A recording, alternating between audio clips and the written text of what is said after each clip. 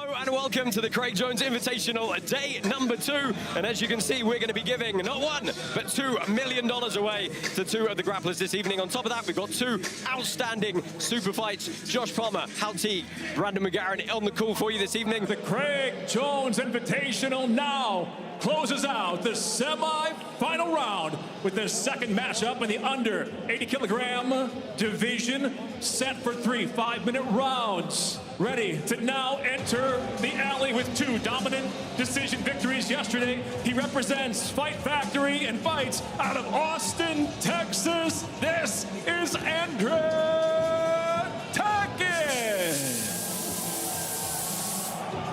Entering the alley now, the division's #1 seed, dominant as well. On day 1, he represents Atos Jiu-Jitsu out of San Diego, California. He is the 2022 ADCC World Champion, presenting Craig Jones. Your referee for this one, legend Vitor Shaolin de Berrio, and here we go. Cade immediately engaging. Oh, it's going to be immediate engagement and non-stop engagement the entire match. Tackett pushing forward hard, big whizzer. Now, we should point out, these guys have fought each other once, but it was so long ago as a juvenile division. Yeah, so they were little kids competing in the IBJJF. Oh, big pickup on the counter.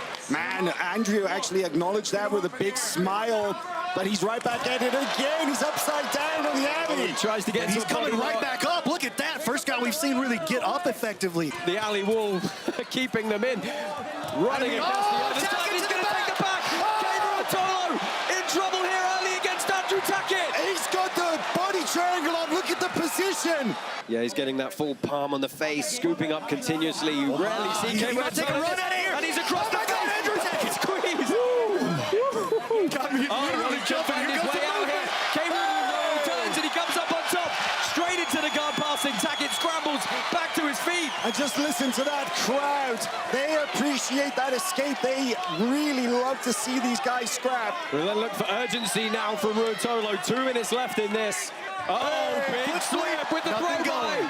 If Andrew goes shallow on the underhook like right there, there. There it is, Milok, standing Milok from Cade Ruotolo. I was about to say, don't be surprised if you see him smash that on. Guys, how do you score this one going forward? I mean, you've got to say Tackett's still ahead. What a throw! Ruotolo's going to come up on top in half guard here. That changes things because now we see an opportunity for Cade to make his mark on this match. Well, he's got a long way to run unless he circles around here. Pummeling for those underhooks again, and he's trying to put him on the wall, but he loses Nice balance. work by Cade. Andrew got to be careful here. Crucifix. Picks up on the single, perhaps. It's refusal. He fights his way out. Oh, good shot on the single. Gets the pick up here. Watch the cannon. Watch his knee. Oh, Big exposure. This could be it. Oh, my God. He slipped the heel once. Can he do it again? Yeah, he's still got the knee kept rolling towards the alley wall here. Cade Ruotolo hunting that submission. He just looked at his brother and said he doesn't have it. Andrew's out. Right. Andrew is out. But a very significant attack here for Cade Ruotolo. Puts him ahead of this round. Here comes Gets into that body rock again. Listen, Cade might go for it again. Oh, jockeying for position. Back take versus the throw. Andrew got a little greedy. He tried to jump a little too quick while Cade still had his balance underneath him. Bad, that Dosh is going to This is locking up.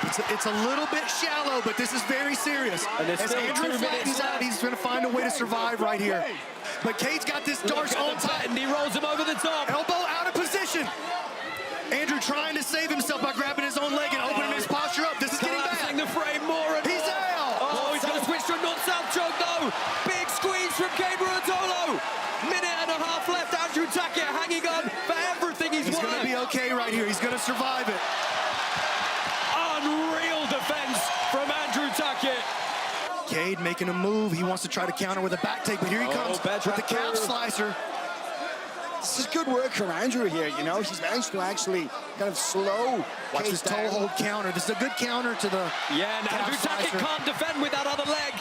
The leg is tied up, so he can't put his feet together and push the grip off. His leg is straight. I don't think there's too much pressure through the ankle. He's safe. That bear trap is keeping him safe, but Cade comes back on top. Majority draw right now. Yeah, this is we still are very 2 much rounds. Andrew's match to win. Oh, looking to hunt the back. Look at this.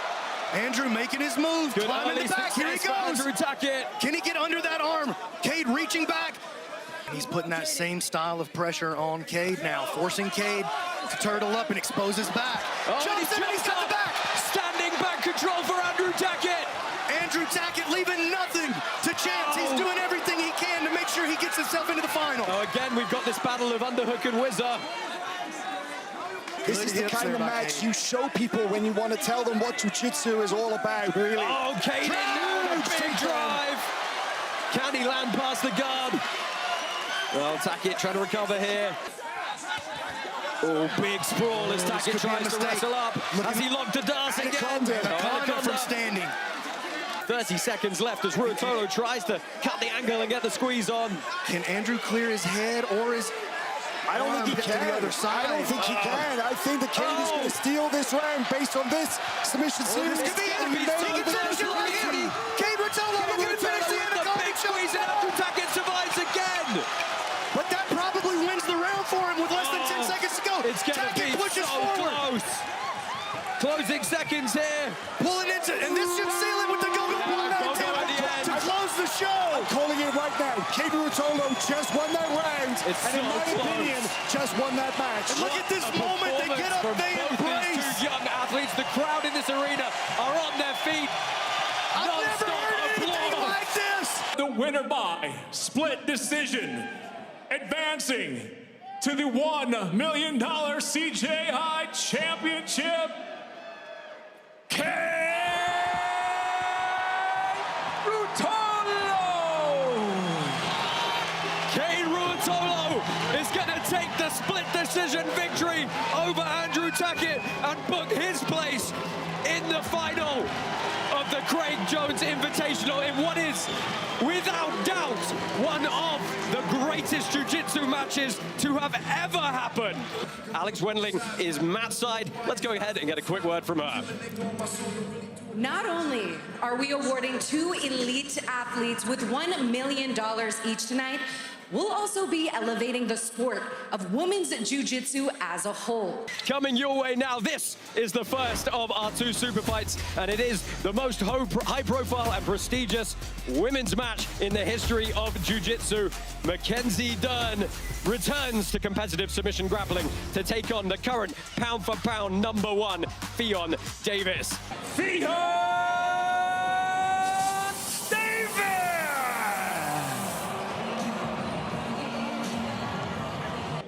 Mackenzie Dern! Ffion Davies, the accolades are never-ending. 4-time no-gi world champion, 2-time world champion, and the current reigning ADCC champion. Man, look at the intensity on Mackenzie's face. She's coming into this, and of course she knows how good Ffion is. And Fion's bullying her forward up against it. Neither of them have had a lot of time to acclimatize to the alley. Of course, Mackenzie's got a ton of experience in the cage now. Fion's putting on the smash. Look at that. Yeah, a lot of pressure Deep coming underhook forward. She's going to try and pummel those legs over the top to the mount position. She gets the side control, though. Looking to lace up that arm as well. She's got that arm isolated. You know, she has an absolutely wicked Juji Gatami. That could be one of her main attacks in this match. Yeah, she's looking to put this knee on the belly. You know, Mackenzie's now, she's got space, she's got a little bit of range to work from, and she's got a really, really good open guard. And from bottom, one of her best attacks is the omoplata. And we saw her attack almost a faux go-go plata really early on in the match here. Davis, sitting back on a footlock. Mackenzie does a good job of trying to get up, but look at this Nelson here. Ffion gonna expose the back. Be a back take here from Davis. That leg's a little bit tied up, though. Look at this creative positioning, putting her weight down on the head of Mackenzie Dern, trying to roll her through. Nice job, freeze that hook. She's riding a little bit high here, trying to make space to get her feet in for these hooks. There's only 20 seconds left here for Ffion Davies, a very commanding lead. And look at the expression on the face of Mackenzie Dern as they get underway here. Well, you know, she's been through the crucible, right? She's felt the most pressure you could possibly feel in combat sports. She's felt it in gi, in no-gi. Huge Haragoshi off the standing head and arm. And look at Mackenzie still fighting. Well, she's got a little transition. Let's see what Davis can get working off the Fion's on top the here. arm. Fion's on the arm. She's got an arm bar here See from if a she can reverse get the triangle. hips extended. She's dropping in, rolls Dern over. Oh! Trying to get the extension. She can't quite find the angle. Locks up the triangle as well. Mackenzie's still alive for now. If that arm goes in behind She gets the tap. Fionn Davis submits Mackenzie Dern in the second round. What a play, the 2-on-1 off the feet into the big throw. And look at these ladies, they threw down for all of women's jiu-jitsu. And listen to the crowd respond. What a finishing sequence. We've got a couple of $1 million to hand out. Let's go ahead, take a look at that over 80 kilo bracket. And there you have it, Nick Rodriguez versus Felipe Andrew. Please welcome Felipe Andrew. Nick Rodriguez. Here we go. Ooh, this is the first ever tournament final with $1 million prize on the line. And both of these guys are going to be highly motivated to get that. How often does someone like Nicky Rod face a similar sized heavyweight with the kind of guard play that Andrew has? Oh, look at this. He's already sneaking around to the back. And I think we could see a quick finish here. Well, it's a good start from Nicky Rod. The last thing you want to do is let Nicky Rod on your back when you're early in the match and you're dry. But nice Rod. Wow, you know, Felipe Andrew has an excellent switch. We've actually seen him use it a lot in the gi, but using it against the wrestler He's trying like to go Nicky on the Rod. leg and he gets flattened here. That is the biggest scramble we've seen Nicky Rod have to do all weekend. A lot of what Nicky Rod does, like we're seeing here, is wrestling. Yeah, big roll through, trying to take the back here. He's got hooks, and if he gets a bite on the neck at all, this could be it. Nick Rodriguez with the big scrape for $1 million. He gets the tap. Nick Rodriguez wins the Craig Jones Invitational. And for the first time this weekend, we see some emotion from Nicky Rod. Nicky Rodriguez! He's the jiu-jitsu's first competition millionaire! Listen to the Thomas and Max Center explode! 4 rear naked jokes. Pay that man. The winner and the $1 million over 80 kilogram CJI champion. Give it up for Nicky Rod. Nick Rodriguez. Nicky Rod scratching out that final name and writing his name into the history books. That was a lot of fun. Let's do it one more time. Tell the man, tape. can't wait. Under 80 kilos, Levi Jones-Leary, Cade Ruotolo. Would you please welcome the 2022 ADCC World Champion? This is Cade Ruotolo. And now his opponent entering the alley. He trains out of Melbourne, Australia at Absolute MMA. He hails originally from Sydney. Would you please welcome, this is Levi Jones-Leary.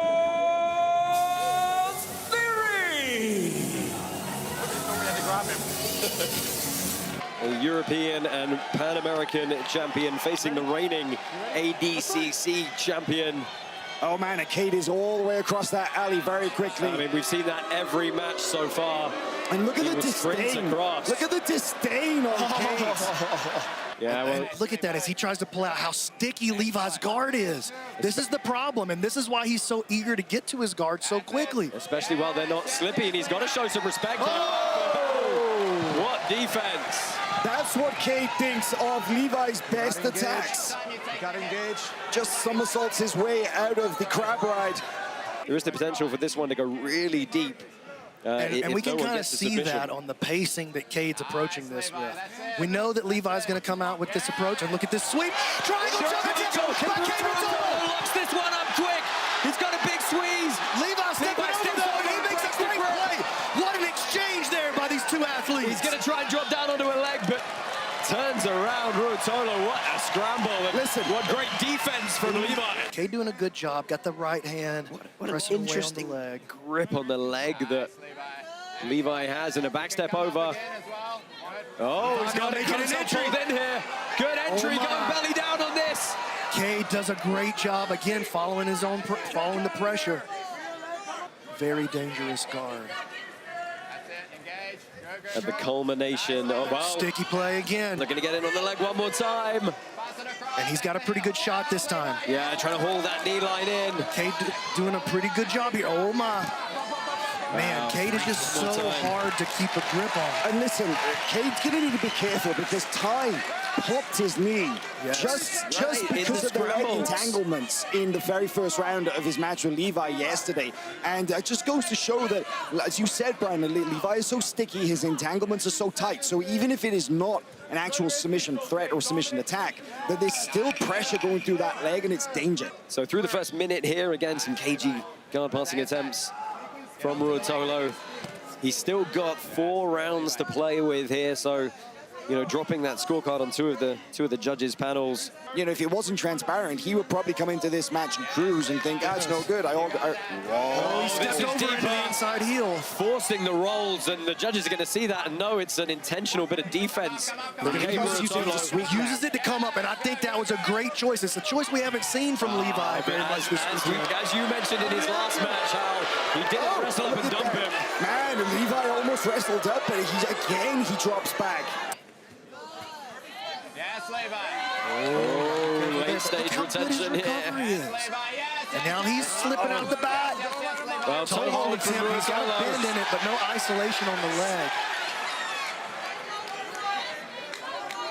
Well, Levi Jones-Leary over the top now, trying to pull that leg through. Ruotolo's going to keep all that weight on that right leg, not let it get sucked forward into the closing 10 seconds here of round number 2. And guys, could we see the Australian go 2 rounds up here? And he's got the leg entanglement again to close the round. I think they're going to score that one for Levi Jones-Leary again. Here are your scores, and this time it is unanimous across the board for Levi Jones-Leary, 10 nines. That means on 2 of the judges' scorecards, he is up 20-18. And on the 3rd scorecard, it's tied at 19 all. The crowd did not like that at all. Circling, making an entry, but every time he makes an entry, here goes Jones now setting a grip and getting into his game here. Oh, This is nice play now by Ruotolo. Almost there, he's almost Possibly on the there. leg drag for the first time. Can he secure a passing position? Look at this, it's this smashed up passing position versus that underhook grip of Levi Jones-Leary, and he recovers back. Now, would you say that was good offensive action from Ruotolo? Yes, I would. That was his strongest offensive movement so far, I would say. Oh, again, in the closing seconds, potential entanglement for Levi Jones-Leary. Not quite there. Now Ruotolo floating around on top. That round a lot closer. I might be inclined to give that one to Ruotolo because I felt like he was going forward more in that situation. We can confirm all 3 judges gave that round to the young man, so bearing a little closer, he's ahead on one of the judges' scorecards, 29-28. The other 2 judges, 29-28 in favor of Leary. It is a feeling out process as well, right? You get more rounds, you get more familiarity with the patterns, you start seeing what works a little bit more. Here's an entry. It's just not there. Levi has been less effective with his leg entanglements in the last round than he was in the first couple. I mean, he's doing a good job of, you know, playing the positions. He's got great guard. He's spinning through. His guard rotation is on point, but we're not seeing those effective scoops into the K guard or into the Ashies that we saw earlier in the match. So, you know, I do feel that momentum is shifting a little bit. So we see the off balancing, we see the spinning, but there's no pressure on the legs like there was earlier. Moving into the final minute, he's got a good bite now. Oh, and heel slips. He's not out of the woods yet, though. Still sticky on the back. Weaving through. Well, again, he grabs hold of an ankle, tries to suck him back in, and easily slipped again by Ruotolo. Now, there's been a few sequences now where Levi Jones-Leary's got a little bit deeper. Ruotolo sitting through now. Has he put himself in danger?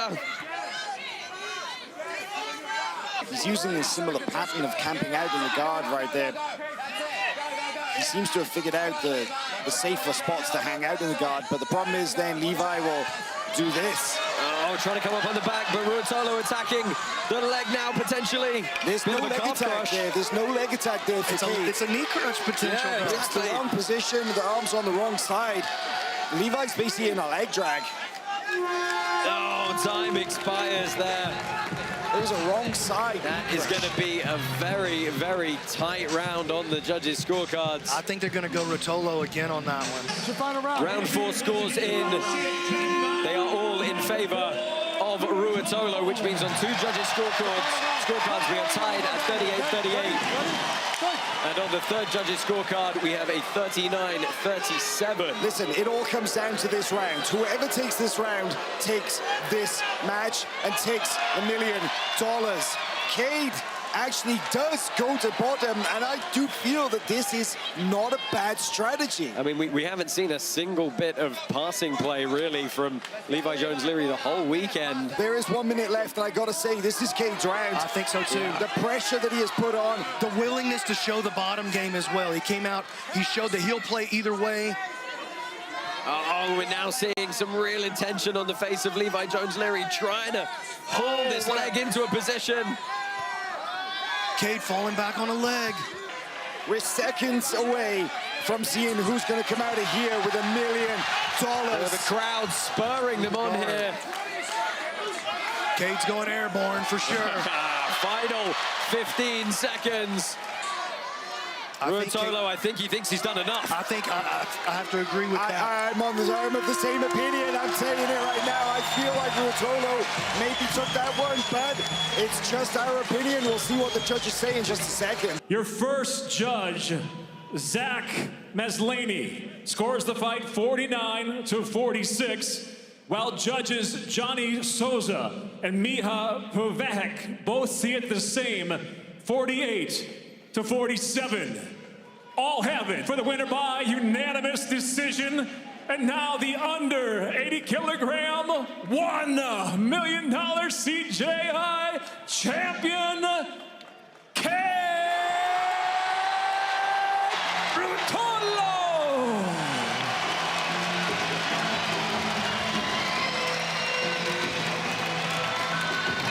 This is the super fight you have all been waiting for. Any last words? Last words for Craig, maybe, because I think that Gabby's going to try and bury him here in the alley. The much anticipated intergender showdown is scheduled for 3 5-minute rounds or less. At 6'4", weighing in at 300 pounds, says Craig. She's focused only on smashing the blundering beast-sider from down under. Please welcome, 4-time ADCC Women's World Champion, Gabby Garcia.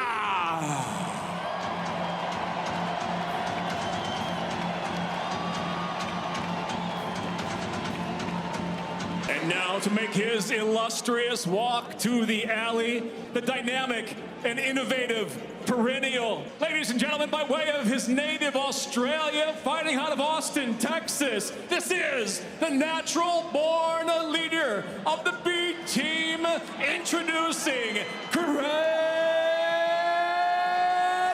Jones.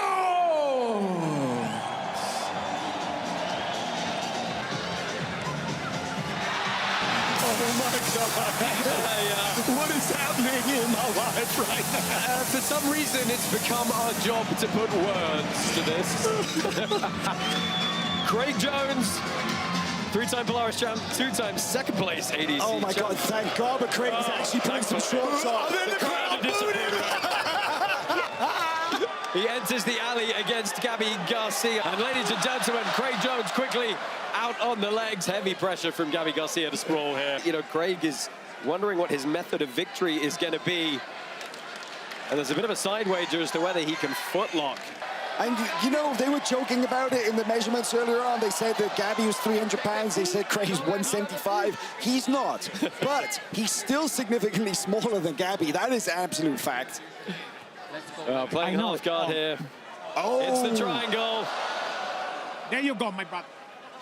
Oh, we got Renato Laranja in the corner as well. Nice to see he got his gi on finally. The braid is in the way. You gotta move the braid. Yeah. You gotta move the braid, my brother. That's a horse weave. You gotta watch out for that. Manages to extract her leg. She's driving forward, trying to sit Jones down. I think Gabby's going to try and smash him now that she's out in the fun and games. You know, Gabby's taking this one seriously, and she's known for her grinding pressure. Rolling through to the back. Now you're going to slip on a banana peel now. Never mind the Eddie Bravo bullshit. Oh, straight over the flying bow. mounts. That's high. Yeah, now. And the braid is blind her from that one. She have an Indian's burn. Yes, use that to your advantage.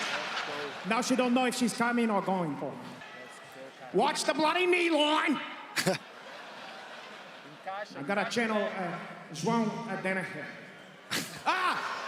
Yes. You're safe here. 19 seconds left. Is he going to get the finish? You're falling off at that one. You're getting greedy for her. Oh, now Gabby's on top. Never mind foreplay, you're gonna slip on a fucking banana peel. Do you need me to speak Australian to you? You're fucking losing, mate. You're fucking losing the match, mate. You're starting the flaming crows, mate. So Gabby Garcia with a second crack here from the standing position, and a Imanari roll attempt from Craig Jones. Craig getting into his octopus guard. Turns her over. There you go, with my it. brother. Yeah, athletically, it's very hard to compare men and women, and you can see. Oh, he might go for the twister. He's going to go for the twister. For a twister. Craig Jones locking that in. He's trying to get the spine crank. Don't do it, Mike. Don't you fucking do it, Mike. Oh, my God. He's going to go for the twister for real. He's in position. He's going to crank it. He's got the submission attempt here. All he's got to do is pull, and the torsion on the spine is going to be too much. Gabby Garcia is going to be forced to tap. He's trying to be kind here, I feel, but the question is Craig willing to snap Gabby's spine to finish this? I mean, he's putting a lot of pressure on her and slips. Oh, for the calf crush. That's a leg lock. I mean, that qualifies, trying to get right? the pull. That's nothing too hard. Oh, switching off There now we to go, this inside heel hook. Got good position. He's going to get the strong bridge. Heel slip from Garcia, though. She manages to hide that heel well, and Jones digging. He's got the grip. Throwing some shrimping, Mike. Is he willing to break her leg? I mean, she's not even addressing. That's what she's touting him to do, right? It's an interesting tactic. He's telling her that you have to be willing to actually hurt me here. That's a lot of pressure. Says no. Is Craig Jones really that mean? Genuinely, it never occurred to me that if she just refuses to tap, he has to be willing to hurt her. None of this shit is And I don't know if he is. Listen, Craig has messed around with Gabby non-stop over the last couple of months in the lead up to this. Oh, this is it right here. 30 seconds. There's no real ill will here, but yeah, he might have to put her to sleep because I don't think she's willing to tap. Big squeeze coming. Oh, she does! The rear naked choke gets the job done. Craig Jones victorious over Gabby Garcia in the second round. Craig Jones is the world's first jiu-jitsu intergender champion. Listen to the crowd respond to what these two awesome athletes have done for the jiu-jitsu community. They're on their feet at the Thomas and Mack for Craig Jones and Gabby Garcia.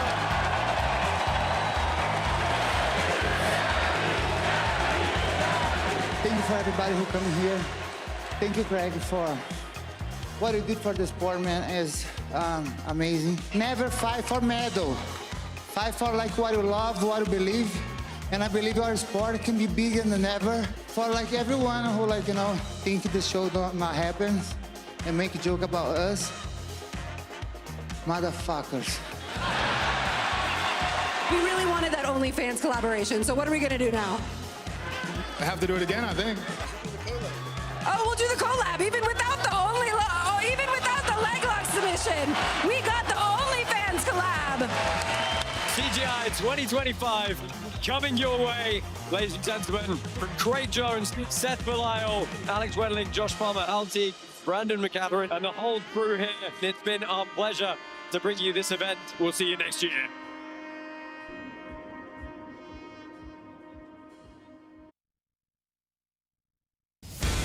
Welcome to summertime Las Vegas. The energy in this city is at an all-time high, and it's about to get even more electric in the Thomas and Mack Arena when jiu-jitsu fans lose their mind watching the elite grapplers of the world go head-to-head in the sport's most exciting format, all for $1 million. Welcome to CJI2. I'm Alex Wendling, and it was 378 days ago before the lights went out in the Thomas and Mack Arena, and Craig Jones stood center stage and said, "Guys, do you think we should do this again?" And here we are, ready to make history repeat itself, because that night, it was the greatest event in jiu-jitsu history that changed the sport forever. Now, before we showcase why this is going to be the most exciting format, let's reminisce on the inaugural CJI. Ladies and gentlemen, good evening and welcome to the Thomas and Mack Center as we get set for day 2 of the inaugural Craig Jones Invitational.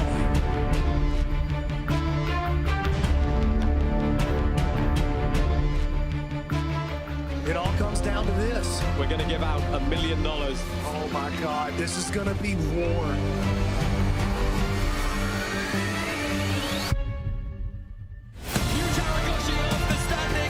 He's gonna expose the hill here. This is it. Big drive. Having trouble dealing with the hair here. That's one of the best back takes we've seen all weekend. Watch his knee. Big exposure. This could be it. Oh my God. Possibly one of the best jiu-jitsu matches ever at what is turning out to be the greatest jiu-jitsu tournament ever. 4 red naked chokes. Hey, that man. They want one more. Crowd in this arena are on their feet. I've never heard anything like this. Listen to the Thomas and Mack Center for CJI. CJI2 finally underway. I'm Alex Wendling, and with CJI President Seth Bilal, it feels unreal that we're finally here. What are the emotions that finally are accumulating to this point? It feels great, to be honest. It's been a lot of hard work, a lot of time, a lot of effort, and overcoming a lot of challenges. But here we are. It's about to kick off. We're really excited about it. We feel like we put on something super special for the fans in a new format, in a new way, to showcase jiu-jitsu with an entertainment aspect to it. And I'm just really proud that the day has come, and I'm ready to get it going. And the inaugural CJI absolutely delivered. We had over $650,000 in donations to charity. But this year, we're partnering with The Guardian, and I want to understand and have our audience understand why this is different and why this helps grow the sport more. Yeah, so, you know, in the first CGI, we really raised a lot of money to charities within our community, and we were really proud about that. But we wanted to do something more tangible this year, and so we partnered with Guardian, who has schools all around the world where they vet and sponsor kids to train jiu-jitsu for free. And so when we saw that personally, Craig and I had the light bulb moment. We're like, you know what? We could actually build schools to help these kids train for free and be self-sustainable and give them an opportunity to aspire to something. That's why it's live and free on YouTube. They can look up and say, hey, maybe that could be me one day on stage. But, you know, jiu-jitsu fills a lot of voids in life, and I feel like giving someone the opportunity to have a space to train for free, it helps grow the sport, because the more kids that are in the sport, the more families support. That means the community is growing, the sport of jiu-jitsu is growing, and that elevates the entire sport, not just professional athletes, but jiu-jitsu as a whole. And that's what's most important to Craig and I, is how we can grow sport in the biggest way. Not only to grow the sport, but also give back. And tonight, we want to prove why this format is the most exciting jiu-jitsu format. So what are you anticipating in terms of the chaos? Well, we have 45 of the best athletes in jiu-jitsu, and then we added a little mystery reveal, so it has a little bit of the unknown. So no one's gonna know who's coming out into the pit to compete first. There's gonna be some amazing matchups. All the athletes are super, super excited, and you get those fantasy matchups that you might not see, because all organizations have come to support to allow their athletes to compete on this stage, so you don't have any issues like you have with pro boxing or other sports where you don't get to see the best matchups. Tonight, you get to see the dream matches, potentially, that you've always wanted to see. Yeah, there's going to be some crazy mismatches and a lot of opportunities for people to build their brand, make their name. Do you have any fighters in particular that you think might have a show out tonight? Oh man, I think they're all so excited and they all down here to put on a show. I'm also super proud that we're able to put on the largest prize in women's grappling history. We have 4 of the best female athletes in the world out here to compete for $100,000, and it's just another feather in the cap to be able to do something that has never been done before. So I'm super pumped about that, and I know without a doubt they're gonna put on a show. But all the athletes we have legends of the sport, some of the most entertaining athletes in jiu-jitsu and in sports in general. So I'm really excited. I mean, I can't say that I have a favorite because there's just too many. Yes, it's going to be an absolutely amazing night, a historical one. Thank you, Seth. Thank you. Well, hello and welcome to CGI 2 live on FloGrappling's YouTube channel from the Thomas & Mack Arena here in Las Vegas, Nevada. My name is Josh Palmer, joined once again by Hal Teague and Brandon McCatherine. Guys, last year, arguably one of the biggest events in the history of jiu-jitsu. We gave away not $1 million once, but $1 million twice. I'm going to do it again this weekend. It is fantastic to be back. Really is, really is. I mean, obviously, you know, we captured lightning in a bottle at CGI 1. And we were kind of wondering, is it possible to capture that again here? I actually don't think it's possible. I think it's going to be even better, especially considering the new format that we have here at CGI 2. Yeah, Brandon, Team Jules format. It's just something special. Well, something special, and the reason it's so special is we have no idea who's gonna face who. We could see some 66-kilogram guys versus some over 99s, and we might see that in every matchup. And the part that I love the most about it, we don't know any more than you know. They're gonna let us know when the call is made into the bullpen. Yeah, it's gonna be great to see the anticipation on the crowd, and the great thing is we're not gonna know either, right? Let's go ahead and get cracking talking about some of these Team Jules matches. Let's talk first about Team Atos taking on Team Europe. The Raiders, some big hitters on this one. Diego Pato, Ronaldo Jr., Lucas Barbosa, Kaynan Duarte, Felipe, Pena heading up Team Atos. Owen Jones, Pavel Jaworski, Paul Ardila, Charles Negromonte, and Marcin Maciulewicz for Team Europe. Let's meet these guys in a little bit more detail, and then we'll have a chat about them.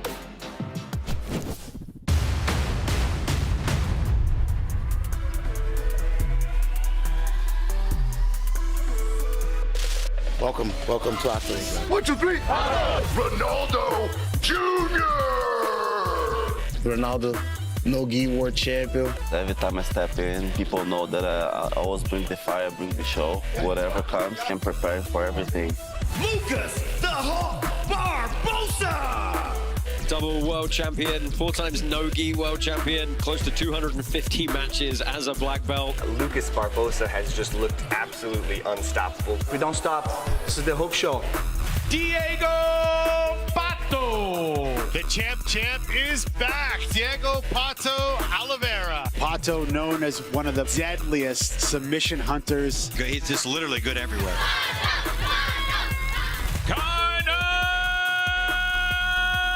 Duarte just such a smart competitor. 2024 ADCC Openweight World Champion. Felipe Pena. 2017 ADCC Absolute Champion and your 2024 Heavyweight Champion, Felipe Pena. This is what I love, so I definitely want to make it worth it.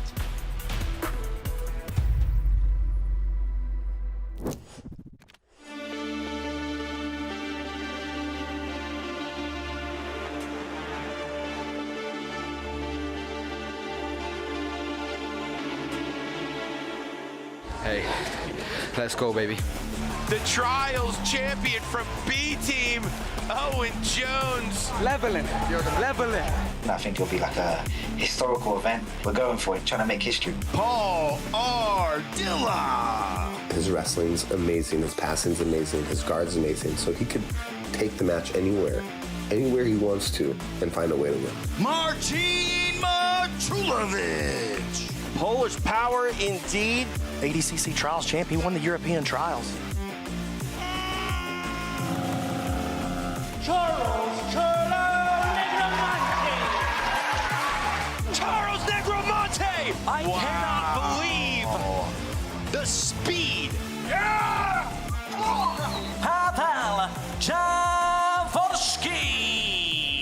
Very flexible, submission-oriented. If he doesn't submit people, he wins on point, so it shows that he has a really complete game. Everyone's kind of doubting the team. We have a lot of haters at the minute, so it'd be good just to contradict what everyone thinks. We shall never surrender. Oh, I am excited. There are 6 other teams we got to talk about. Let's talk about these 2 first, though, guys. Team Atos, Team Europe. Team Atos, arguably one of the top 3 seeds on most people's books coming into this one. It's heavy hitters top to bottom. Yeah, well, I think one of the most interesting thing about both of these teams, they both got a 66-kilogram guy that I think can take out people from any weight class. Pato, dude, Pato against anybody, you got to feel like he's got a shot at the sub. Owen, maybe not quite as much as the weight classes go up, but that kid's exciting. I think he's one of the most exciting guys in the sport. Yeah, Owen Jones has even been calling out Kaynan, saying, I want a shot at the big guys. How there's something about the Europeans people are maybe overlooking. These guys are finishers.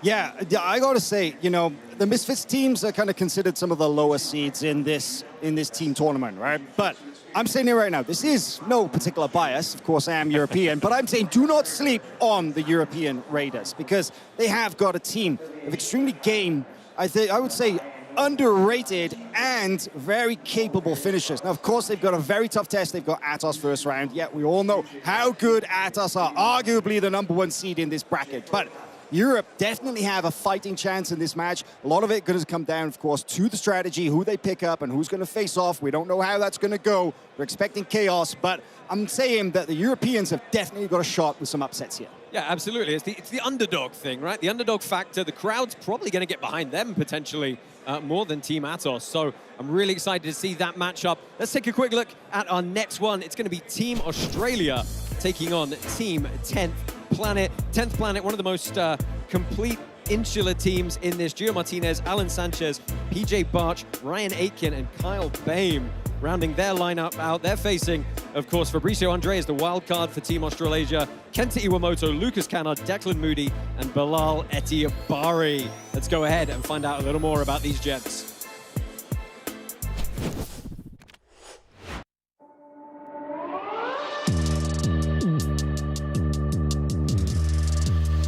Choose your fighter. Gio Freakazoid Martinez.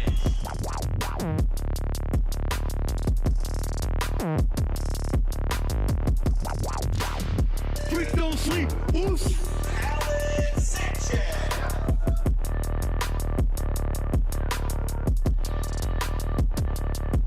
Alan Sanchez. He's going to be a problem for all the guys at the top.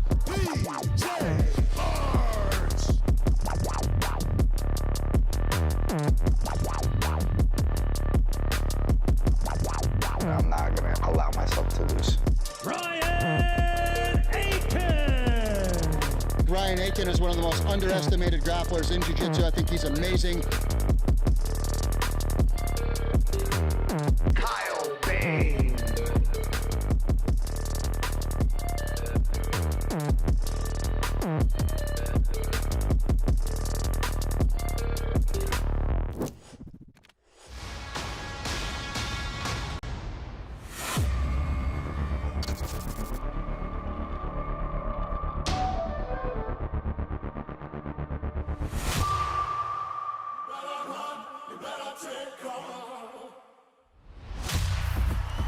Declan Moody. This is what I want. I want to fight all the toughest guys and come in for the top.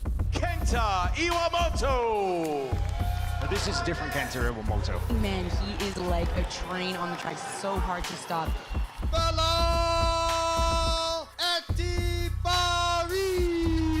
He's been training 4 years. He's a scary man. Lucas Cannard.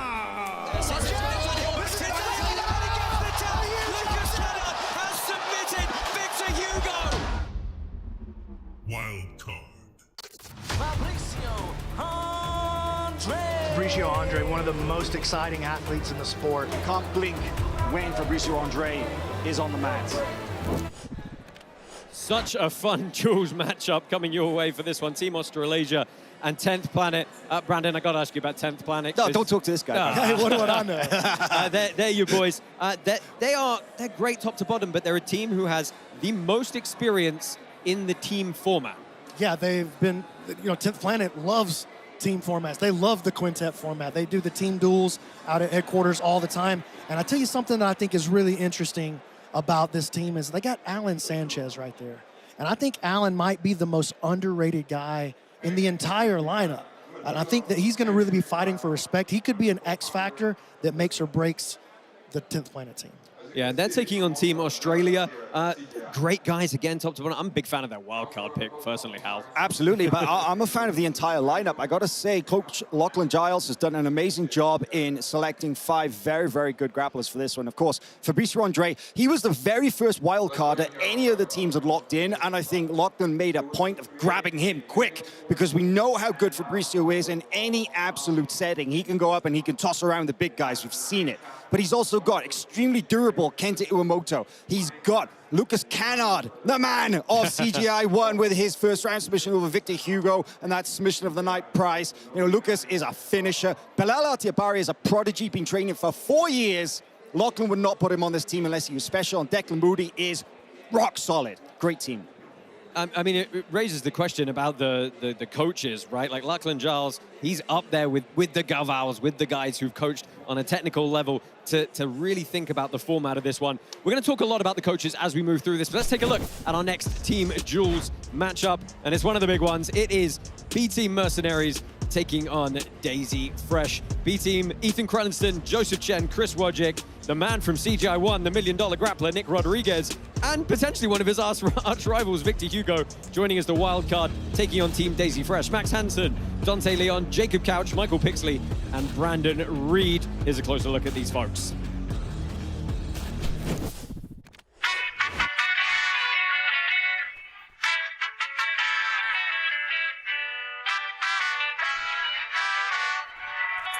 Get ready, let's go!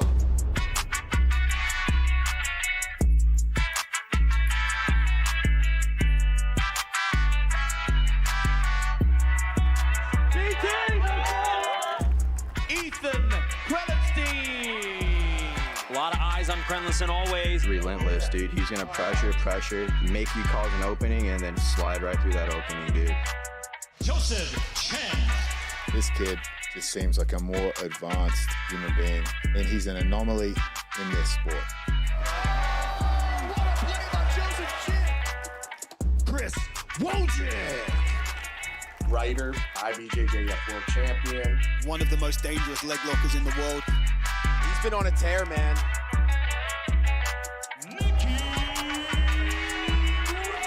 One of the greatest grapplers in the world. The first ever Jiu-Jitsu millionaire. Come get some, and let's do it live. I'll see you guys there.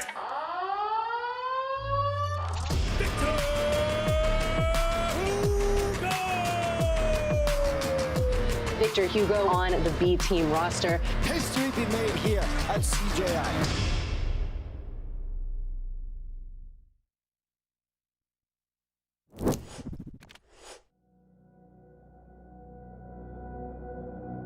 Daisy Fresh, gotta go submission fighting. No matter what we do, no matter what our team does, we're the underdogs. Anyone who thought we didn't belong here, you have no idea what's about to happen.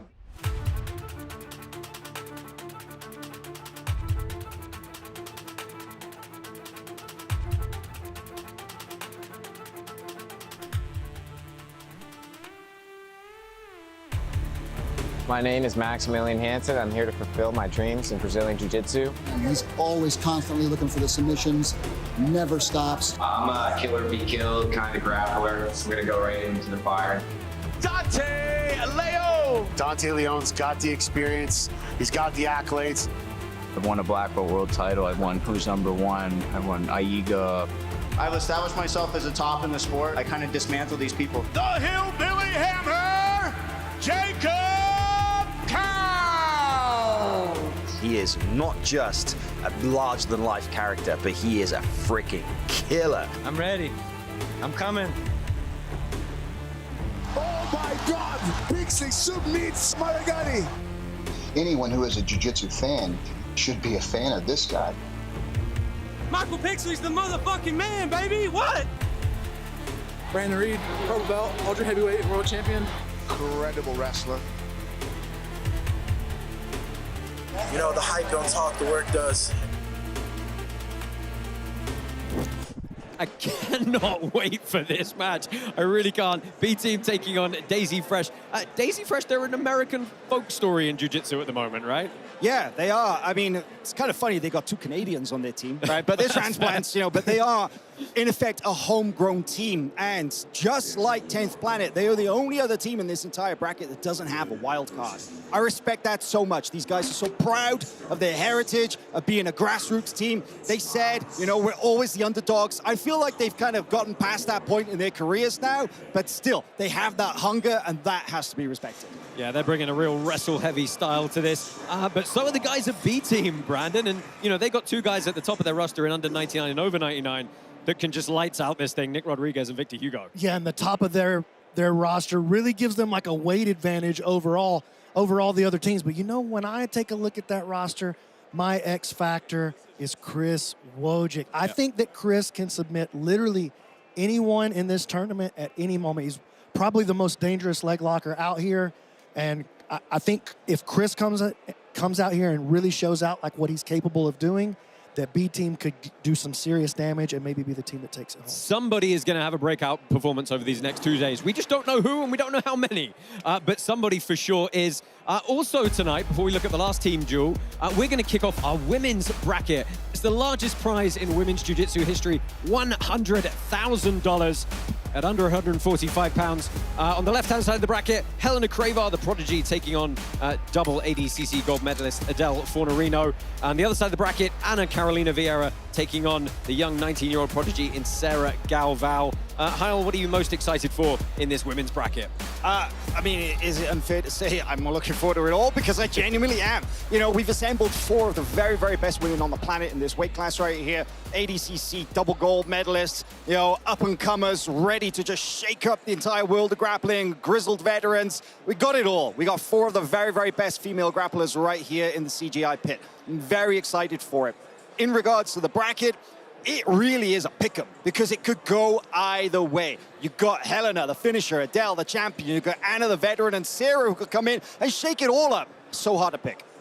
Well, let's go ahead and take a look at the last of our Team Duels matches. We've left it to last because it's the first one you're going to see when we kick off the action in just a few minutes. It is Team New Wave taking on Team Americas. New Wave, of course, one of the top seeds in this competition. Dorian Olivarez, Mica Galvao, Vagner Rocha, Giancarlo Bodoni, and Luke Griffith taking on Gavin Corbe, Deandre Corbe, Elijah Dorsey, Taylor Pearman, and Pat Downey. Let's meet these guys.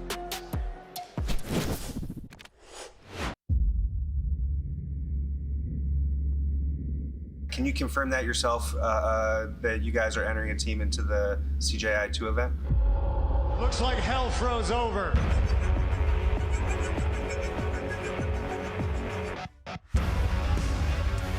That relentless pressure of Olivarez, Nogi Pan champion, folk style national champion wrestler, EBI combat champion. He's got like the wild dog in him, man. Just doesn't stop. It's crazy.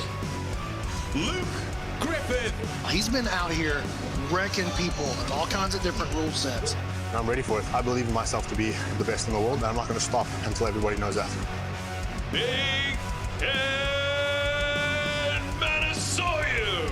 This mountain of a man. Big Dan, big problems. Yeah, that guy's terrifying. Giancarlo Bodoni!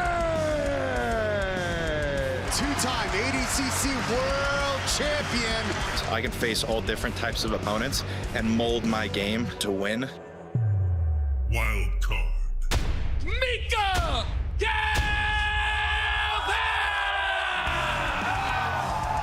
One of the greatest pound-for-pound grapplers in the sport today. He is a submission sniper. I couldn't participate on the first CGI. Let's go for the second one and look for that million for the team.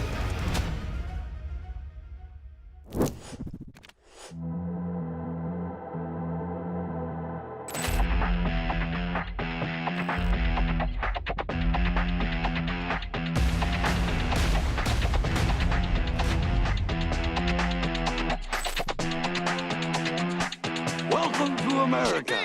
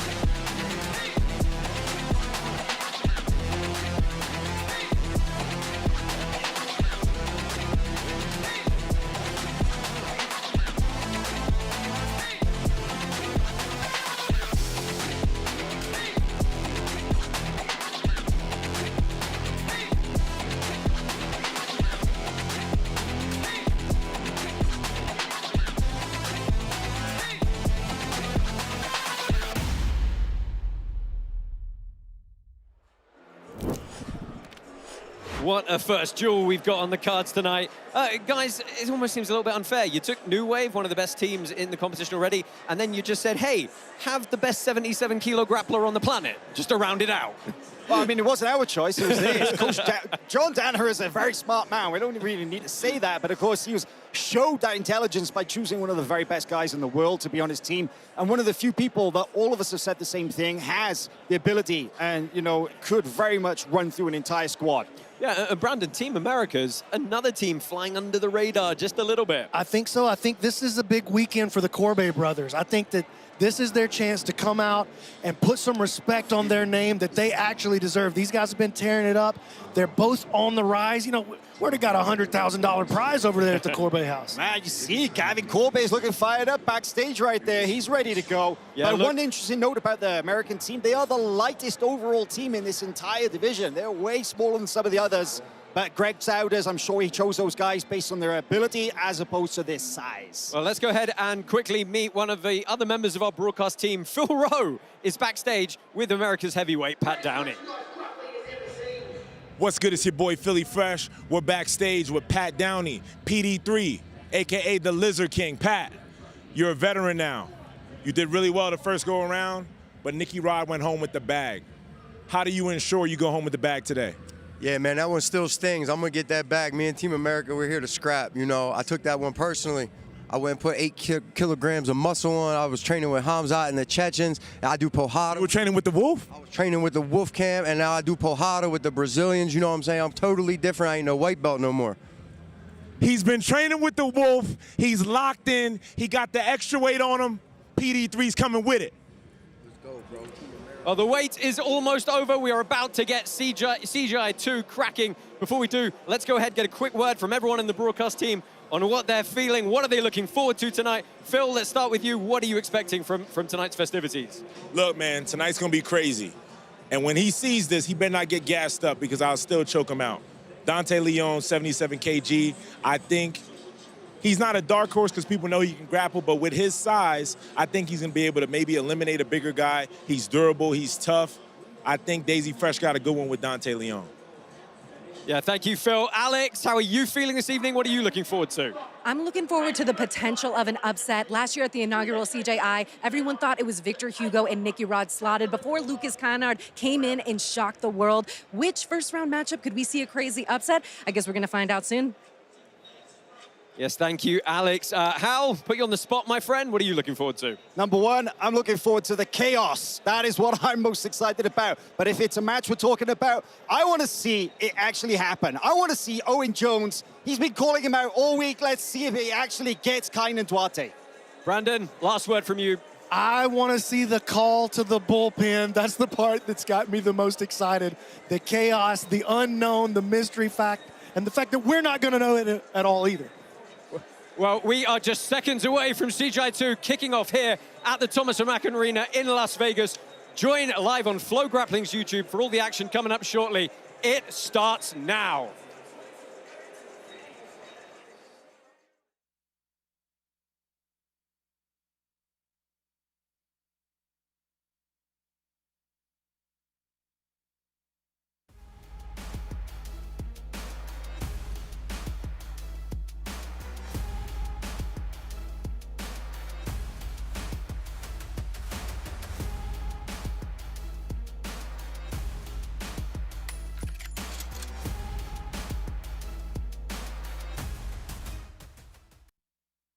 Should we do this again?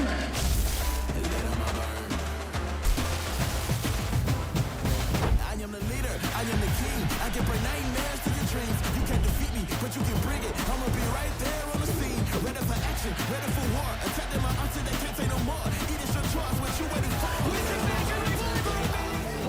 The prize money will be $1 million US for the winning team. Basically show the most entertaining form of the sport.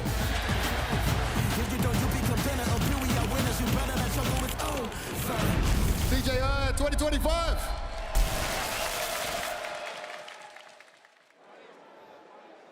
Well, this is it. It is CGI 2 live from Las Vegas, Nevada. We are absolutely happy to be here Josh Palmer, Hal Teague, Brandon McCatherine on the call for you this evening. We are live at the Thomas & Mack Arena for 2 days of outstanding Team Duels action where we're going to give away $1 million again. We're going to give away $1 million again. It's crazy to say in the sport of jiu-jitsu that that's what we're doing. That's what we do here at CJI, but we're doing it with a twist this year. Because last year was just a straight elimination tournament with 2 divisions. We're not going to do the same thing twice. This time, it is a collaboration with the Japanese MMA grappling promotion Quintet, which puts a completely new spin on the idea of team grappling. Winner stays on. I can't wait for it. It's so good. Brandon, the atmosphere last year was stunning. We expect it to be electric again. This is the event, isn't it, my friend? I mean, this is the big Super Bowl for every year now. Like, this is the way it looks. I absolutely can't wait. I feel like there's just so many potential things that could happen. We have no idea who's matched up against who, and that's the best part. Yes, there is so much to look forward to this weekend. Of course, you can go along and follow along on the SmoothCom app on Android and iOS. Go ahead, get that. You'll be able to follow all of the grapplers in detail, of course. Thank you for joining us live and exclusive on FloGrappling's YouTube channel. We are here all weekend. We don't want to make you wait anymore. Let's remind you of the rules real quick, and then we'll get going. Let's go ahead. Here's the rules. The Craig Jones Invitational is back with a brand new take on team grappling. In partnership with Quintet and the Japanese grappling pioneer Kazushi Sakuraba, CJI will feature a special team duel format. 5-on-5, winner stays on. Victory is earned by eliminating your opponents one by one. The action takes place in the CJI pit. Each team has 5 members at different weights. 66 kilograms, 77 kilograms, 88 kilograms, 99 kilograms, and plus 99 kilograms. The action starts when the coaches call out their first athletes. Every match is 8 minutes long, regardless of the weight difference. There are no points, and elimination occurs when an athlete submits their opponent. All submissions are legal. Chokes, arm, leg, and joint blocks. Slamming is only allowed to escape a locked-on submission. The winning athlete stays on to compete against the next opponent, and could potentially face all 5 members of the rival team. In the case of a draw, both competitors are eliminated and will leave the pit. The special CJI twist is that nobody knows which matches will happen until the competitors step into the arena. The coaches call out their next competitor at the end of each match and can strategically choose their athlete based on the opponent waiting in the pit. Whichever team eliminates their opponents first will win the duel. If the team duel ends with 5 double eliminations, the judges will decide the winner with an aggregate tally of the matches. There is no open scoring. The referees will keep the action going by issuing penalties for inactivity, stalling, or trying to flee the pit. Whichever team finishes off their last fighter is the winner, and will move on in the tournament as they look to take home the $1 million cash prize.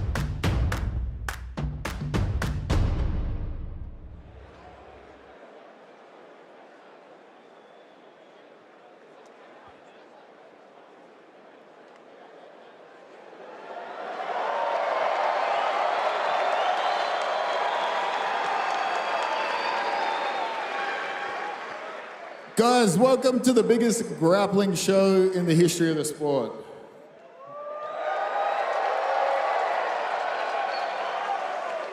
They said we couldn't pay the athletes, we did that. They said nobody be watching, everybody's watching. And lastly, they said it would be unsustainable and we couldn't turn a profit. Well, we made a fat fucking bag off this one.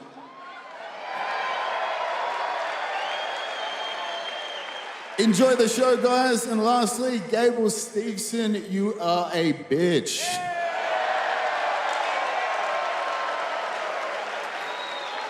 Oh, thank you, Craig. Unusually a man of few words this time around, guys. I mean, not much to say. I think he said everything that needed to be said. We're going to hear Gable call out. We're going to hear a lot more from Craig over this weekend. Of course, he has a super fight tomorrow against none other than Jail Sonnen. A rematch of their ADCC from back in the day. I can't wait to see that, but we'll talk about it more. Guys, quick word on the rules. We just saw a rules preview there. What's the kind of nuance that you just want to get across for folks at home? Man, it's got to be the fact that the mystery reveal, you know? The fact that in the case of an elimination, you just don't know who is coming out to compete next. We don't know. They're not telling us either. Nobody here knows. It is just between the coaches and the athletes. They call backstage, the next guy is out, so we're going to be equally as surprised as you are when it happens. Yeah, that's going to make for complete chaos, and that's what's going to make this thing so interesting. We're going to potentially see matchups that we would never see in any other format and that we may never see again. Yeah, so let's go ahead and take a look at the first matchup that we've got coming up. It is going to be the New Wave Warriors taking on Team America's The Misfits. Do not blink. This is a cracking duel to get kicking off with. For the first time tonight, let's meet your MC for this weekend, Mr. Michael C. Williams. Ladies and gentlemen, live from Las Vegas, tonight, one arena, $1 million to the championship team, and a $100,000 history-making women's tournament. We're back at the Thomas and Mack Center. Good evening, everyone, and welcome to CJI2. Benefiting the Fair Fight Foundation, we are live and free worldwide on YouTube here at the Craig Jones Invitational #2, a modified quintet format with 8 teams competing. We'll have matches that are 1 round, 8 minutes apiece. And now, with that, the time has come. Our 8 elite teams are standing by with $1 million on the line. We start now with our first team duel. This is the first in our quarterfinal round. We'll introduce our first team coach. He'll be in the blue corner. This is the founder of Standard Jiu-Jitsu, one of the top no-gi academies in the world today, known worldwide for pioneering his own methodologies for training. He is responsible for bringing up some of the top rising prospects in the sport today. Ladies and gentlemen, put your hands together for our first coach, Day 1, CJI2 out of the blue corner from Team America's Greg Soder. Greg Soder, the Team America coach, coming up here. Guys, what should we know about Greg for those who might not be familiar with him? Listen, Greg's a big personality with strong opinions. He's definitely ruffled quite a few feathers over the last year or two in his thoughts on how people should be training jiu-jitsu. Well, you know what? If you disagree with him, this is his opportunity to prove you wrong.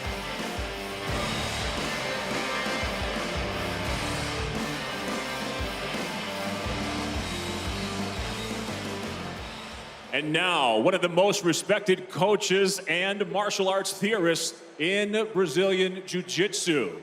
Responsible, the mastermind behind the Danaher Death Squad. He pioneered the leg lock revolution.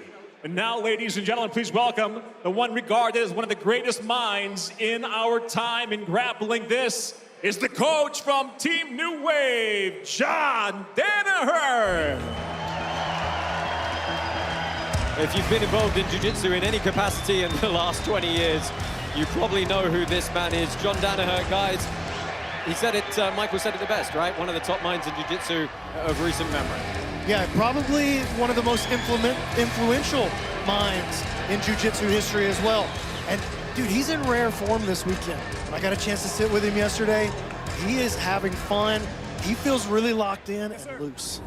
It's kind of rare to see John, you know, out in the spotlight like this. He very much prefers to let his students kind of get all the attention, but it's great to see both the coaches getting the love that they deserve. So let's go ahead and find out from Michael who the blue corner's first athlete pick is going to be. And now you know the modified rule set brought to you by your very own Craig Jones, and this is where it plays out. We go now to our first coach as he makes his first selection. Coach, do you have your first athlete selected? Yes, sir. What is his name? Pat Downey. Here we go. Team America starts it off by throwing their weight around inside the pit. Would you please welcome a CJI 1 veteran and the NCAA Division I All-American at at plus 99 kilograms. First up for Team Americas, this is Pat Downey. Guys, they went with the big boy up first, the wrestler Pat Downey, veteran of CGI 1, of course, took out Luke Rockhold early on in that encounter, ended up losing to Adam Bradley. But the guy's game, he's tough, he's gonna club people, he's gonna move them around. Yeah, it's awesome to see Pat's back in the pit. I do feel like there's a lot of pressure on him, especially as the first guy out representing the USA. We know he's a patriot. We know this is going to mean a lot to him. Not the first time he's represented his country in high-level competition, but under these circumstances, definitely a very different challenge.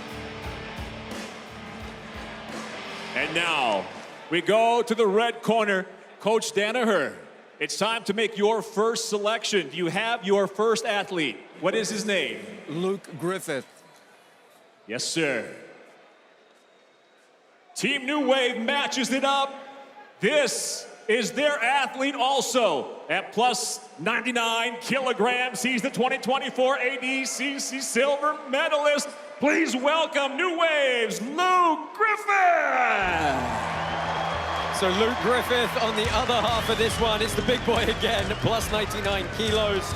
This man is an ADCC silver medalist. He's also a three-time IBJJF Nogi World Champ at brown belt. And guys, here's the kicker. He has a phenomenally high submission percentage.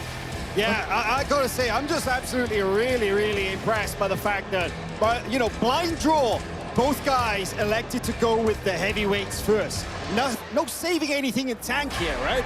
Yeah, very interesting.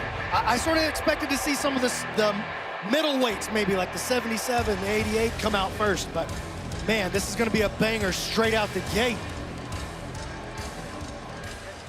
Well, let's go ahead and take a look at the tail of tape for this opening bout. Luke Griffith, Pat Downey, both of these guys weighing in a touch above 100 kilos.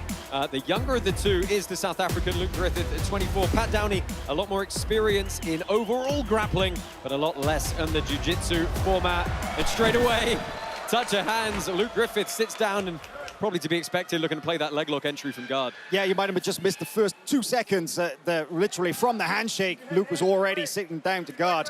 And you mentioned it earlier, Josh, about how he has a phenomenally high submission rate. 92% submission rate. That's one of the highest I've ever seen among any professional jiu-jitsu competitor. Brandon, for a dominant wrestler like Pat Downey, what's he got to do to, well, I was going to say try and stay on top and pass the guard, but he's got to scramble here and he's given up a seatbelt quickly. I mean, this is looking bad already. This is we talked about that 92% submission rate.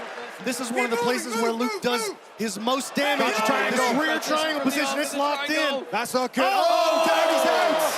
What a good entry. What a great first match we've got here in this quintet format CGI. So guys, one thing to be aware of course, is if these matches do go to a draw, both athletes are eliminated, but the match is still scored by our 3 pit side judges. And should the overall duel be a draw, we're going to get those scores playing a role here. Listen, so if it keeps going like this, we're not going to get any double eliminations. We're not going to get a draw. Right now. And Luke is immediately on it. He's got that shoulder crunch grip. He's going over the back. He could be looking for that triangle again, but Downey's out. As long as Downey is in the top position, he's going to find a way to try to survive.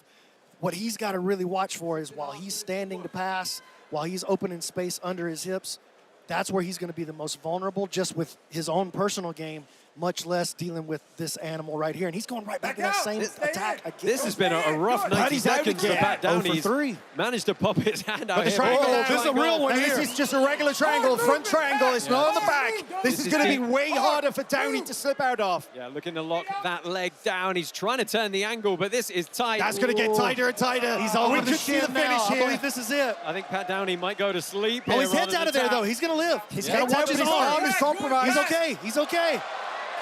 Man, that is the 4th deep submission attack that Luke Rockhold has made in basically less than 3 minutes. I am dying to see if Luke Griffith can keep up this submission attack rate. Well, not just in this match, Josh, because this is the thing. Right. If he wins, taps out Downey, he's got to go again. He's got to go again, and you know, you do have to consider pacing yourself. You got to go out fast in quintet style. You got to look for the finish, but you got to consider that, hey, you get a 90-second break and you're back out at it again. Here's the thing. We talked about it before in teams matches, right? It takes a certain type of guy to know, hey, I'm going out there until I lose. If I don't run the team on the guy, somebody's going to submit me or we're going to draw and I'm going to be eliminated. You've got to clue yourself in that that's the game you're playing. We have not seen one significant attack yet from Pat Downey. We haven't really seen any opportunity for him to pass the guard, to put Luke under any kind of pressure, snag hold of anything. Well, Luke's just done such easy arm drag. But you know, that could be part of the strategy, because maybe Greg's like, you know what? Maybe Pat's in a position to take out one of their heavy hitters. Is a double elimination the best option here for him? Well, Pat's got to be, you got to think of Pat as one of the stoppers. Right, like, right. You need in a quintet team, any kind of team format, each guy kind of occupies a different role.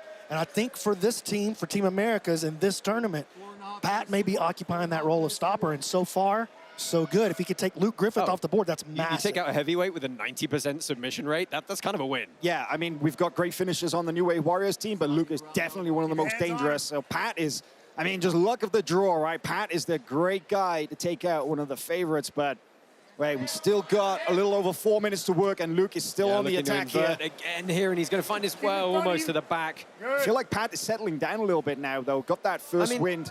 You know, look, Downey's NCAA Division I All-American at Iowa State Cyclones. You know, wrestled very heavily at 86 kilos, over 100 career freestyle matches. Had a bit of MMA experience as well. No stranger to high-level competition. He can grit through this kind of stuff. And as long as he's in this low position, he's much, much better off. It's going to be way harder to take him off base. Luke is going to have to attack him at the shoulders, which is going to work against the posture of Pat.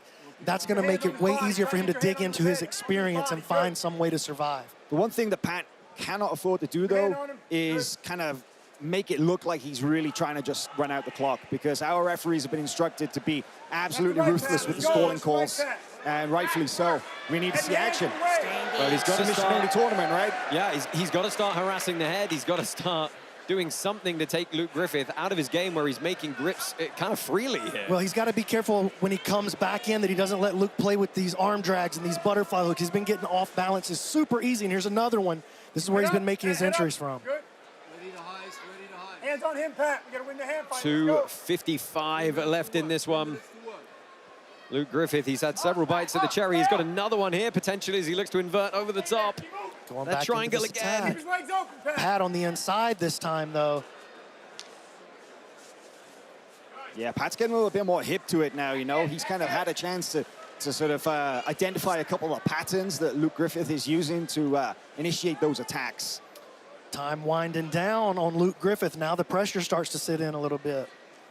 And I'm sure that he would be extremely disappointed to go out after a first round, you know, if there is no submission. So you're right about the pressure, Brandon. 19 years of training for Luke Griffith. Started when he was 5 years old. His father is a black belt as well, and met John Danaher in 2021. Moved over here to train full-time at New Wave. You know, the one thing you hear Greg Souders is now saying that... This is your official warning. Okay, so we've got our first official warning here for Pat Downey. Next time, it's not just a warning, it's a point deduction, and he gets put in bottom half guard. Right, so he was told very clearly that if he doesn't initiate, then that's a point docked against his team. Oh, Luke draws the ire of the crowd. I mean, he flips the bird to the crowd. They can be upset what you want, but he's not going to win a wrestling match against Pat Downey. No, right? he's not. No, absolutely not. But you know, this is just the thing we have to consider as well, is that every result counts here at CGI, because this is a quintet, this is a team grappling duel. And, you know, you're not just fighting for yourself here. It's not just about personal pride or honor. This is about carrying the hopes and dreams of your team in search of that $1 million. Luke definitely thinking about using that underhook to try to get onto the arm again over there, maybe set up his triangle once again. Do you Pat's starting to get the hang of it, though? You see how he works to the inside? Uh-oh, watch out. Back take coming. Oh, with a minute left. This is a... Pat he's shakes him off, though. Pat finally has grip of the neck there for a second, but it almost came out in dominant position right there as well. Luke had to save it. You got to love this format because no doubt Luke Griffith has been winning this match on the judges' scorecards. But if he wants to stay in it, he's got to start throwing Hail Marys as well. Yeah, and just to note that if this is a double elimination, in the case of no submission, both athletes leave the pit. And then that match is scored like 10-9, 10-8, 10-7, you know, MMA style, just like we did at CGI 1. And then that will go towards the overall result of the duel if it is a draw at the end of those matches. Yeah, we're just going to bank I'd say the Luke score. is quite see if we need it obviously later. winning right now. But Yeah, obviously. Well, we're into the final 10 seconds. I think it's going to be probably a judge's decision win for Luke Griffith. We're not actually going to know that or know the level of win that he got in terms of score, but hey, double we can make the elimination assumption. in the first match. Yeah. Not for lack of trying from Luke Griffith, but I can't help but feel that he's going to be a little disappointed with his performance.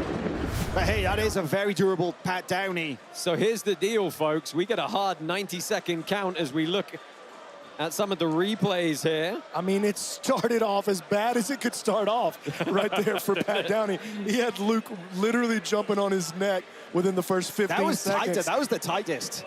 Yeah, it was the opening. Each subsequent triangle attempt was looser and looser. It's like Pat got the hang of it as it went on. You were saying that. Oh, I wonder if he should have transitioned to the arm a little bit earlier there, but this was 3 or 4 attempts at inverting to the back that Luke Griffith had, and Downey just managed to worm his way out every time. So both athletes are out, which means we get that both new coaches will call out 2 brand new competitors. In our modified rule set here at CJI2, without a submission, we have a draw, and both of our athletes have been eliminated.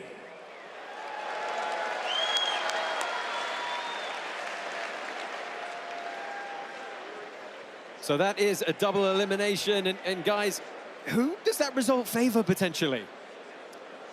I don't think it favors either of them. I think this is still very much just almost like, you know, the starting point. Of course, New Wave have the advantage here. They clearly won that one on the judges' scorecard. Well, you've just seen the timer expire in the corner. Let's find out who the next pick is. And now we welcome our next athlete out of the blue corner. He is the top 4 ADCC 2024 at 88 kilograms from Team Americas. Please welcome to the pit, Elijah Dorsey. Well, so they drop down to 88 kilos, does Team America. Elijah Dorsey, 4th place at ADCC last year. Also a European champion and East Coast Trials champion as well. Formidable guy at 88. No, listen, Elijah is a workhorse. You know, he won the ADCC trials at 77. He's gone up. He's definitely undersized for the 88, but it doesn't matter because this is in effect an absolute tournament. Weight doesn't really matter. Craig has chosen his athletes based on their skills and what he wants to see from them here at this event. And now out of the red corner, the 2022 ADCC bronze medalist and the 2024 ADCC silver medalist from Team New Wave, Vagner, Rocha. You gotta love both teams are trading weight class for weight class right now. The late replacement on Team New Wave, Vagner Rocha, one of the most experienced veterans, maybe the most experienced in the entire competition. 43 years old, has fought almost everybody before, except Elijah Dorsey. Can I just say, Elijah Dorsey, but man, Vagner gotta be, you gotta think about him as almost impossible to put out in an 8-minute match. How, same thing kind of for Dorsey, like how do you put either one of these guys out in 8 minutes? They're gonna come out, wrestle, smack heads. I think this is gonna be a rough match, dude. Yeah, I'll be honest with you, I'm kind of surprised to see Vagner out so early in a submission-focused tournament like this. I kind of felt like Vagner was gonna be the guy that you brought out if you had a guy on a hot streak and you needed to take them out. That was always the thought that people thought, but tail of the tape here, and I've got to correct myself, these guys have fought before. They fought at ADCC 2024. It was a loss for Elijah Dorsey by decision against Vagner, so a chance for redemption here for the man on Team Americas. As you can see, 20 years the junior of Vagner Rocha. Let's go ahead, get this one started.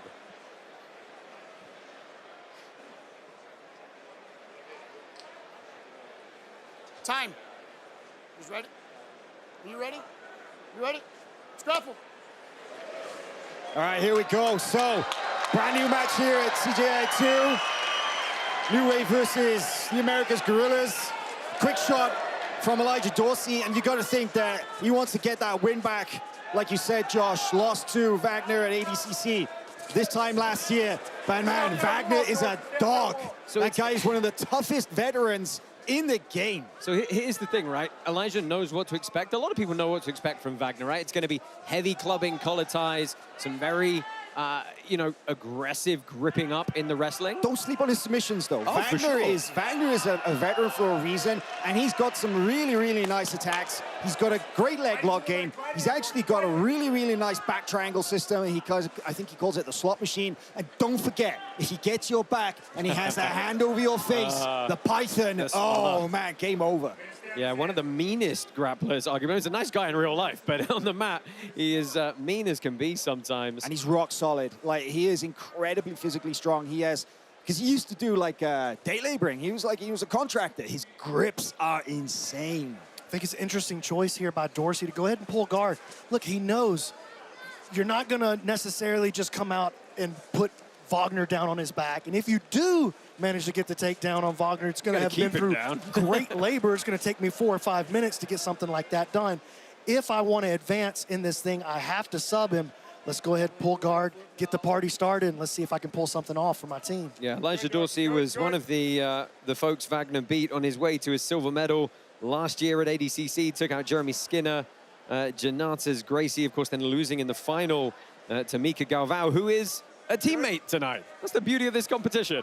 Yeah, they've always been pretty close, actually. There's a kind of connection through the fight sports that goes back a few years. But Vagner, you know, a 4-time ADCC medalist, first winning a bronze medal in 2017, and then getting a silver last year in 2024. This guy's been at it a minute, that's for sure. Elijah doing a great job so far, utilizing his frames to keep that big, heavy pressure off of him.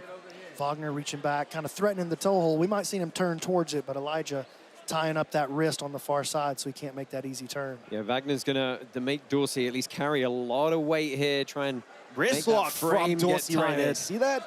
Little wrist lock attack from bottom. That's some Lloyd Irvin stuff right there. Vagner threatening that toe hold again. Because, of course, yeah, he is. Of course, Dorsey, we know that, yeah, of course, he's with Souders right now for the Team Americas, but he's a Lloyd Irvin, the black belt, from white to black through the kids program. He's one of that amazing team, homegrown right there from Camp Springs, Maryland. And a really underrated close guard player, too. He's really dangerous right here.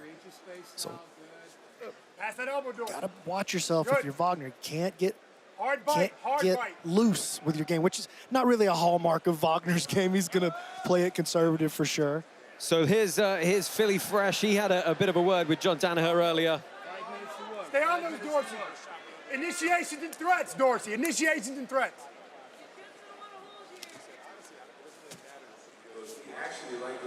Because now it's kind of a coach versus coach thing. The first fight is a random because you don't know who you're going with. And then every fight after that is strategy. And when it comes to strategy, I'm sure he feels confident versus anybody. Put him down. Yeah, thanks, Phil. John Danaher, when it comes to strategy, absolutely feels comfortable. But again, Vagner having to defend some wrist lock stuff from the top here. Keep the hand cheeky. You know, the thing is about Vagner, though, I mean, he's stuck on that knee shield. You know, he looked back for the toe a couple times, but he's run into a wall with that half guard right here. He hasn't really made any meaningful attacks so far. And we're at about the halfway point right now in this 8-minute match. Well, he keeps reaching back to grab that toe hold, hoping that he can get a reaction by Dorsey to straighten out that knee shield, take that shield out of there, give him a chance to go chest to chest, smash him into the dirt, but Dorsey back to the feet. Look at Wagner's hand in the throat immediately. That's just Vagner right there. Everything he does just has bad intentions behind it. It's not pretty jiu-jitsu, but it is so effective. Yeah, and he's going to get that head position in as well. Snap and Shot move of him, hand Greg fight, Saunders Dorsey, in the don't stay corner in there. front. He's backing Dorsey up against the wall. He's asking for front headlock. Oh, he's into the corner here. This is the dangerous spot. Every athlete that I talked to yesterday was talking about how we have to stay out of the corner. You cannot end up with your back to the corner. And we haven't seen anything really on the pit wall yet. That entire match between Luke and Pat Downey was right in the middle of the mat. Get him off your They head, touched it briefly right there, but Where do you want to be? Haven't seen it as a factor in any of our matches yet. So Rocha winning the battle of posture there for a long time, hanging very heavy on the head of Dorsey. And Dorsey did a great job surviving some of that top pressure from Vagner. You think about who... Vagner moves forward, look at that. Good snap down, trying to capitalize. That was kind of interesting because, you know, Dorsey built high because he had to. He would have just gone hips back otherwise. But then you saw Vagner use the underhook, kind of pull him down again, broke his posture as he fell forward. You know, when you look at who Elijah Dorsey beat at ADCC last year, Dante Leon and JT Torres. That's some big names. Huge. Yeah, I mean, Dorsey's a breakout star for sure. And it's been great to see him competing in Nogi more and more this year as well. We saw him very recently at AIGA. Of course, you know, we all know that he was a ADCC trials winner. Oh, wow, good shot on the single. Wagner recounters into the four. Coming close to the final 2 minutes here in this bout, and we could be seeing our second double elimination. But I love seeing Dorsey on a platform like this because, you know, everybody knows who Wagner Rocha is in the world of jiu-jitsu. But I feel like Elijah Dorsey, if he can make a statement right now, then everybody will be talking about his name instead. Oh, they lost the contact or something. I think a tooth. Is that something? Is that a post that comes out? Oh, he lost the tooth. All right, time in. Let's go. Oh, and Wagner's fighting. He's like, it happens. Wow. That's the most exciting thing that's happened in the match so far as the tooth fell out. We're like, what's happening? John Donner got it over there in a glass of milk, saving it for him. There you just got a reminder at the top of your screen of how the teams are shaking out at the moment. The over 99 kilo competitors eliminated in the first match. And this duel's continued at 88 kilos here, about a minute and a half left. I can't believe I just saw somebody lose a tooth in a grappling match. That's incredible. I need you in. I need you in. Oh, looking for the feints here. Yes. Here's a nice shot on the single here. Oh, Kimura trap for that Kimura trap. Dorsey lands in Vagner. That's going to be hard for Wagner to get the extension on the arm, though. He just missed that hook inside, and Vagner looks to high leg out. That's going to play a big factor if it goes into a decision with the team matchup itself. Yeah, I wasn't going to put you guys on the spot just yet, but we've got to start thinking about who might be ahead on the judges' scorecards in this bout. It's so close. It is so close. I mean, is that one flash submission attempt right there where he lands in a disadvantageous position really worth it against everything that Dorsey has done? That's the question our judges are going to have to deal with. Yeah, it was fairly even on the ground for the most part. A couple of little wrist lock attempts from Dorsey, but a lot of heavy top pressure on that knee shield from Wagner. And then a nice single leg from Dorsey, which is why he had to counter him with that Kimura trap and then end up on the bottom position. So you got to say that if it comes down to that one exchange, Dorsey probably wins that exchange. Oh, tries the flying jump at the end. But time is going to expire. We go to another double elimination. Elijah Dorsey, Wagner Rocha. Now, they gave it their all, but they stall out. Let's take a look at some of the replays here. And I think we got a shot of Wagner's tooth being ejected from the pit. See how from it his happened. mouth. Is it a headbutt? Oh, it looks like it's going to be a headbutt here, maybe. Let's have a look. This was the late shot on the single. Where he snatched up. See, it was that mercy grip on the hand that kind of left the arm hanging. And then Wagner just dived over the top for that double wrist lock for the Kimura attack. But Dorsey was so smart the way he landed, right? He played it perfectly, landed clear with the mount, really shut down Wagner's ability to lock him into position so he could rotate around and get the movement that he needed out of the shoulder. So guys, we've got that hard count on the screen, top right corner for you, 35 seconds. We're gonna go ahead and find out who the next options are gonna be for each of these coaches. And guys, it's really a stalemate so far. Yeah, 2 double eliminations, and I would argue that there's probably one apiece. I was just about to say that. I think each team probably got a 10-9. Well, we've got the lighter guys for the most part still coming, but real superstars waiting in the wings.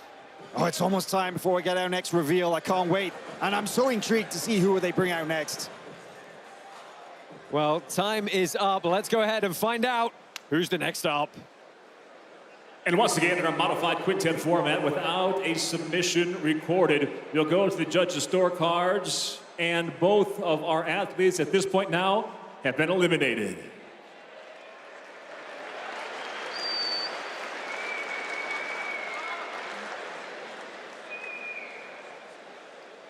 And now our next athlete out of the blue corner for Team Americas. A rising star on the verge of breakout status. He is an IBJJF no-gi pants champion.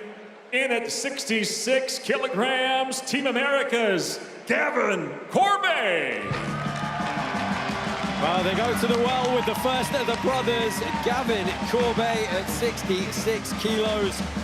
Pans champion, recently quit to pursue jiu-jitsu full-time. Real firecracker here, guys. The kid's a stud. He's good in every position. He's good with his guard. He's good with his leg locks. When he gets to a submission, he knows how to put it away. Could be a big moment here for him and for Team Americas. Yeah, big moment for Gavin Corbe. You know, probably of all the guys on the America squad, he's the least well-known. He is a Pan no-gi champ, but he's still waiting for that breakout moment, and this could be it.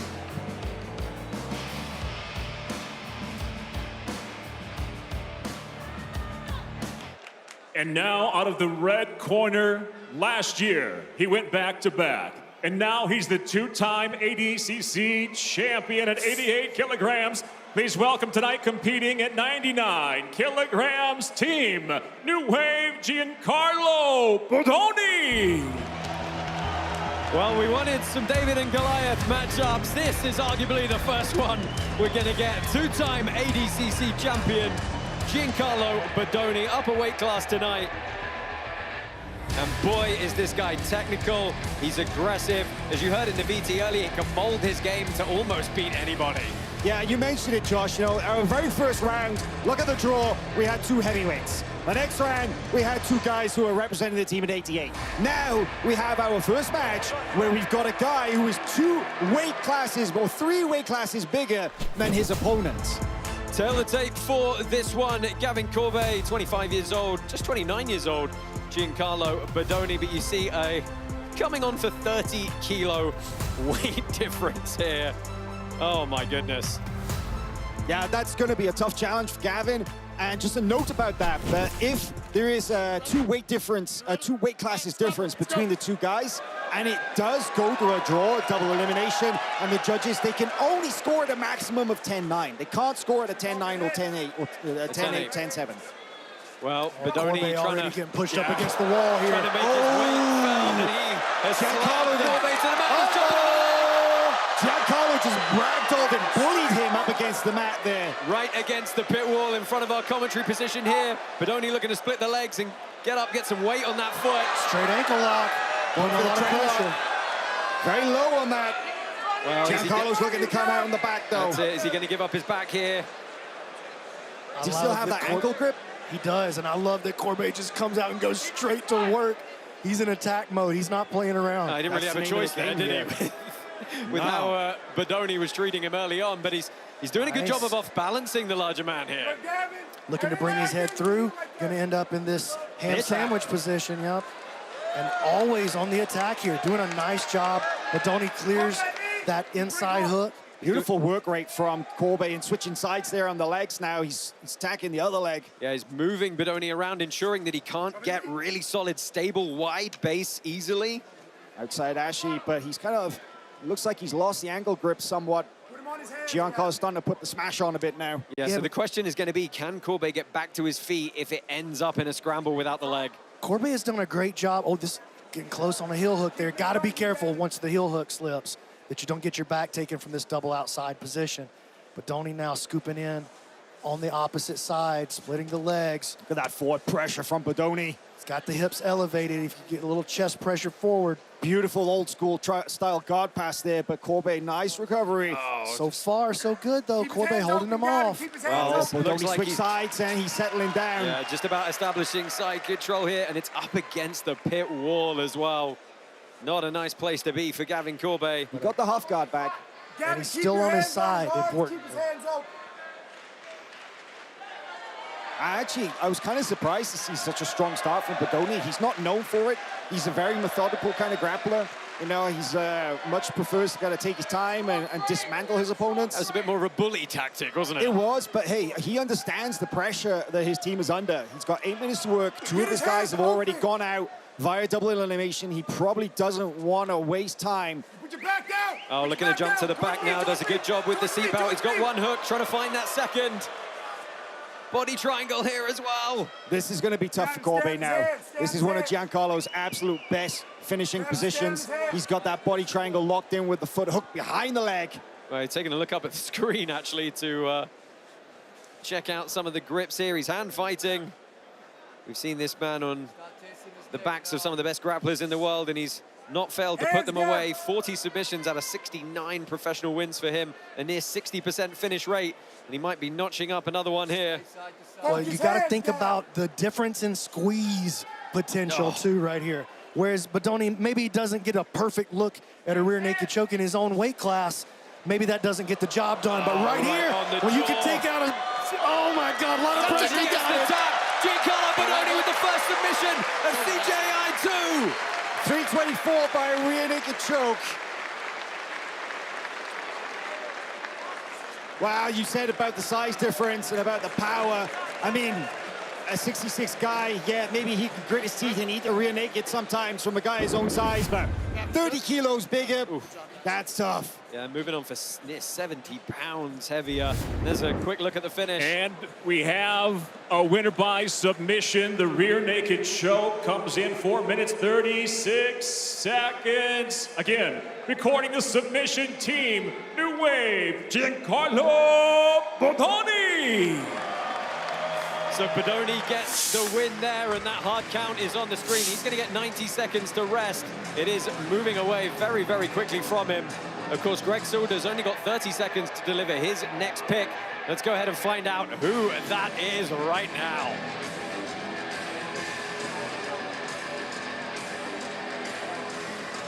Greg doesn't have a lot of choices left. No, he doesn't. It's either Deandre or Taylor. And I think he's probably going to wait and send Corbe out last. That's his dog. That's his boy. Well, Taylor Pearman, a bit of a wild card on Team Americas. He is, of course, hailing from the UK. Let's see if he is the solution here. I mean, if you want to send somebody out of equal size, it's obviously got to be Pearman. With the submission, Bodoni stays, and now coming out to the pit, fighting out of the blue corner from Team Americas, the 2024 ADCC Trials winner at 99 kilograms. He is the wild card pick for the team. Please welcome Taylor Pearman. Yeah, I kind of felt it had to be Taylor, to be honest with you. I didn't think that Gavin was going to risk putting in another undersized guy against Giancarlo Bodoni. So Taylor Pearman, he did, of course, win ADCC European Trials last year before. Absolute breakout performance for him, 6 submissions there. He also has a lot of experience in the teams format via Polaris squads. Yeah, Taylor's a finisher, man. Do not sleep on it. You know, but the only caveat to that is it is no secret that his leg locks are the threat, and Giancarlo is going to know that. So let's say for this matchup, again, Giancarlo Bodoni, 93 kilos. Taylor Pearman, technically the same weight class as him for the purpose of the competition, but a bit undersized there at 82 kilos, hailing from Essex in the UK. Certainly one of the toughest opponents he has faced to date, but he's going to be game for the challenge.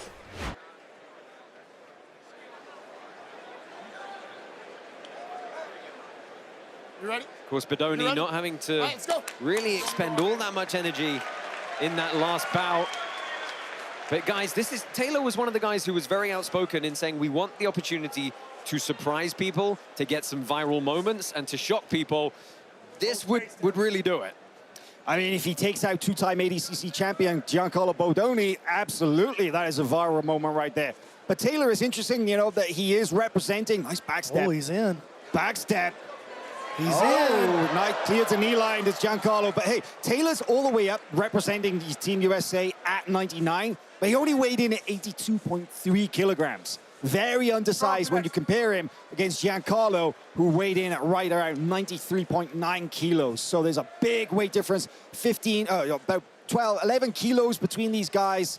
That is about 25 pounds, maybe more. And notice the immediate change of tact from Bodoni here. He had to defend the one leg entry from Taylor's top position. He's now said, you know what? I want to be on top for this one now.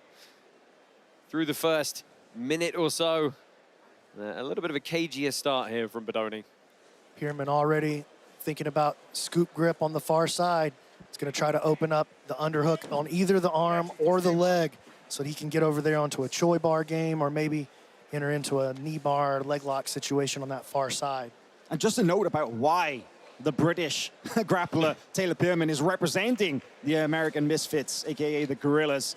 He was actually the runner-up at the CJI trials that were held there in London to determine the European team, losing to Paul Ardila in a kind of a little bit of a controversial result there with a last-minute rule change and an overtime. And the CJI founders, they were like, hey, listen, Taylor, he kind of deserves a shot. Another entry here. And I think it's a good move getting him in as a wild card on this USA team, or America's team, I should say. Well, Bodoni has dealt perfectly with the two leg entries so far. Hasn't really found himself in any kind of danger. What I'm looking forward to seeing is can Pearman keep getting these entries as the match goes on? Yeah, Giancarlo's starting to settle down. Bears. Yeah, he's starting to settle his weight down. He's making it a lot more difficult for Taylor to get underneath right now. Well, he's not giving him a way to move his body weight. You see those heavy hips, that forward chest, perfect posture from the passing positions. I mean, guys, let's consider the best case scenario for Taylor Pearman, and he submits two-time ADCC world champion. He runs into either Dorian Olivarez or Mica Galvao.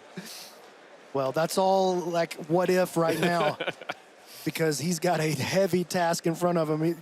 We'll cross that bridge when we get there. But I feel like Taylor is. He's got to start working those scoop grips and get around to the other side. You can tell that's the game that he's favoring. He's got to find a way to get in there and create some off balance. What's also interesting to consider is that if this doesn't end his submission, Giancarlo's out. False sweep there. Giancarlo's doing a good job of killing that top leg, but it's through though. Looking for his Woj lock. Oh, that just powerful. What I was going to say was that if Taylor can take out Giancarlo via double elimination, that puts Americas under a lot of pressure, because then Deandre has to kind of consider that he's going to go up against Dorian or Mica and would have to take out both to win. Yeah, heavy task ahead of them. It was a good attempt from Taylor Pearman here. You got a shot a minute ago of the locker room of Team New Wave. Looking on. Looking for his... Not the first time we've seen Giancarlo look for that corkscrew. He did that against actually somebody that Taylor trains with, Owen O'Flanagan at ADCC 2022. Oh, he's looking on that arm. Got the just dub a little bit loose. Yeah, I think Giancarlo is... he's got the answers to Taylor's leg lock game, of course. There's been a lot of activity in this match thus far. We're through just about the halfway point now. The key thing is, I think, for Taylor, if I was kind of in his position or if I was his coach, is like the leg lock entries. There is another one looking again for that false sweep. Giancarlo doing a good job backstepping out of it over that bottom leg. But Taylor is going in on those legs.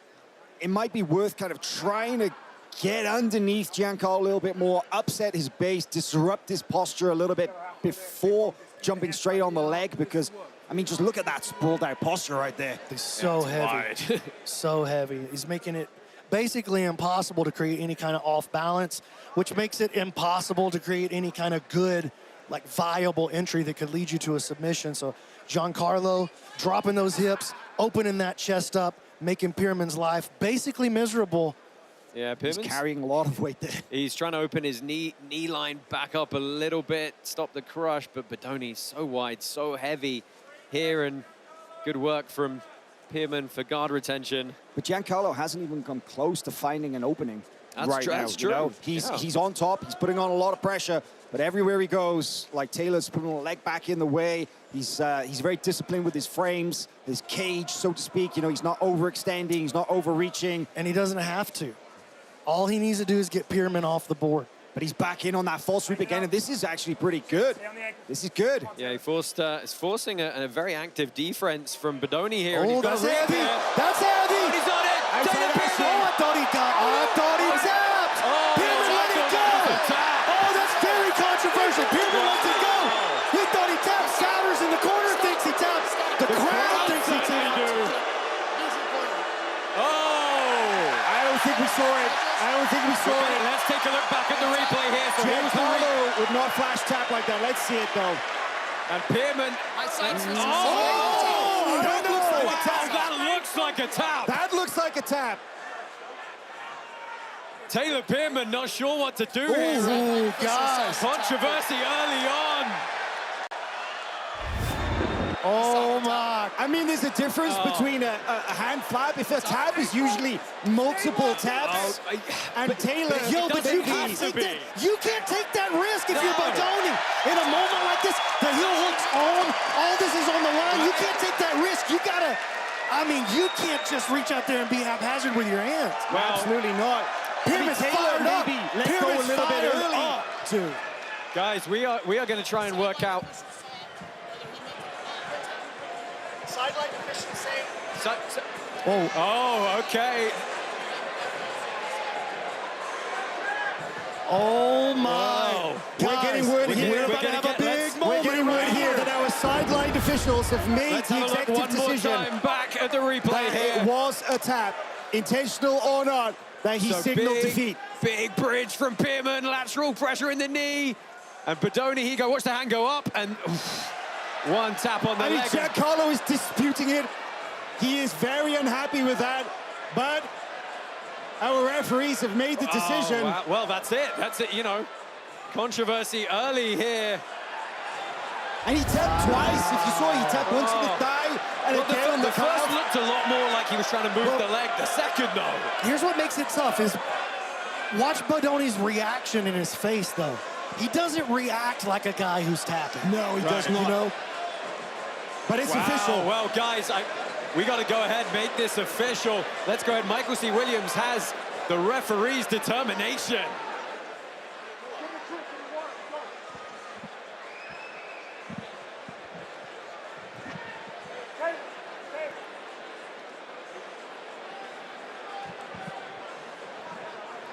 Technical submission, I guess you can call that. Yeah, guys, so we're just getting things situated here, obviously.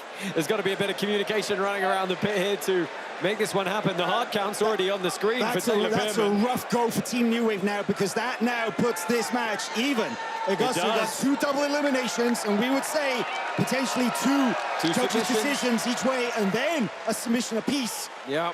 Very, very controversial scenes here, but hey, we're expecting chaos. We weren't quite maybe expecting this. Yeah, you know what? In my interview with Donaher yesterday, ladies and gentlemen, inside the pit, the sideline official made the call, the tap to the heel hook. The winner, Team America's Taylor Pearman. Wow, the crowd are in agreement here. They like the decision, guys. I mean, they saw the tap as well, or at least what looked like the tap. And Giancarlo is protesting. He's doing his absolute best. I mean, he can't put an asterisk. I would put an asterisk next to that result on his record for sure. But hey, the judges and the referees made the call. We gotta go with it. Yeah, no asterisks tonight, baby. There's no asterisks tonight, and tonight's when it counts. So Team America back in the game. One last look back at the replay here, and that was the tap. What are you gonna do? Oh, it's tough. And Taylor Pearman, to his credit, he sold it. He definitely sold that. 50 he believed it. Yeah, he did. 50 seconds left. One more replay for you. Look, there's no reason for him to... Oh, man, that was the best angle. That was the best angle. There's no reason for him to let go. He had the pressure still. Why would he have let go if he didn't think it was a tap? Well, 30 seconds on. John Danaher has got to send out either Pato or Mica, sorry, not Pato, Dorian Olivarez or Mica Galvao. Oh, and now, how the tables have turned. Taylor's the big man now. Well, we're saying we got two judges' decisions and two submissions, one apiece. So it all comes down to this final now. 10 seconds. The crowd are waiting with bated breath. What is John Danaher going to do? Taylor Pearman's got a tough match either way.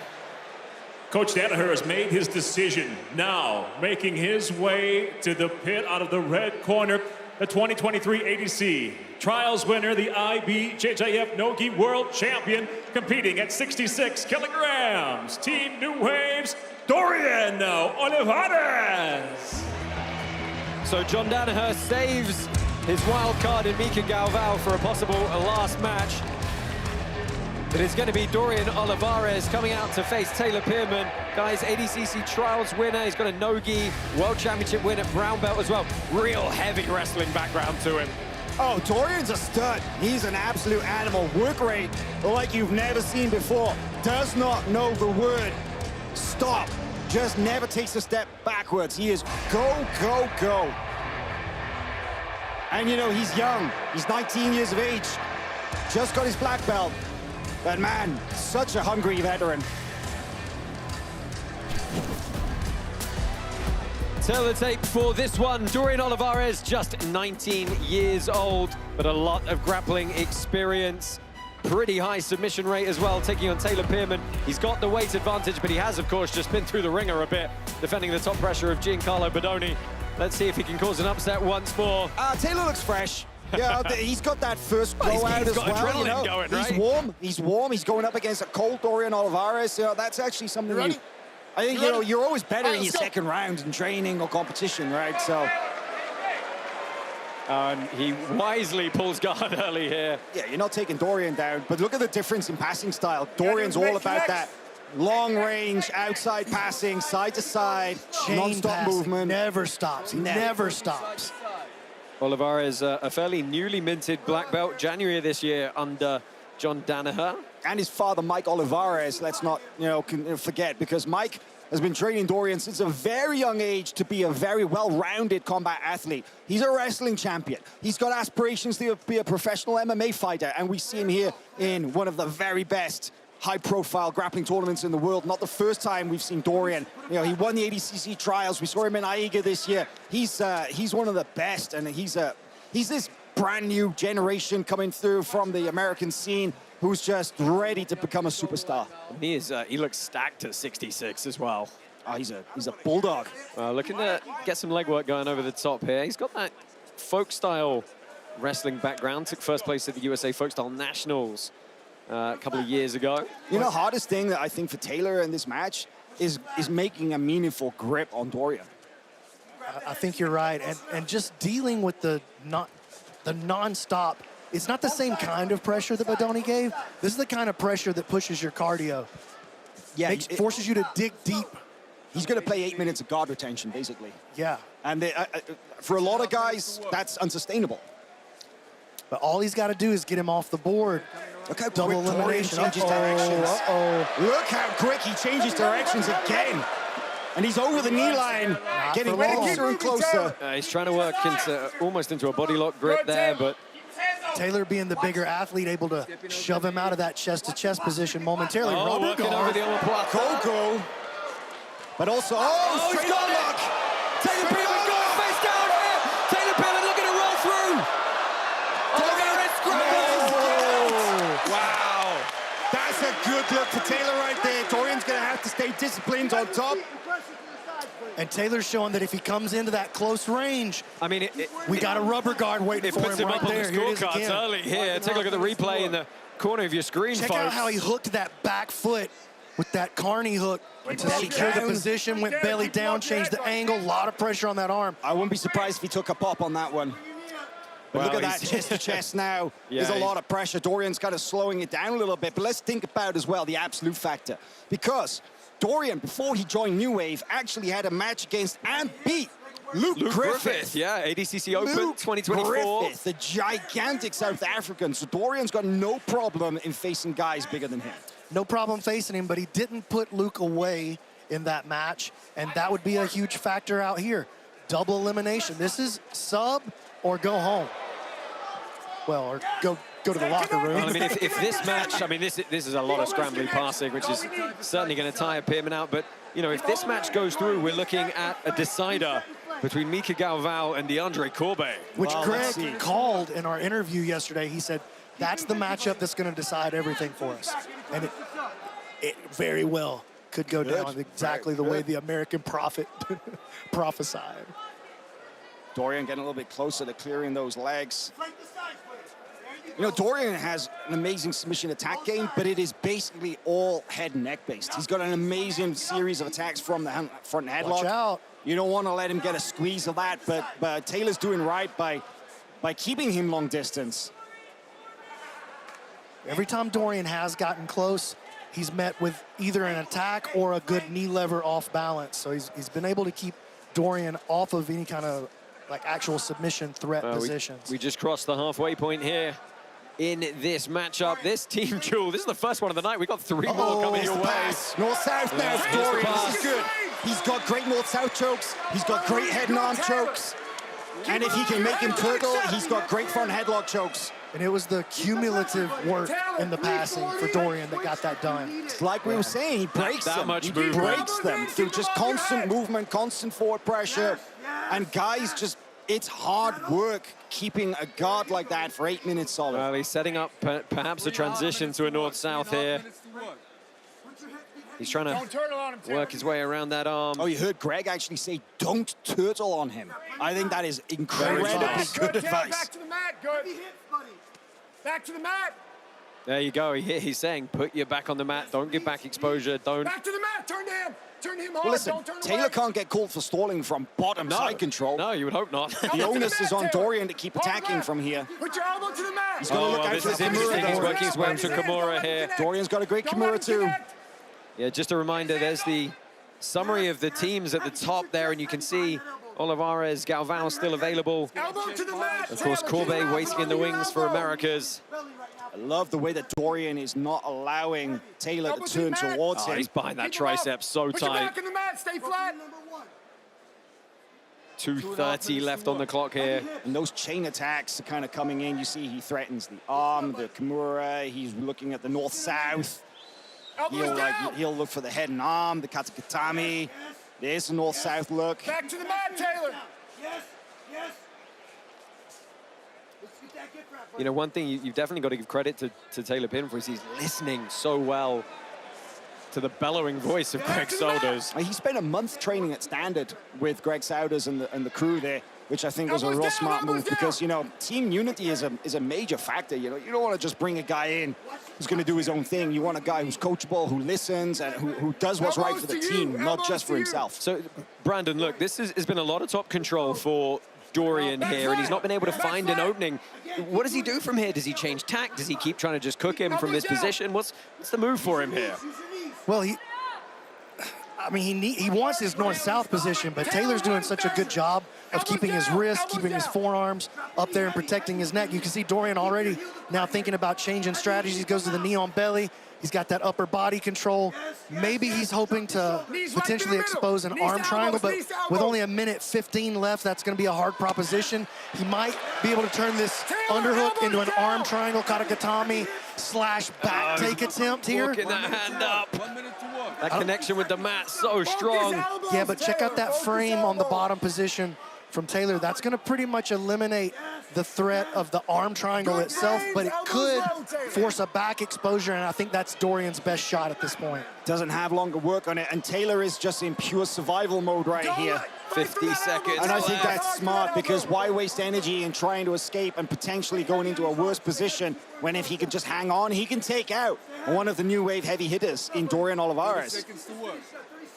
Oh, and it looks like he's got back to guard here. Dorian just gives up position. That's very curious. Well, he knew, look, I'm running out of time. I got to create some movement, and here he goes. First time I've ever seen Dorian go for a leg attack. He's trying. There's another. Going to be hard 15, to catch yeah, a slippery Taylor Pearman at this point. 15 seconds left. He has probably done enough to take it on the judges' scorecards for that dominant top pressure, but 5 seconds left. Taylor Pearman hanging on here. It's all going to come down to the last match, boys. Yes, We're going to get Corbe versus Galvao. That was not the walkover that people were expecting. Absolutely A lot not. of people thought that the #1 seed against the #8 seed was going to be a blowout. Not at all. Right, 90 count on the clock. Let's take a look back at the replays of some of the action from that match. We already know what the final bout is going to be. It was really all about the side-to-side movement and the cardio pressure. And then this was a big moment. And man, you got to wonder if this when they do score this, it's that was tough. like the most significant moment, by right? far and away. Listen, Dorian had plenty of time in top position, great control, but no real significant attacks in that position, whereas Taylor had his arm locked out. Ladies and gentlemen, without a submission, both of our athletes have been eliminated, and your 3 pitside judges will now enter their scores for this individual match. So that means we move on. Well, so a look in backstage here, and the last guys getting warmed up there. They know what's coming through here. Oh yeah, we got the European team already in the backstage area. They're coming up next. They are against Team Atos. We're going to have a 7 to 9 minute break between these two duels, and then we're going to crack straight on. But we've got one more match coming your way here. It is going to be Mica Galvao and Deandre Corbe. Let's throw over to Michael C. Williams to introduce these two athletes. And now, ladies and gentlemen, in our first team duel in the quarterfinal round, it comes down to both teams with a single athlete remaining. We introduce to the pit first, fighting out of the blue corner. He is the IBJJF No-Gi Pants champion, an ADCC trials winner. He is the elder brother, competing at 77 kilograms, Team America's Deandre Corbe. Well, Deandre Corbe at 29 years old. No stranger to big money matches, already took home 100K at a domestic event in the US not that long ago. Of course, an ADCC trials winner. He's got a fantastically high submission rate as well. And as you said, Hal, you know, this is the guy who his coach put the money on him to seal this one out. Yeah, he held him back for a reason. Greg's wanted to see Deandre versus Mica, and we're gonna see it right now.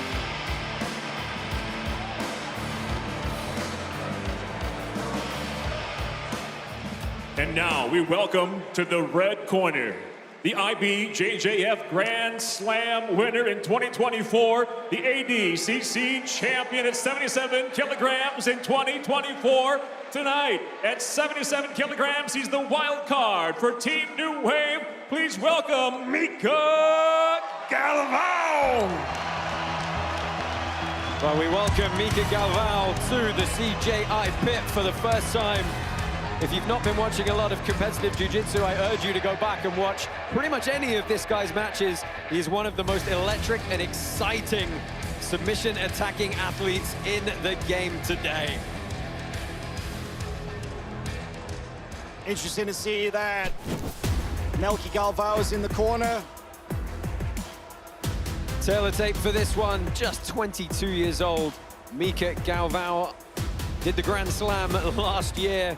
He's taking on the slightly older Deandre Corbe. Everything else is a wash in terms of weight. These guys both at the under 77 kg category. You know, we know Corbe, he's got a good wrestling background. Galvao can wrestle as well, but he'll also throw those crazy flying submissions in from anywhere. 8 minutes on the clock to decide this first team duel. Both of these athletes are absolutely fearless. They will throw caution to the wind, they will take risk, and they will push to try to find the win for their team. You know, and both these guys came in right on the limit. 77.65 kilos for Mica Galvao, 76.65 for Deandre. But look how much bigger Mica looks than Deandre. Yeah, looks very, very solid as he sticks a foot sweep in at the side there. It all comes down to this. If Mica can get the submission, New Wave guarantee victory and will go on in this tournament. If it's a double elimination, then it will go to the judges' scorecards, and we really don't know how it will go. Yeah, it's going to keep these guys pushing the whole time. But you look at the guys who Mica Galvao has fought, and guys in this tournament as well, it's not just wins, it's wins by submission. Listen, one thing we have to remember is that if USA do manage to win, if Deandre wins by submission, or if they get the decision after the end of this, that could be one of the greatest upsets we've ever seen in grappling history. Oh, Galvao collects the leg. He's going to try and wrestle through on this single. Looked like he got stuffed for a second. He's trapped up in this high ground game, both the overhooks. For Corbe, he could turn this into a front headlock position, like a submission off of a front headlock, pretty easily, or back into a crucifix. Mica's going for a knee bar. He's going for a knee bar. It's almost like It's a Turk. He's controlling the leg. There's not breaking pressure on it, but it's definitely kind of making it a little bit tricky for Deandre to move right now. But Mica's stuck. Yeah, tactical grip game from Galvao, trying to find his way out of this. Okay, now Mica is in a good position to start getting his game going. They're right in front of us up here against the pit wall. Galvao controlling that offside or outside foot there. You got to watch for those flash toe hold submissions. Yeah, Mica has got a 76% submission rate, Mica. Yeah, over 82 victories, or 82 submissions, should I say, from 108 victories. And that's just in his recent years as well. That's not even considering the colored belt the brown career. belts. Yeah, because, you know, don't forget, he's only 21 years of age, and he's already so experienced, and has been on the highest level since he was a teenager. Yeah, got his black belt from his father, July of 2021. Youngest IBJJF champion in history.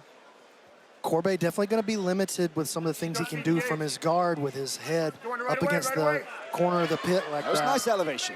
Yeah, and he's looking to get a grip up around the shoulders here. Look at the sweep. Off balance. Trying to get the sumi going, but good base from Mica. Look how flexible he is, the way he just bases out. It's going to be hard to get a good leg entry going, getting underneath Mica. And the way he switches his feet like that, nice footwork. Tries the hip switch, ends up back in this double butterfly position. Corbe frame in on the left side, looking to win the grips. It's a real battle over here on the inside, the position we can see on the camera. Who wins that grip becomes the offensive player here, maybe. Galvao looking to get into his body lock.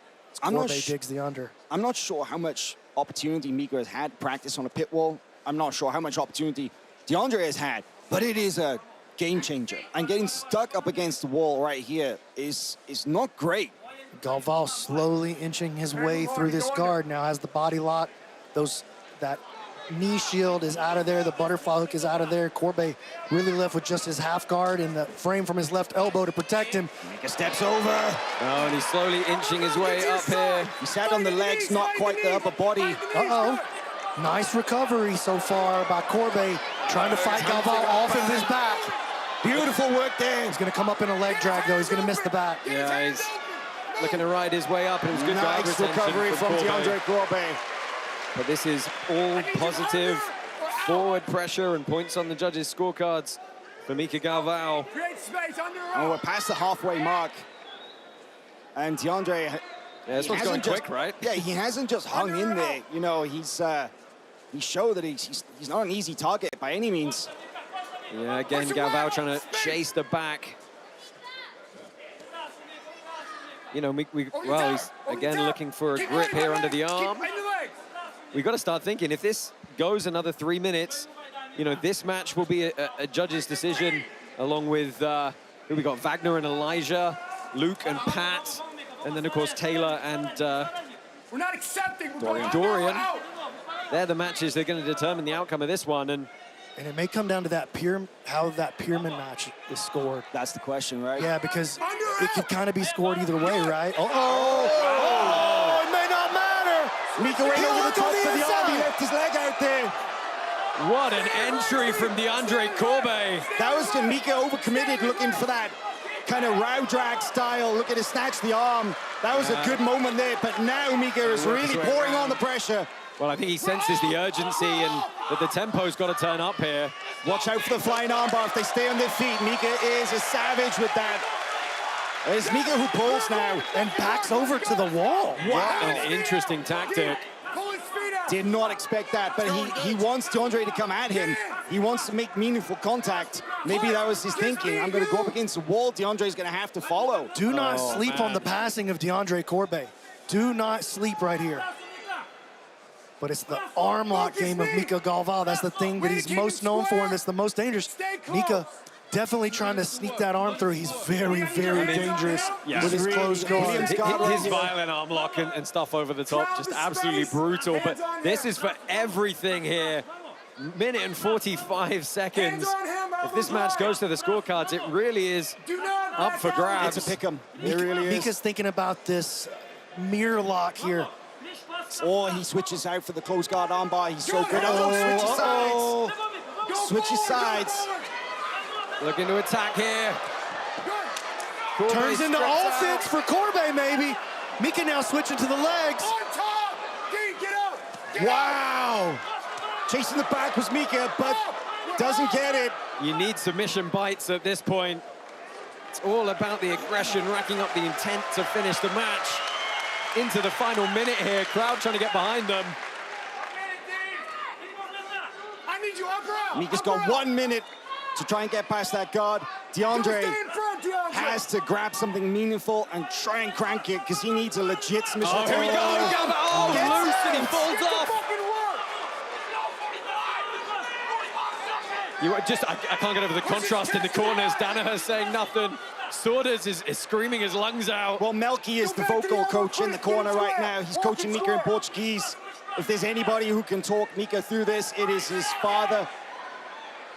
But look at this position. You don't often see Mica get stuck like this. And that's a deep underhook. If he can free his knee, he can make a turn here. Let's go! Something could happen right here at the very end. Look at Mica throwing his leg into a crazy position to save it. That's some incredible flexibility right there. And dexterity. He didn't like rip his leg in there. He physically put it there. That was nuts. Final 10, leg pummeling from Corbe over the top. I think we're going to go to the judges' scorecards. I never would have thought that we would see this duel go down like that. Well, we're going to let them connect their thoughts, and anxious folks looking on in the dressing rooms. I cannot wait to see how this decision goes, because right now, I am in no position to make a prediction on who gets the nod here. I was just going to ask you that. We've got 4 matches, folks, that went to double elimination. The scores in those matches are the ones that are going to determine who took this. And guys, you've been sort of tracking the whole way along. You think it's kind of down to how was Taylor and Corbe, how was Taylor's match scored against Dorian? And I think there's some question on the Vagner versus Elijah Dorsey match, too. Yeah. Because Vagner did get the more meaningful submission attempt with the Kimura, but it was a counter to a takedown that ended with Dorsey in the dominant position. So maybe there's a little leeway on how that one gets scored as well. I could see that being a split. So just a reminder, folks, we have tremendously experienced judges pit side here. They're all extremely high-level grapplers, competitors, black belts themselves. On top of that, they've been having regular conferences for quite some time, the same as they did last year, studying matches, going through examples, rescoring old matches under the criteria. They're dialed in here, and you've got to figure it is a tough one for them. Yeah, they know what they're looking at, but even still, that is a very tough. That is one job I do not envy here tonight, is the judge in a duel like that. And now we're getting all 5 members of each team right here in the pit for the official verdict. And Team America's, if I was on that team, I would be feeling pretty good. I'd be feeling pretty good they even got to this point, and it wasn't like a clean sweep or a blowout. I like that Pat Downey came out in his Moneyberg socks. Shout out. Big Money B. Well, Michael C. Williams, I'm guessing at this point, knows. We don't. We're going to find out at the same time as you. Whew, guys, I'm so anxious. Ladies and gentlemen, in our first team duel here in the quarterfinal round of CJI2, we go the distance. In that first team duel, we had 2 submissions, 1 for each team. All other matches were scored individually at that time by the judges at pit side, and those score cumulative totals are as follows. Your first judge, Justin Flores, scores it 40-36. Your second judge, Jaron Vallel, 39-37. Your third judge, Zach Maslany, 39-36. All see it unanimously for the team. Moving on to the semi-final round. Coach Danaher, Team New Wave. Well, Team New Wave by the skin of their teeth make it through the first opening duel against Team Americas. And guys, give us your gut reaction to those scores. I'll be honest, the scores are kind of all over the place. A little bit wider than you thought, maybe? I mean, one of our judges had 2 10-8 rounds there, which I thought was very interesting, but hey, We knew that it was going to be chaotic. We knew that it was going to be unpredictable here tonight. And I think this sets the tone for this amazing CGI too. This first duel going that way, man, I just can't wait to see what's coming up next. Well, you know, they say the ball don't lie. You know, was it a tap? Was it not a tap in the Pearman Bodoni match? It worked out so that it didn't matter that much. The ball don't lie. Well, let's go ahead, and Alex Wendling is with Giancarlo Standing by Bodoni. with your two-time ADCC champ. It went to the decision. I know that's probably not what you guys anticipated, but we got to talk about that tap out. Do you feel like there needs to be a more definitive criteria to call a tap out like that official?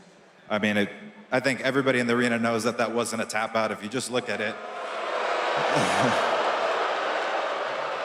But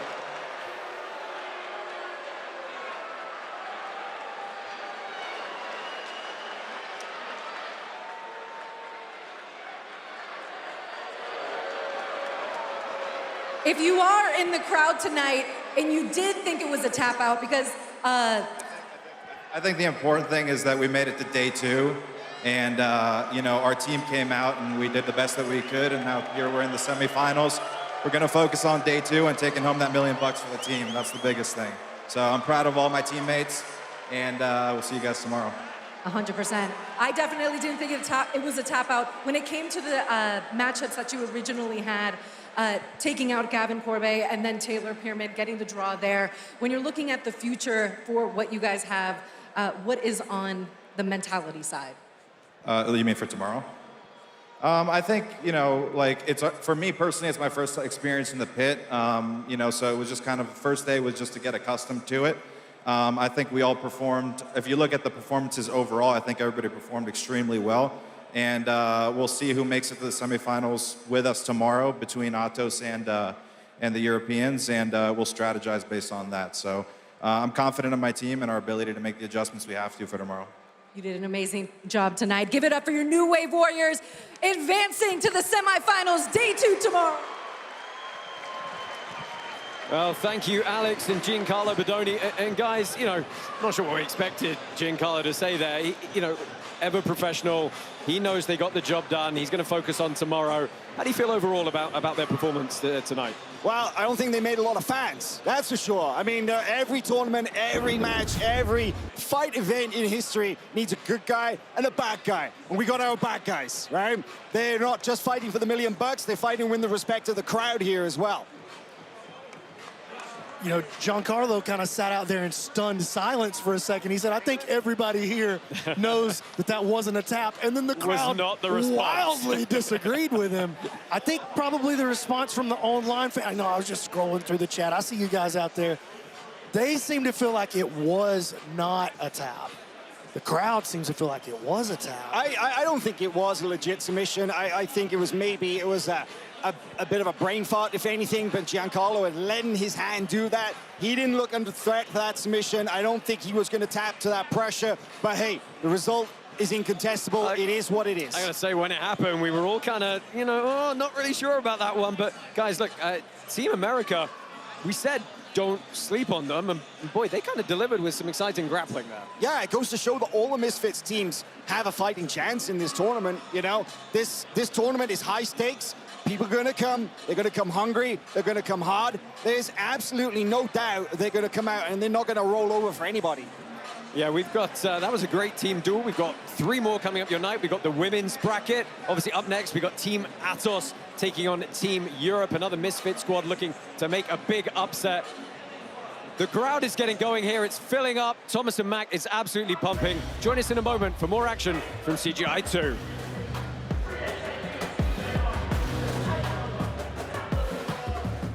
Guardian is the largest global nonprofit with the sole mission to giving kids access to jiu-jitsu for free. With CGI1, the Fair Fight Foundation was able to raise $650K to donate to charities within the jiu-jitsu community. We realized we wanted to do something more tangible with this year's donations. We wanted to give something back to donors and sponsors that they could look and feel and be a part of. build something that would live beyond the Craig Jones Invitational, beyond my lifetime. Something that's physical, that people could go visit and they could experience how jiu-jitsu is changing lives within the communities. We're out here in San Francisco. As you can see, things have been rapidly declining. Through jiu-jitsu, teaching the kids discipline, hope we can at least make a difference within that little city. The greatest merchandise grappling has ever seen. We were given the task of creating the NFL of grappling, and that is exactly what we did. We don't bloody miss. All 8 teams, online now. Go get them. Disclaimer, they're probably all fucking sold out already, mate. Hello, it's me, Craig Jones, the greatest Australian grappler of all time. I'm not gonna lie, the last couple of years, rough. My body, wrecked. The only thing keeping the lights on is FloGrappling. Live events, technique, rankings, they have everything. So, where do I, Craig Jones, go to watch the best Australian grapplers? Where do I, Craig Jones, go to watch match breakdowns, technique, and 10 years of archived footage? Where do I, Craig Jones, go to feel something again? Oh, yeah. FloGrappling.com. They're number one, and I know my place. It's me, Kit Dale, the funniest and best looking Australian grappler of all time. Remember that, Craig. Oh, and make sure you watch FloGrappling.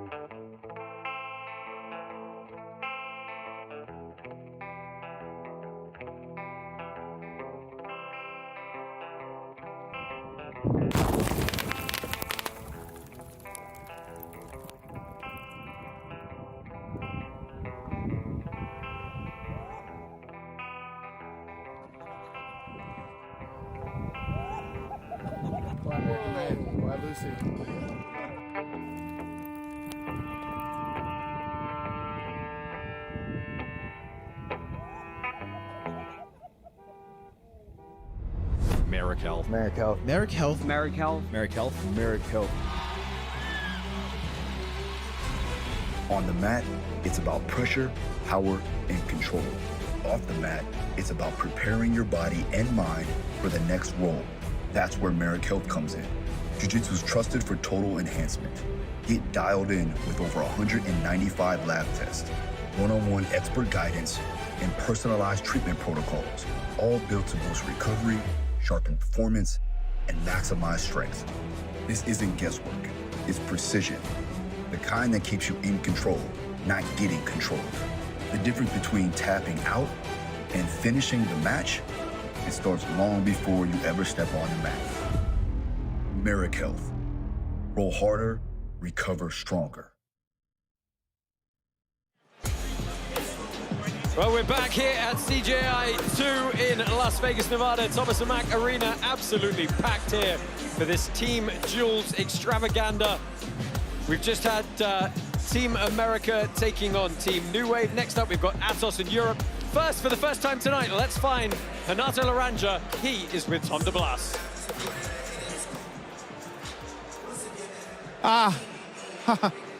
Fala, galera.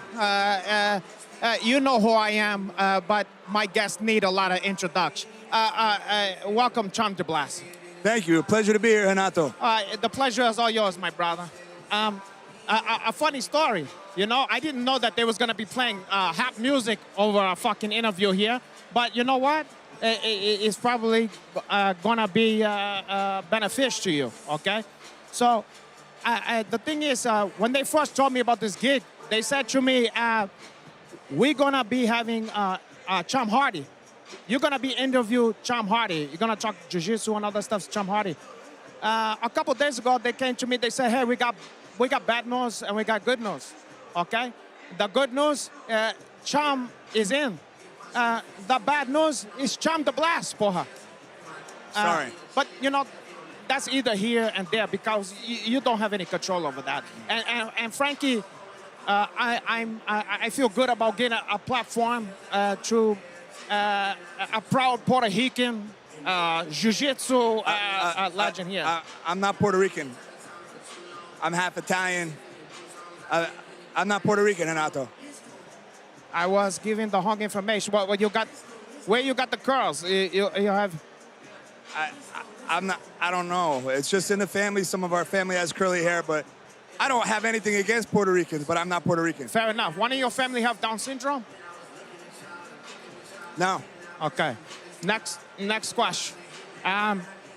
So it says here you have a string of 75 jiu-jitsu studio. Am I correct on that one? Yeah, 75 affiliate schools under Tom the Blast Association. Well, why people want so many of that one?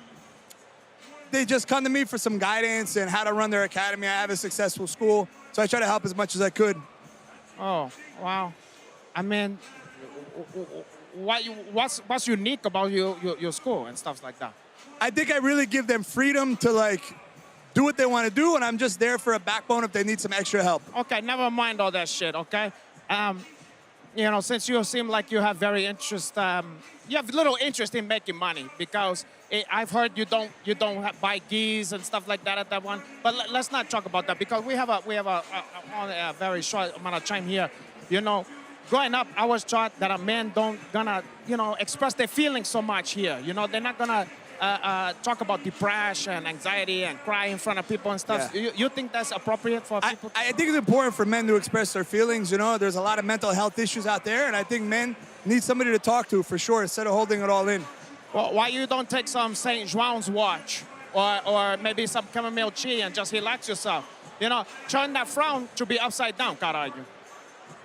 I mean, I think the more serious the issue is, I think you really need to dig for some extra help. Well, what kind of stuff have you experienced like that? I was sexually abused as a child. You know, I mean, that's not an easy thing. You must have been an attractive young gentleman. What? You know, I'm gonna leave you with one last thing because we have to hop up, but I'm gonna tell you this. Like they say, okay? When life gives you sexual abuse, you gotta make lemon juice. Thank you for the advice. I appreciate it.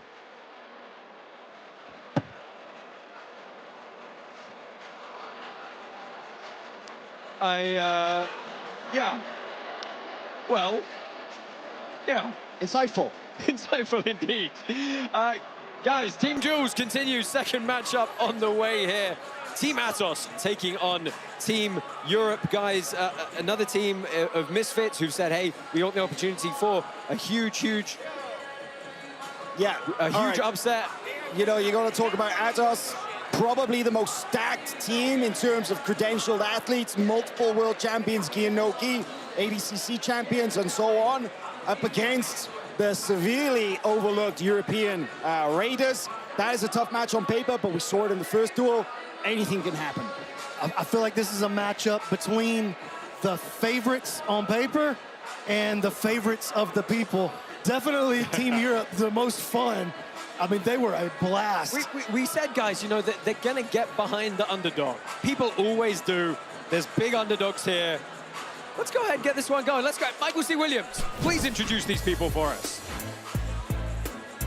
Ladies and gentlemen, tonight here at day one of CJI2, seen live and free by Craig's Director Worldwide on YouTube. One team has already advanced into the $1 million semifinal round, and now it's time for the night's second team duel. This is your second in the quarterfinal round. First off, we'll introduce the team out of the blue corner.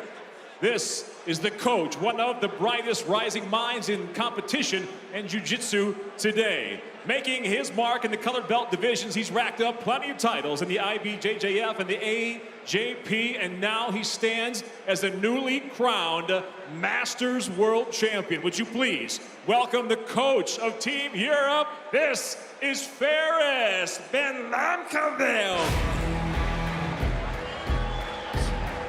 So Faris Benlamkaville makes his way here.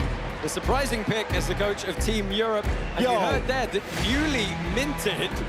This guy yesterday, he went ahead and won Masters Worlds and then rocked up in his gi and his medal. Yeah, and he's gonna get a prize for being the best dressed coach at this event. Look at that, Vegas style, baby. Is it Vegas or Magic Mike? I'm curious which way this is going. He could choose either. He's a man of many talents. And now on the other side of the pit, out of the red corner, we welcome the team coached by one of the greatest champions in the history of Brazilian Jiu-Jitsu. 6 times an ADCC world titleist, 6 times an IBJJF world title holder. Now he leads a team built on faith and the relentless pursuit of perfection and excellence. This is a living legend in Brazilian Jiu-Jitsu. Would you please welcome the coach from Team Atos. This is Andre Galvao. Well, another man coaching who needs no introduction, really. Andre Galvao, one of the most elite competitors in the history of Jiu-Jitsu. Oh, Galvao's a living legend. This guy's done it all. He leads Atos from the front. There is absolutely nothing that he asks of his athlete that he hasn't done himself. And he is such a great mind for Jiu-Jitsu. If you look at the actual titles won, this guy could. There's an argument for being called the most successful coach in grappling history.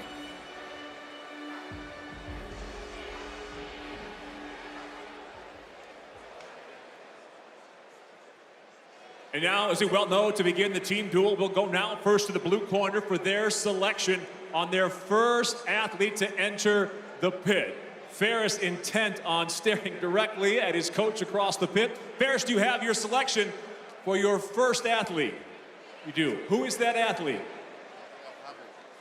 There it is. There's our first selection. Would you please welcome the first athlete out of the blue corner at 77 kilograms. He is the CJI Europe Trials winner. Please welcome Pawel Jaworski. Well, Pawel Jaworski is the first pick for Team Europe, under 77, just 21 years old.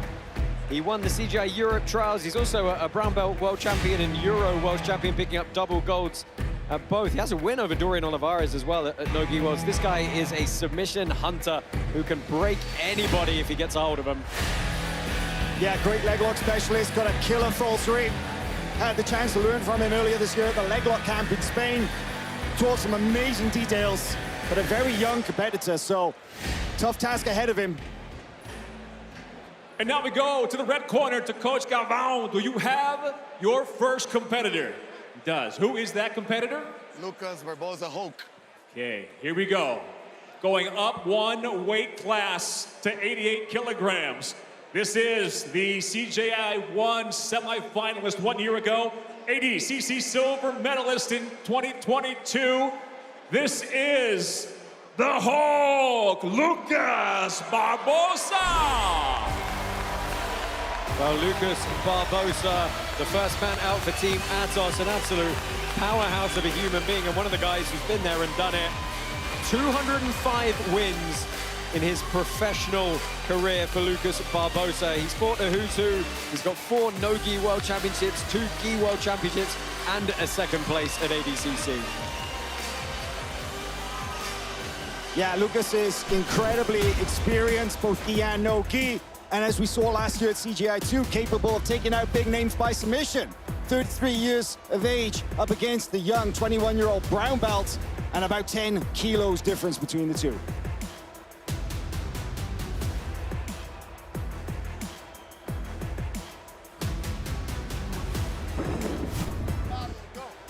something to make sure that they can put some fire in their eyes, in their hearts, so they can, go for it.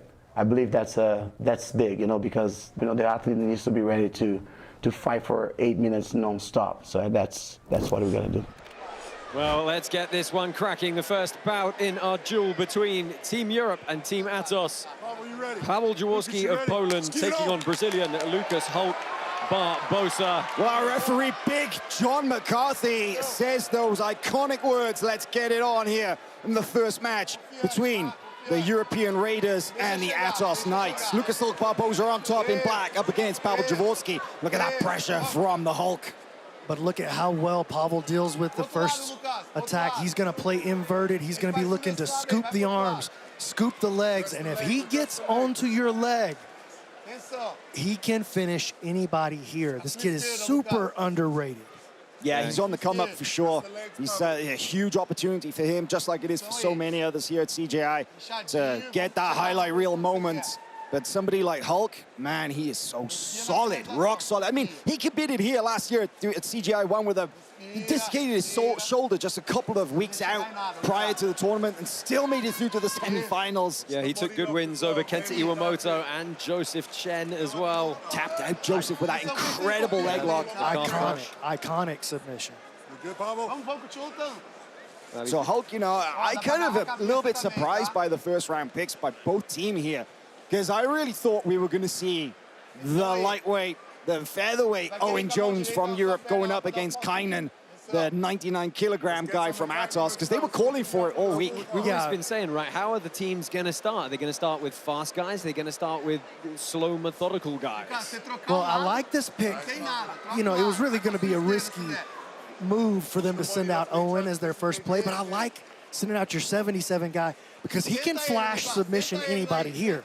And then if he can just take it to a draw and he takes somebody that's, a little heavier off the board, taking Hulk Barbosa off the board, even a draw here is a win for the Europeans. Yeah, you got to say on balance, right? If a lighter guy can outlast a heavier dude, it tilts the favor a little bit, even though it's a draw. And Europe's definitely got some people that are, super under the radar. Marcin Maciulewicz, the Polish Punisher, he can take out anybody, and he's their big boy as well. He's definitely a finisher. Yeah, then you got Ardila, 4-time trials champ in there as well. Yeah, you got some finishers on that European team, but you just got a rock solid Atos team. Diego Pato, Ronaldo Jr., Lucas Hulk, Kaynan Duarte, Felipe Pena.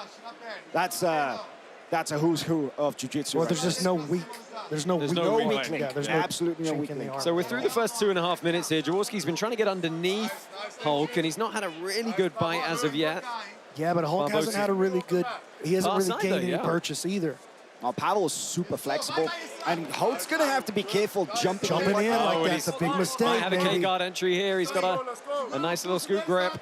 He's monitoring that far leg, able to smash him out of there. Nice. You know what you don't often see, though? You rarely see Hulk get drawn into the leg game. He's really good at staying away from it and shutting it down. It's sort of why it was so surprising, that submission last year against Joseph Chen, right? He suddenly went for this crazy leg entry and got the submission. Yeah, that surprised a lot of us.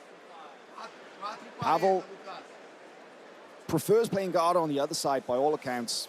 Obviously, he's going to be well-rounded, but I'm just so impressed with his flexibility. He's very long. He's got long limbs. That scoop grip on the leg. He's getting himself into position for some K-guard attacks. Yeah, it's just, can he get down and in front? Barbosa's getting his base so low here. Hey, listen, they don't call him Hulk for no reason. Right. He's phenomenally strong for his weight class, pound for pound. Well, apparently, he's one of the strongest. And look at that pressure right there. He's also historically really cut weight heavily for some of these divisions. We've seen him before where he's been, not at death's door, but incredibly drawn out. He went down to 80 kilos for CGI last year. That was a big weight cut for him. This is just a fascinating combination that Pawel plays here. He goes scoop grip under either the arm or the leg on the far side, threatens the K guard, and then on the other side, he's threatening that back step entry, that Kami Basami style onto the other leg, and he's getting the beginnings of the grips that he wants. But Hulk been able to shut him out so far, keeping those hips low and back. Again, going for the K-guard is Pawel. Now turns into close guard. Close guard.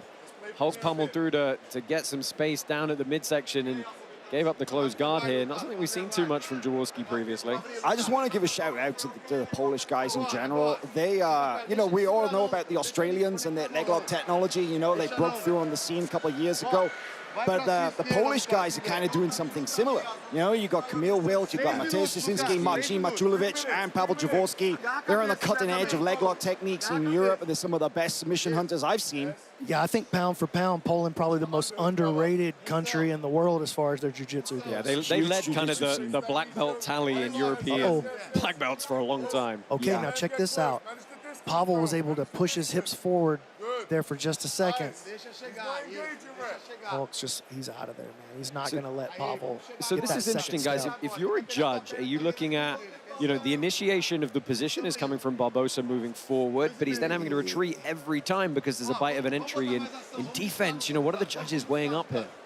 What are the judges weighing up? I don't know, but like if you ask me, I feel like this is Pawel's round. Yeah, this is Pawel's round. He's the one that's creating the connections that could lead to the next position. Hulk gets in there, Pawel creates a connection, and Hulk has to back out. Yeah, it's a tough one, isn't it? Because, like, Hulk is not, he's never really been caught in a compromising position. He's been shutting down the attacks early. But he's been putting on lots and lots of pressure, but hasn't found any real space or opening. You got to kind of ask yourself, who's getting the grips they want?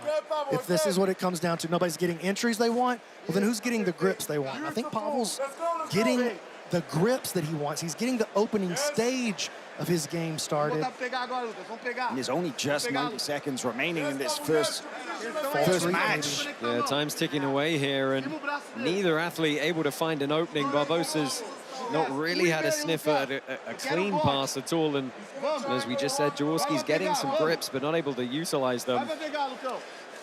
There hasn't been a massive tempo change from either athlete yet as we approach the last minute. Somebody's got to think about it, and Hulk trying to step over the top. Now look, if Pawel could just get into a position right there, that might be all he needs to win the round. I mean, or a wrestle up there might have done it for him on the scorecard. Yeah, good luck wrestling up and winning that engagement against Hulk, though. Less than a minute remaining, and Pawel's got a decent grip now to start going for the false reap, but Hulk puts his head, wedges it behind the knee, shuts that down early. Perfect response from Barbosa. He just gets so low to the ground, really closes off any and all space, even with the crazy inversion and flexibility, dexterity. He closes off all the space, but he also closes off all the attempts for him to do something dynamic in those moments. Oh, well, Jaworski gets it off balance here. There it is. He's in on a knee bar. That's going to be enough. Tie in here. That's going to be enough to win the round, though. Hulk was saying no. Well, 15 seconds left on the clock here. Hulk is probably going to survive, but that absolutely forced a meaningful active defense. But look at the position he lands in. Not enough to pass the guard. Wow, we go to a double elimination in the opening match of this duel. Lucas Hulk Barbosa and Paweł Jaworski stalemated out at the end, but it's another one the judges are going to have to think long and hard about. You know, and as we sort of alluded to a little bit earlier, guys, as we take a look at some of the replays. This is the only real moment of significance here. A turn towards a knee bar. Pawel doing a great job changing directions, following the flow, and Hulk doing a good job too. Keeps slipping, and you see right there, he's like, nothing's going on.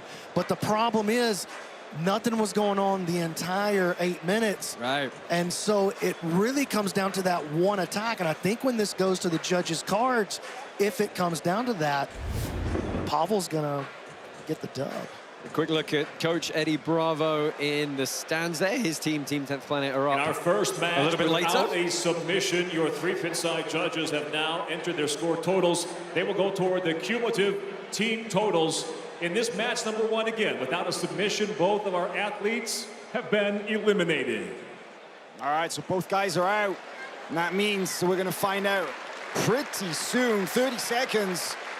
So we'll find out who the next guys are coming out. Still lots of options, guys. You got anyone you're thinking of sending out next if you're the coaches? It's a great question. Look at this little backstage view right here. See if we can get a sense. Owen doesn't look like he's coming out next. So. I mean, we know he wants to come out, but he's going to have to wait a little bit longer, like a caged tiger in the back there.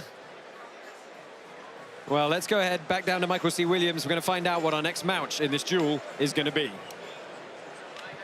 And now with two new athletes on their way to the pit, we go first to the blue corner out of Team Europe. He is the 2024 ADCC Trials winner, competing at 99 kilograms for us here tonight from Team Europe. This is Charles Negromonte. So Charles Negromonte is out next. Very, very established heavy hitter, 118 wins to 44 losses on his professional record. He does, of course, also actually, I believe, have a win over Andre Galvao back in the day in 2018.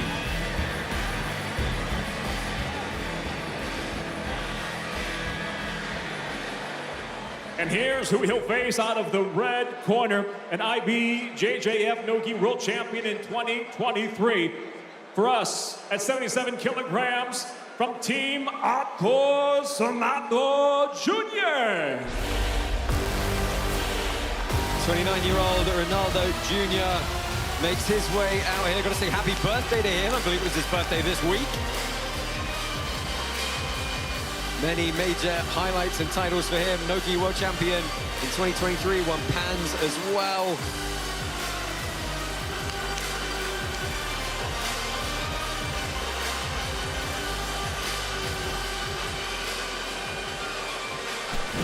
So tail the tape, going to be a bit of a weight difference in this one, about 20 kilos going the way of Charles Negromonte.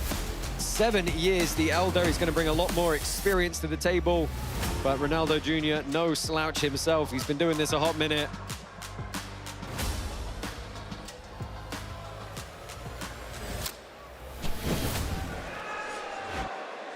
Charles Negromonte is an absolute powerhouse. This guy has wins over some of the biggest names in the sport, including our founder, Craig Jones. Yeah, Nogi Worlds 2017. But you know, Ronaldo is undefeated in the last couple of years in Nogi. He made the switch over, kind of like dipped his toes in Nogi a couple of years ago. It didn't go great, but he found his groove, and he's just been killing it lately. Nogi World Champion, undefeated on various professional events. And, you know, his nickname kind of earned it a couple of years ago. He's the human highlight reel because he can just pull off some crazy stuff. Absolutely one of the most dynamic, fun to watch athletes. Killer anaconda choke, and he breaks people with his pace. Yeah, it's crowd-pleasing jiu-jitsu, right? It holds up against those tacticians, but it's just plain old good-fashioned crowd-pleasing grappling. It is, but you know, Charles, man, he is so tough to take out. And as we saw at ADCC last year when he got his knee bar win against Isaac Michel, you know, turns out he can tap people out when necessary too, but he has spent years and years training with guys like Roger Gracie, Braulio Stima right there in London, England. And, man, you train with high-level caliber guys like that, you're going to work on a rock-solid defense. Yeah, right? he's been a black belt for 13 years at this point. Yeah, has the 36-year-old. Well, let's go ahead, catch up with our roving reporter, Phil Rowe. Phil, what have you got for us? Yo, man, I'm loving it, man. I'm Matt's side. This new format is kind of playing out nice. That guy, Pawel, I don't know who he was, man, but he was sticky. He got the Hulk up out of there. But these guys, man, Charles Negro, I don't know who that is, but I was going to root for him just because of his last name. But then the other guy is a black Brazilian, so I don't know who I'm rooting for in this one, man. Well, we'll give you another 6 minutes to make your mind up there, Phil. Thanks. Negro or Ronaldo? I don't know who to root for, man. It's staying on the feet thus far. Heavy collar ties. Nobody able to get an entry as of yet. And Negromonte, you know, he's the bigger guy on paper. It doesn't seem all that bigger yet, and he's not imposing that weight difference. Nah, Ronaldo's got a massive frame for a guy competing or representing the team at 77. Obviously had to cut a bit of weight for this. I think he weighed in right on the limit almost. Negromonte a little bit undersized for the 99. He's 94.5 kilos or 94.9, so he's not the biggest guy on the squad, but he's solid and strong, physically strong. Look at him pushing against Ronaldo now. When they get that pommel going, Negromonte, he's driving attacks that underhook so strong. He punches it, huh? Yeah, trying to get it really high and deep there, but You know, I think this is why we haven't seen Ronaldo pull. Now see a little look at the shot right there. Love how Negromonte catches it. Yeah, it was a head-forward power double, but he didn't really get a level change out of it. But it's so hard to sweep. Charles, his base is really, really, really difficult to budge. So this is why I think we're just not going to see Ronaldo elect to pull guard. But we could see a flying attack. Yeah, Negromonte made an appearance at ADCC 2024. He won the Brazilian trials and then submitted Isaac Michel, actually, before losing out to Chris Wojcik, who's in this competition for Team B Team. And winning Brazilian trials is no mean feat, man. That is a marathon to win that one. Our referee, Big John McCarthy, asking the athletes to pick it up a little bit. He's like, look, you're not giving us anything to scream for. We need something to scream for. I think that's a fair call there. It's not a wrestling tournament. We need to see some jiu-jitsu too, huh? Hey, we can see some wrestling. Just, let's get it going. Yeah.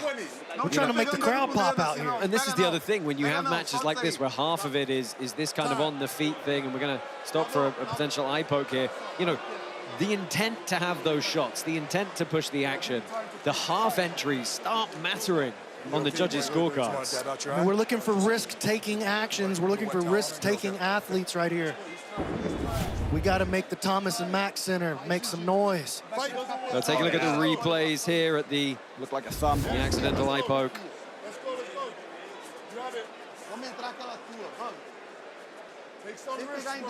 Hitting the halfway point now in this bout. Neither athlete able to make a dent yet.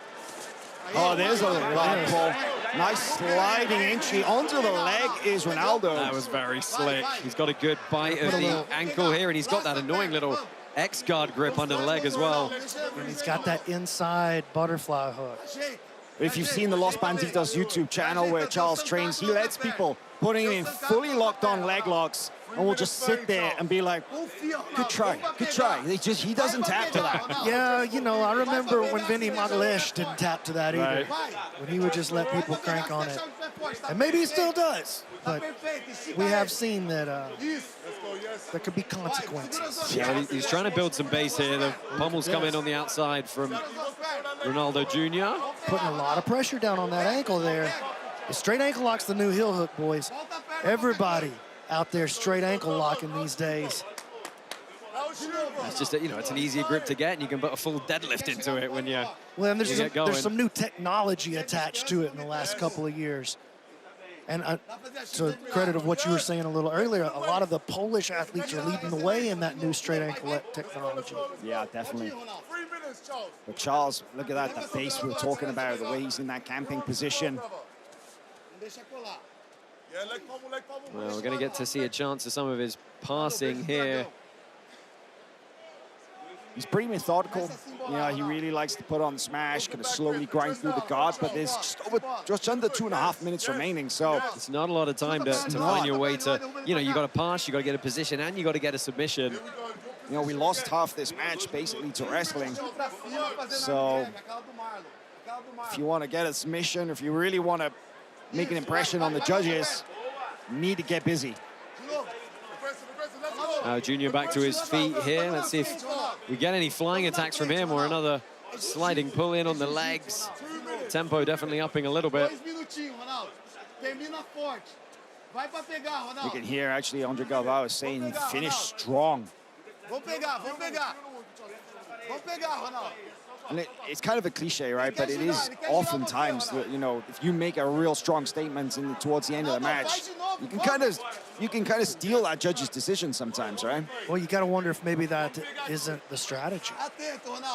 Oh, big pummel again. He works his way potentially to a body lock here, trying to get round to the back. Chasing the back again. A good defense from Ronaldo Jr. But oh, look at the kick out. He's got to get that one back. If you're Ronaldo, you got to get your get back right here. And he perhaps should have immediately gone. That kind of shot-reshot mentality. Disrupt the tempo a little bit. He can back him up against the wall here. Yes. Faz jiu-jitsu com ele, Ronaldo. Yes, Joe. Faz jiu-jitsu com ele, Ronaldo. Termina forte, Ronaldo. Now you can hear Galvao saying jiu-jitsu against him, not wrestling. But I think a little too late now. I mean, we basically got 45 seconds or so on the clock. Yeah, it's going to take something crazy like a flying submission to avoid a stall here. So, and my friends, if it goes to a judge's decision, I gotta think 2-0 Team Europe so far. Really? I think so. I feel like Pawel, I see a case for it, got the 10-9, and I feel like, he called him on, he goes for the counter, and that's going to be a takedown. I got a little too excited too quick. Yeah, Negromonte's accepted the bottom position here, so that's going to earn a takedown for Ronaldo Jr. 15 seconds left as he looks to scramble on top. There's the work rate from Ronaldo that he's known for. That was the work rate at the last 15 seconds, though. Like I said, strong statement right at the end can sometimes steal that decision. So what do you think? Are you still saying 2-0? No, I got to go Ronaldo now. That was because a clean that was double. It was a clean takedown. And it was the most interesting action. Like, if it's a takedown for each guy, that's probably the most interesting action. But, man, I think what we're seeing is the strategy of, I might have to just stall this thing out for 7 minutes, score in the last minute, and that's going to be enough to get a decision, because these guys are not even, like, nobody got close to a submission. Yeah, we get a shot backstage here of the dressing rooms. Owen Jones has got... I think I saw who's next for Atos. I'm not going to spoil it. No, we're not supposed to know. If you saw it, you may have noticed, but I think I know who's next for Atos. Totals have been added to the cumulative for the team duel. Without a submission here in our second match, both of our athletes have been eliminated. All right, so our second double elimination in this duel. Yeah, we've got about 30 seconds before we're going to find out who the two new athletes are. Yeah, we're going to get two old athletes. Brand new competitors. Have got to get out of the pit here to keep us moving along. And only 3 left on each team. It's got a chance of coming down to the wire again. Let's go ahead down to Michael C. Williams once more. He's going to announce who the coaches have picked for this third match. And now we welcome to the pit 2 new athletes. First, out of the blue corner, he is the 2023 ADCC Trials winner, top 4 at ADCC 2024, 66 kilograms. For us tonight, out of Team Europe, please welcome Owen Jones. Well, they went to the well on it, third up. Owen Jones, this guy is pure dynamite when he's on form. Had a top 4 finish at ADCC last year. He won trials with 6 wins and in 2023. He's a showman. He is, that's the point. He's the guy who called out the heavyweights on Team Atos. He's one of the most exciting athletes in jiu-jitsu right now.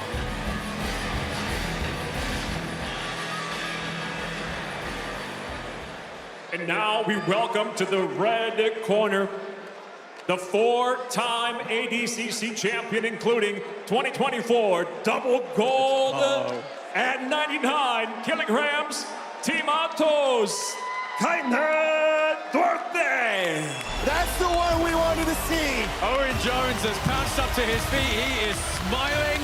It's the one he wanted. It's the one he is going to get. The 4-time ADCC world champion, multiple-time IBJJF world champion, the man in and under 99 kilos, none other than Kaynan Duarte. And Owen Jones is grinning like I've never seen. He is so looking forward to this, and now he's game face, but... Tail of tape for this one, 66 kilos Owen Jones, 98 kilos Kaynan Duarte, 32 kilo difference. Owen Jones, the young prodigy at 21 years old. Hal, you and I said this earlier, I can't believe Kaynan Duarte is only 27. He's done so much, but this is going to be an absolute barn burner. Let's get this one going. Guys, if you love the American dream, you're going to love the European dream more. We're going to come over, we're going to take down the top seeded guys, and we're going to make things happen. Well, Big John McCarthy's going to get us underway for this one. 8 minutes on the clock. Owen Jones, Kaynan Duarte. And guys, the question has always been, how fast is Kaynan Duarte going to start? Well, Kaynan historically is not a strong, he's not a fast starter, he's a slow starter. This is uncharacteristic to see him come out like this. and start throwing his opponent around. But hey, I'm sure he's aware. He didn't bite, but I'm sure he's been aware of what Owen's been saying. And he's like, yeah, get this little pipsqueak out of here, you know? Oh, he's very aware. I made him aware during the interviews yesterday. And I said, what's going to happen if you get your hands on Owen Jones? And he said, I don't think he's going to like it very much. But here's the problem, right? If he gets drawn into that scrap, it opens up scrambles. It opens up entries for the smaller guy. Well, if Owen Jones was going to win this match, where would it happen from? It's going to be the legs. It has to be the legs. Yeah. And if there is one historic weakness that Kaynan has had, he has been caught with the leg locks when people least expect it, against opponents who are considered underdogs. And, you know, there are times when we almost see, like, two different versions of Kaynan also. That's 100%. It can be Kaynan, the world beater, or it can be Kaynan who gets caught looking flat, looking just completely out of his game. It is a little bit bipolar sometimes like that. Owen able to keep Kaynan's weight off of him right now with his open guard. Kaynan got both hands on the ankles. He's going to look to put some weight down, but every time he goes to do that, Owen inverts. Yeah, Duarte started very fast, trying to collar tie, club him, bully him around, but this is the more methodical process we've seen from Kaynan. We see him just lean weight on people, really tire them out, just crush through that knee shield. Those double ankle grips are very interesting, and they're definitely making it difficult for Owen to get his leg entries. Very smart strategy. He is from attempting Kaynan. to initiate the whole time, though, from the bottom. Absolutely, yeah, of course. He's not going to wait for Kaynan to just walk into his guard, right? He's going to have to chase after him. Owen Jones doesn't know how to have a boring match. He has no idea. He's never even heard of it before. So this guy, he's going to stay on the move the whole time. And every little off balance that he gets is a moment. It's a flash in time where he could make magic happen. Yeah, but Kaynan's controlling his levers, and that's really tough to get anything going if he can't use his legs like that. Now that's better. Yeah, look at that, sits him sitting down Kaynan's as well. hip, yeah. Threads in the bear trap. Yup, he's got him locked up there, and this can Good really slow little down tangle. Kaynan's movement. See Kaynan trying to punch and smash that top knee down. Owen doing a good job when he's in this position. Definitely you want to use the right leg in this case to create your movement. Scoop yourself underneath. You kind of want the spine on the mat. You don't want to be flat, but you do want your spine on the mat so you can move weight with that ham sandwich bear trap game. And Kaynan can't go chest to chest right here. You know, that's really going to save. Oh, he's trying to now he crush him can. here. And he actually... He made the grip. Yeah, the hook in the back of the knee is free. 2 frames, though, in their knee shield, and exactly not able to put that weight down, utilizing that bear trap ham Sammy game very, very well. We're a little bit over 3 minutes through this one. I mean, look, you want to see some cool stuff from Owen Jones, go back, look at the start of his ADCC 24 campaign where he subbed Gabriel Souza. Incredible. That was an incredible This is a lot better now for Kaynan. And then he busted through the knee. Only the frame remains now. Owen does have his butterfly hook on the inside. He's okay. Oh, nice Saved it at the recovery. last second. And as long as he can continue that, he can stay in the game. And even drawing this out to a double elimination is a Surviving massive 8 win minutes. for Team Europe. We're right at the halfway mark now, and you know, we didn't talk about it that much earlier, but we talked about it, you know, between ourselves. And sometimes it's actually a little overlooked that it's difficult for a big guy to go up against a little guy. Yeah, he's got the size advantage, he's got the strength, but little guys can get into positions that big guys can't, and sometimes they're not used to they're that. flexible, they can shut their space down. You just can't get into the gaps Squirt through between the these knees little and elbows. holes that nobody else can squirt through. They're not used to that. Yeah, the little guys are squirmy, they're used to getting crushed and put under pressure. Well, Owen Jones is certainly having trying to that put happen something right together now. here. He's slowly getting a little bit more compromised. Top leg acting as a knee shield, got both his elbows in, got good discipline, but Kaynan's putting on a lot of weight here. The back starting to flatten out just a little bit, which is going to render that knee shield useless on the other side. A 70-pound weight difference in this bout. The weight's getting heavier and heavier. 3 minutes to go. Exatamente 3 minutos. Exatamente 3 minutos. Respira e vai chegando. Duarte still trying to be methodical with the pass here. He's got that grip over the shoulder all the way down the lat. trying to just scoop and keep it very, very tight to him, but he's having trouble freeing that leg here. That elbow over the back of the head as well makes it difficult because Owen can't extend and use his knee shield to make space. You know, he's crunched up in that position right there. It's tough.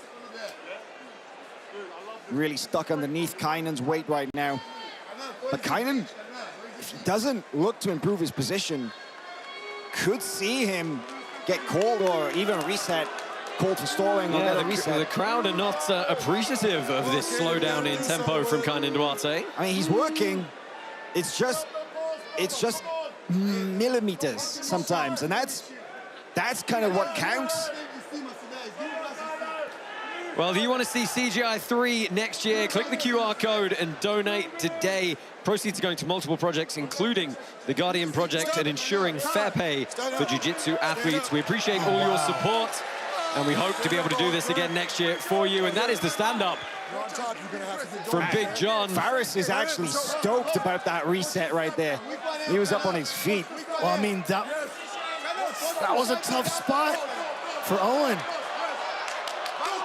Feeling the pressure again, forced to pull guard. Owen avoided the guillotine. That's one of Kaynan's main weapons. But now he's stuck right up against the pit wall. Yeah, he's got his head off of the wall, though, and that's going to give him an opportunity to spin or move in both directions. Oh, Duarte had the knee cut for a second, but through, though, he's going to save that one. Nice job by Owen. Approaching the final minute here, and this has kind of been most of the story once the leg the leg entries and the off balances from Owen Jones slowed down. It's been Duarte getting a little bit closer each time to a pass, but not able to complete one as of yet. But over back grip for Kaynan, trying to put some pressure down. You hear Faris in the corner pushing on Owen.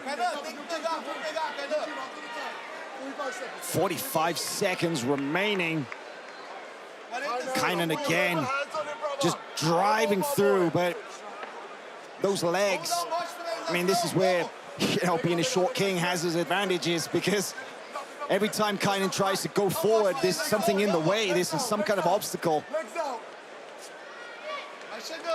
Owen Jones coming out in the middle of the lineup for Team Europe. 17 seconds left. That recovery as well. That top knee saved him. And he's even grinning. Look at that. Owen Jones. It's definitely loving it. He's going to take it as a win here. He survived 8 minutes against one of the most prominent ADCC champions in history. And now you have to consider, how does that match get scored? Oh, it's so hard. So hard, but for him, that's the moral victory. He went 8 minutes head-to-head with the 4-time ADCC champion, Kaynan Duarte. That's incredible. Well, hard counts on the clock. It's going to be a double elimination for both these guys, and we're going to be down to the final 2 athletes on each squad. Guys, we're having a fantastic night here at the Thomas and Mack Arena. The crowd has been filling up. It's been a great atmosphere. You guys feeling good so far about all the action? Hey, so far, so good. This matchup that we just watched, absolutely chaos, man. I mean, the matchup, it didn't involve that much action, but the tension because of the way that it all played out. And that's our 3rd double elimination in a row. Owen Jones stuck to the rule book that Coach Faris gave him. Stuck to the game plan, right? Stuck to the game plan and took out Kaynan Duarte, 4-time ADCC champion with a double elimination. That's huge. The judges score That's huge. for the match to For the him, team total. that's as good as a win. And he's so happy about it. Even Kaynan's kind of joking about it. He knows. Yeah, he knows. But even Kaynan's kind of laughing about it. Well, we got 10 seconds left here. Let's find out who the next 2 athletes are going to be. There's not many left to choose from. But we're going to find out right now. Let's see who's next. And now, we welcome the athlete out of the blue corner from Team Europe. He is the CJI Europe Trials winner, an ADCC Trials winner at plus 99 kilograms. Please welcome from Team Europe, Marcin Maciulewicz. The Polish Punisher at over 99 kilos. Won the CGI Europe Trials. He did, of course, win ADCC Trials as well. Fell to Nicolas Marigali in the first round last year. He's won no-gi worlds a couple of times, and of course no-gi Europeans. This is my boy right here. Marcin is my dude.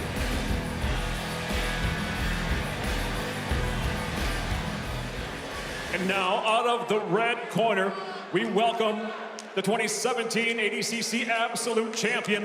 In 2024, he was the ADCC Plus 99 World Champion. He's the wild card pick for Team Atos, Felipe Pena. This is very interesting indeed. The wild card, Felipe Pena in a plus 99, 33 years old. Battle of the heavyweights. Yeah, extremely prominent. Multiple-time ADCC champion, multiple-time world gi and no-gi champion. 161 victories in his professional career. But there's always a question again as he gets on and older in his career. What version of Felipe Pena are we getting? Taylor tape for this one, battle of the heavyweights, all fairly even, couple of kilos advantage to Felipe Pena, that 33 years of age, giving him a fairly hefty experience advantage. But as we've said before, the Polish guys, you know, they can just take out anybody at a moment's notice. And Marcin is a finisher. That's the thing with him. He's a submission hunter. Yeah, he competed on your event, PGF Season 7. Had some great performances there, Brandon. All the way into the semifinals. We got to watch him. I got to see him 14 times up close. And this guy is an absolute monster. I'm just going to let you talk for this match then. 8 minutes on the clock. Dreads for Marcin Maciulewicz from Poland. Felipe Pena in the all-black. Listen, Pena, again, is not the quickest of starters. Again, quite slow and methodical in his kind of approach to jiu-jitsu, whereas Marcin, definitely more of the guy, the kind of opportunistic submission hunter. But you want to talk about experience, Felipe Pena, like you said, you know, he's 33 now, and he's been in the game a minute. I think he won his first black belt world title way back in like 2015. So he is extremely accomplished. You don't get to the position that he's in by accident, and there's a reason Andre Galvao called him as the wild card for Team Atos. Some heavy collar ties there, trying to get the foot sweep going. Marcin just got this look on his face like he knows something everybody else doesn't know. Well, he's just loving this opportunity, you know. Even at the CJI trials, I spoke to him after that in London, and he was just so hyped for the opportunity. And, you know, he's pretty... Okay. He's going to get a warning for using the head, but let me ask you this, guys. If Marcin gets a bite on the legs, is Pena up to speed? Is he going to be on the ball? You rarely see Pena get caught with a leg attack. I can really think about like Tex Johnson diving on it in Kasai that one time, right? But it rarely happens because he's got such a great leg game. He's very aware of those positions. He counters to the back so well when you do it. Seen that a couple times, right? Oof. Well, that foot sweep turned into a low calf kick for sure from the big boys. And you know, Marcin is your typical stoic kind of Polish guy. He doesn't give a lot away sometimes, you know, a little, not very emotional, but that changes when he's in on the mat like this. I'm surprised we haven't seen more wrestling from Pena. He's been working on it a lot. You'd think that he would probably prefer to put Marcin down and maybe work from there. Well, you know, I think a lot of this is these guys are not necessary. I mean, I know they're thinking and they're taking it's 8 minutes, but they're used to having matches that are so much longer and matches where you really, it benefits you to tire the guy down and then score on points maybe later. Look at this. Marcin getting active. He's got to watch his back right here, though, man. Again, Pena's so good in countering. Can he get him off balance? Big split squat sprawl from Pena. Marcin doing a good job. He took his foot off of the hip, though. He was keeping his foot planted on the hip to stop Pena from progressing. Now he starts to open something up, but Pena's got a scoop. This is where Pena's so good at hitting that back take, though. Marcin's got an ankle lock grip, it looks like, but... Yeah, but he's going to get stacked horribly here. Pena's separating the legs. Oh, he's got a bite, potentially. He could get belly down with this thing. He could create a lot of pressure. What a great attacking sequence for the pole. This is smart by Marcin, trying to get his feet back to the inside, now back into this DOA. Driving pressure, Pena just eating it, though. He's not letting it go as of yet. Keeps having to re-pummel and trying off balance. Oh, this could be something. He just needs to get 3 points on the ground. If he can get both of his knees and his head down while his hips got some height built, he can drive in, and you can break anybody's leg like that. It almost doesn't even matter what grip you have. 2 points. He's got the plus shotgun the head grip on the ground. Well, he had the shotgun grip there briefly. He's got to watch his back here now. He's still in a good attacking position, but Pena's starting to establish better posture. He's hitting his ankle a bit better now. He's got some weight on it. He had some weight on it briefly. Marcin's adjusting. Marcin's adjusting, but here we go. Oh, here we go. Keep the fire! Yes! Don't go for the heel! Don't go for the heel! Don't listen to this Well, you hear the corner saying, don't go for the heel. And it's good advice, man. It's good advice, because as soon as he changes to the heel... Oh, he lost the grip. And this is where Marcin's got to be very careful. Pena, obviously a very good guard passer. Marcin's guard untested against this level of passing. Does Maciulewicz get back to his feet here, try and enter from up top again? Well, he's going to keep attacking the legs. Here we go. Straight back in, looking for the K-guard entry, but Pena's got good control. Oh, no, there it is.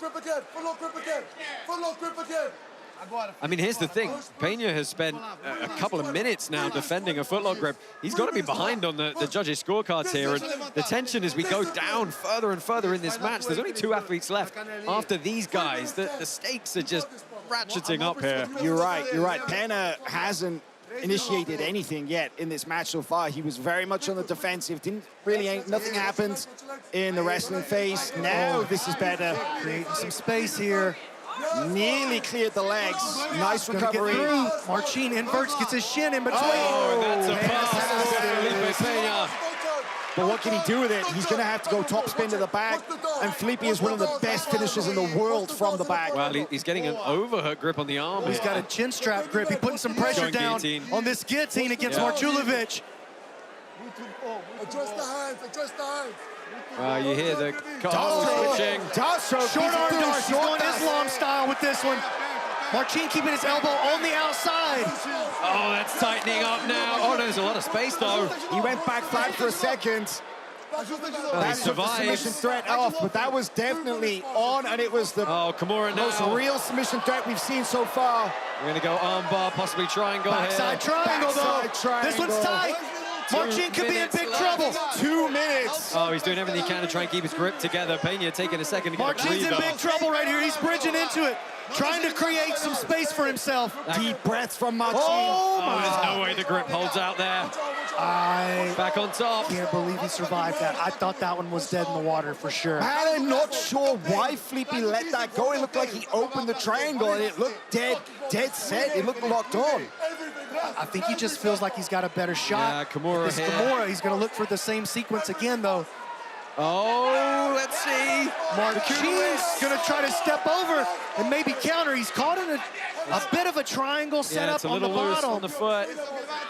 Minute 20 left here. Marcin got to attack the legs here. Got to tie him up again here. They're slowing down a bit now. They You are can see absolutely it, right? slowing down. Well, Marcin maybe got a little overzealous. Didn't end up paying for it. Man, Felipe now definitely ahead on the scorecard after that deep backside triangle. No question about it. Marcin still got time kicks, to work. wrestles up, does a little dance. Well, we're into the final minute here, and one more chance for these guys to seal the deal. If we survive 45 seconds, we're going to go to the final match. It'll be Diego Pato taking on Paul Ardila. That would be wild. 4 double eliminations in a row. Europe against Atos, who would have thought it? We said the same earlier, though, right, with New Wave and Americas. I'll tell you who definitely thought it. Ferris. Yeah. No question about it. 100%. 100% believed, and the rest of his team believed that they were going to come in here and play the spoiler for this event. Well, 10 seconds left here. Chance for one last shot, one last entry. I don't think we're going to see it, though. The heavyweights at plus 99 kilos. Pretty much spent at this point.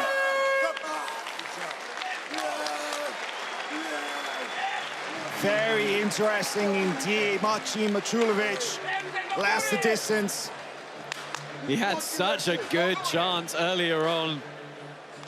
And you have to feel for him if he hadn't given up. The backside triangle entry, possibly the Kimura as well. And definitely evened the score. It was just the guard passing, the accumulated pressure of the passing for Pena is what put him in a position to be able to do that.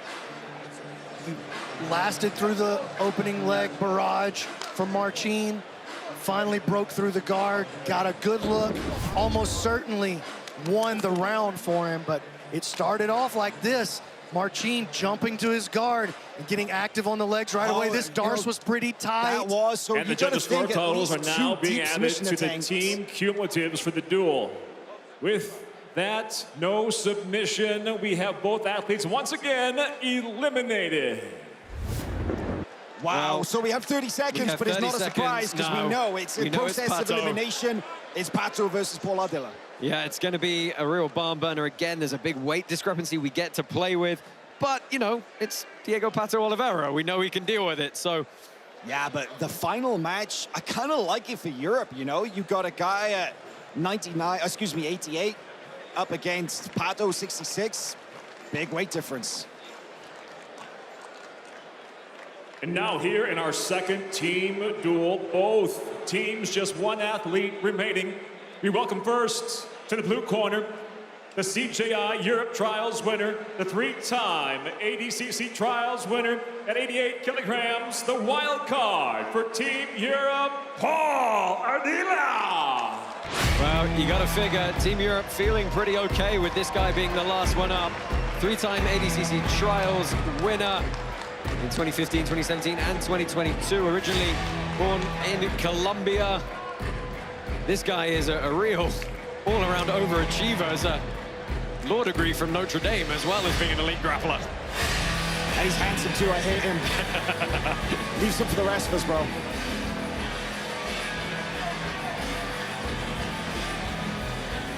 In this match, to conclude the quarterfinal, it's wild card versus wild card. Coming out to the red corner, the six-time IBJJF World Champion and 2024 ADCC silver medalist at 66 kilograms, Diego Pato Oliveira.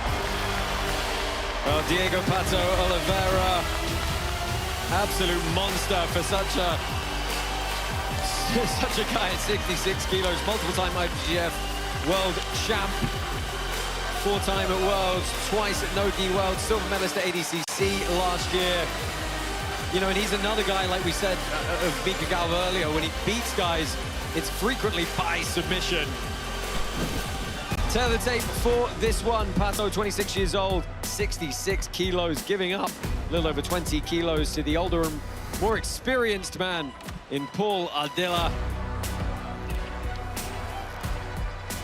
Man, I'm pretty stoked for this match right here, and I think it's a good match for Team Europe. I mean, Pato is incredible. He is such an amazing competitor, but the size difference is a big factor. It's one to deal with, right? And we don't often see Pato do absolutes.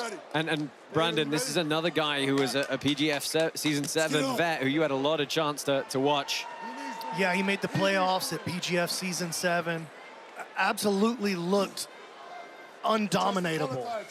And so that was at 205 pounds. Yeah, Paul's a huge, huge difference. And Paul, no stranger to the leg game himself. He used to be known as a wrestler, but you remember that epic ADCC Trials run where he came out and just leg locked everybody in like a minute and a half. Yeah, he's super technical. Yeah, he trains with Roland Carnero in Atlanta, Georgia.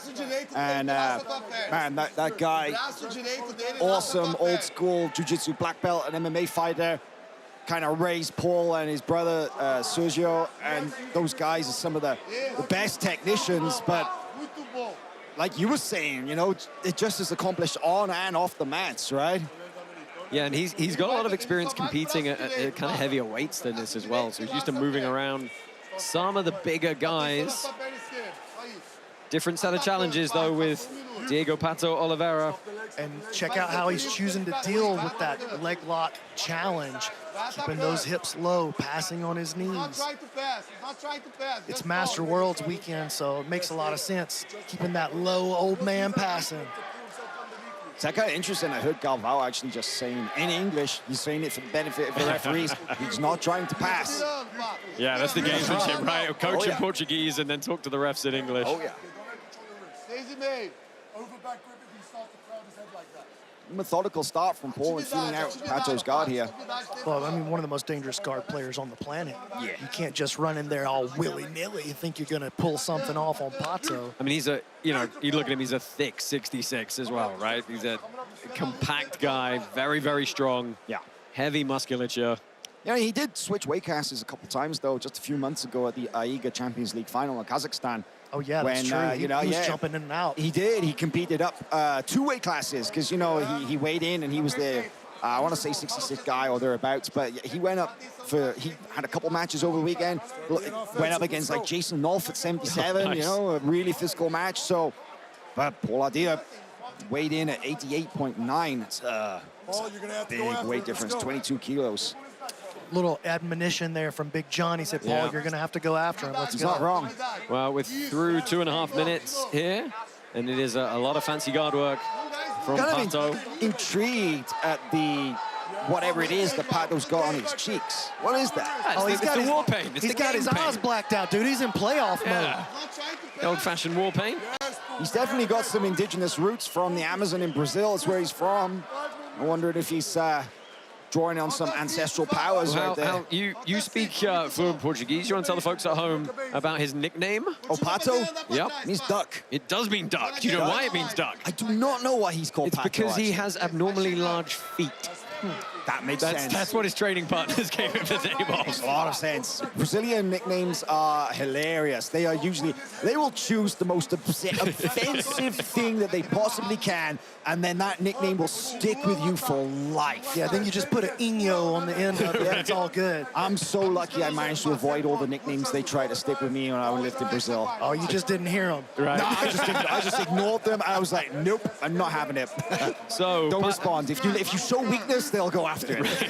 Pato working his guard on the bottom here. Ardila has not been able to find any kind of meaningful passing posture as of yet. And this is the last match in this duel. No submissions at all. We've got to start thinking about how these were scored as well. 5 double eliminations.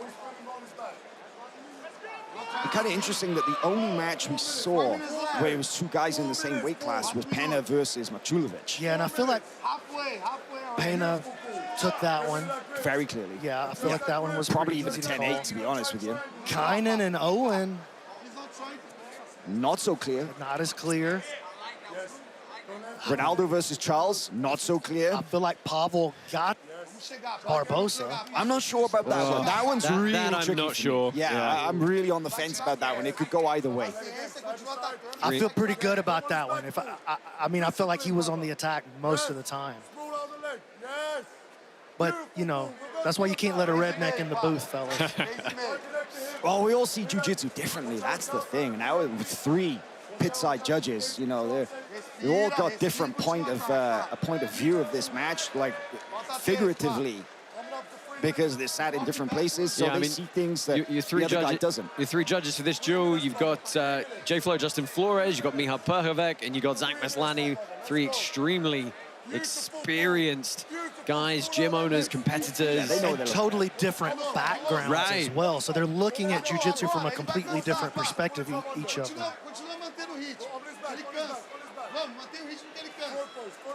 Well, just under 3 minutes left, and okay, reset. Oh, that's a warning. Yep. Not an official point. It's a warning. Yeah, I think it should have possibly been an official warning, but back to the feet we go.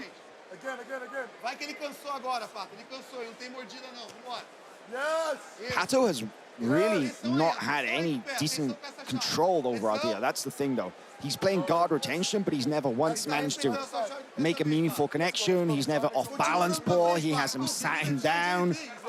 Yeah, you know, Ardila had such an interesting take on his training. His work schedule really only allows him to train at maximum once a day. You compare that to the guys like Pato who are racking up 2, 3, 4, 5 times. He said it just means that my training has to be so much more focused, so much more targeted, and I have to really make it worthwhile, and he credits that with making him better and better as he ages. Quality over quantity. Galvao getting very frustrated in the corner for Team Atos.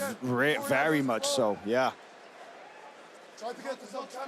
I think he's frustrated that Paul is kind of not attacking a little bit because he's kind of sticking in the pocket and he's shutting down everything that Pato's trying to do. But sometimes you need a guy to commit to actually get something going, right? Well, that and the rules allow for this. The rules allow for this. You can't be upset. I mean, it looked like Team Atos was kind of doing the same thing a little earlier, like, let's wait till the last minute, let's get the definitive takedown, the definitive score. Pato, it's the only time we read action. Yeah, that's the only real time we've seen him force a big reaction from Ardila. 1 minute to go. Man, Galvao has both his hands up, kind of just like, what's going on? Paul may try to enter the leg right there. You better be careful. He's being a little bit nonchalant there in how he's pulling out and getting away. But he's got to have some offense as well. He can't keep hanging back. So, you guys, let's go back to that Pawel versus Hulk Barbosa match. If you score that one for Barbosa, then you got to score this one for Ardila. They're pretty much the same match, right? I don't know. I feel like Jaworski had better grips. And I would say that Hulk put way more pressure on Pawel from top as well, whereas Paul has never really got past the kind of the halfway mark. Well, for the first time tonight, it does look like we're going to see a 5-team double elimination. It's always a possibility. We didn't really expect it to happen. Paul finally diving on a leg right in the dying seconds there, but nothing happening. And a stalemate through the end. Pato, I think, frustrated as he heads back to his corner there. Gonna be a judge's decision.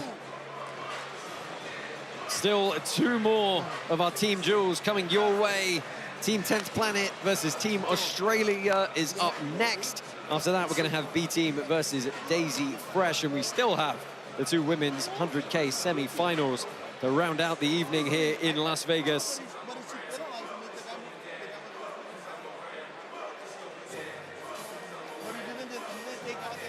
Both guys pacing, but as previously, we're going to get all the members of the team back out for the...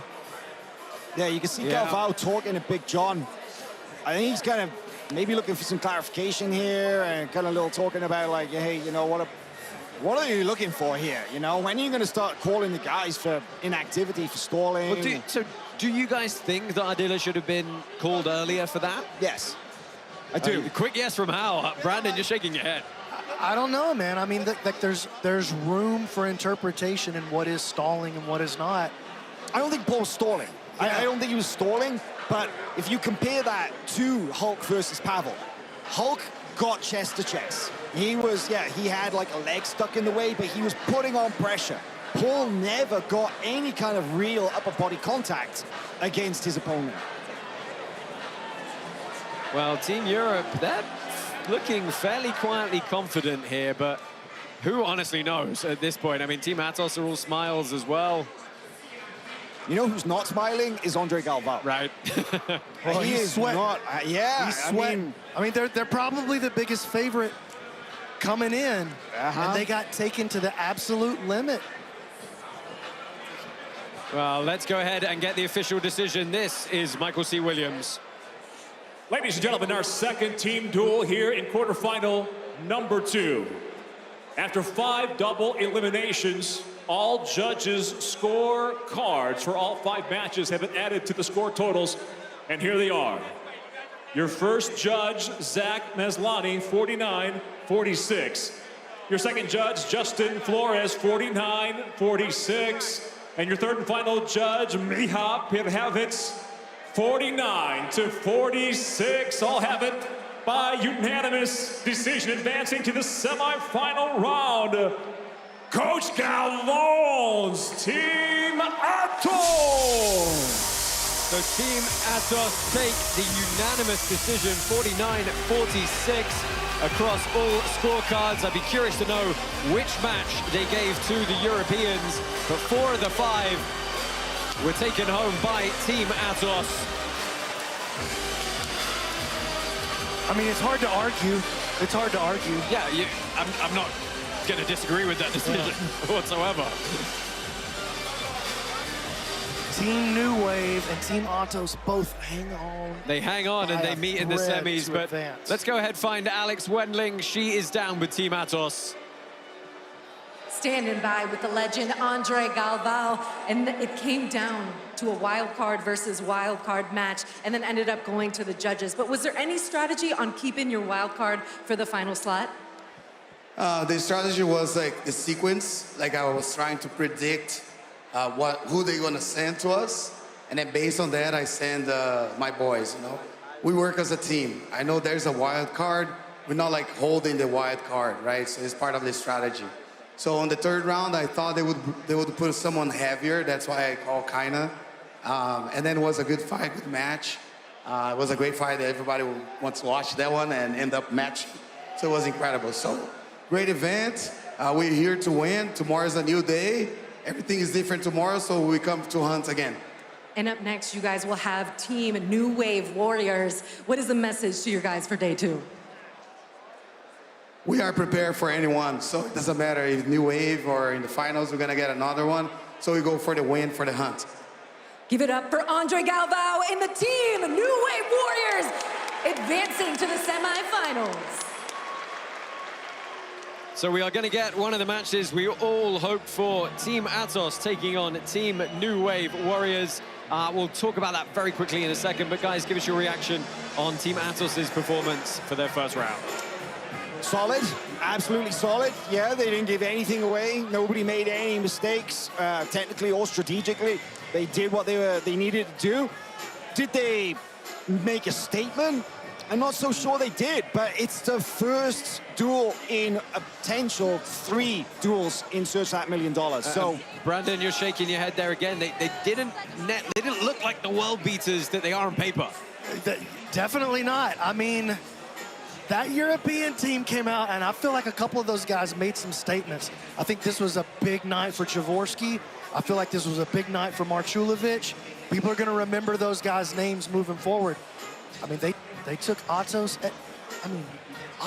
and New Wave both down to the wire to find out who goes to the excitement, anticipation of this format, and that's one half of the bracket. We've got the second half of the bracket still to come. Next up, we're going to have Team 10th Planet taking on Team Australasia. Stay with us here for more action from the CGI pit here in Las Vegas. A very quick commercial break coming your way.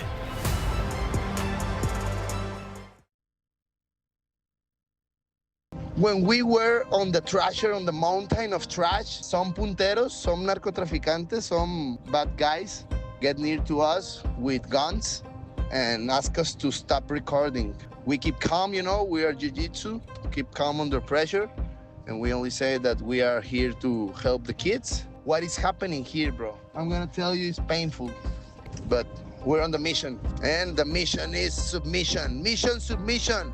We have to submit all their doubts, the way of thinking. We're gonna submit that. All the bad in their lives is gonna get submit.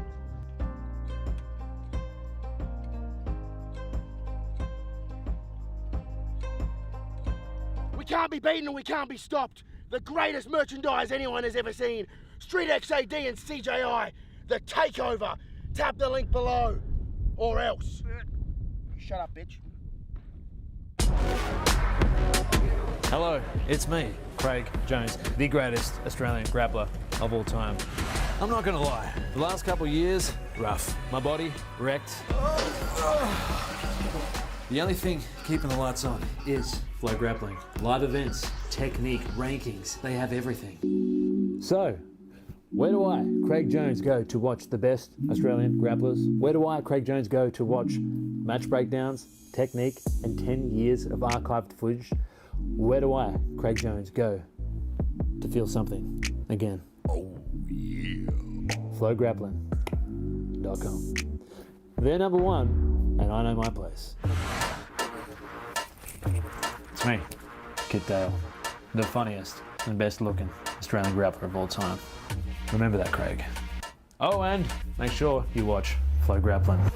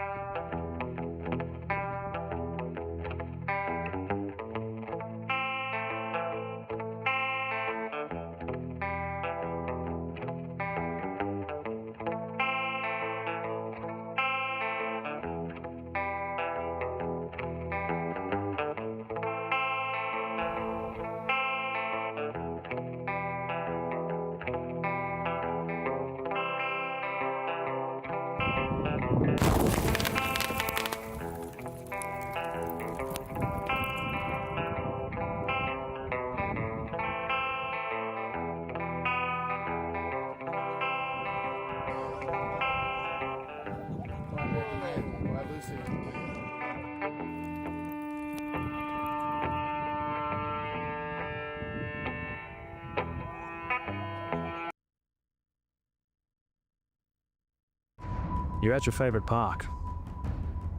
And you're waiting for Sarah to come down the slide so you can show Renee your moves.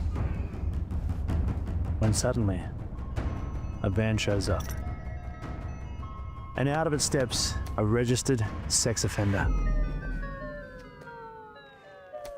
And he starts exposing himself. What do you do? Hold me still, mister! Ah! Attack the vital parts. Rick Dale here, head instructor and two-time World Pro champion. Most people can't see past the warrior in me, but I'm also a poet. You wrote all this yourself.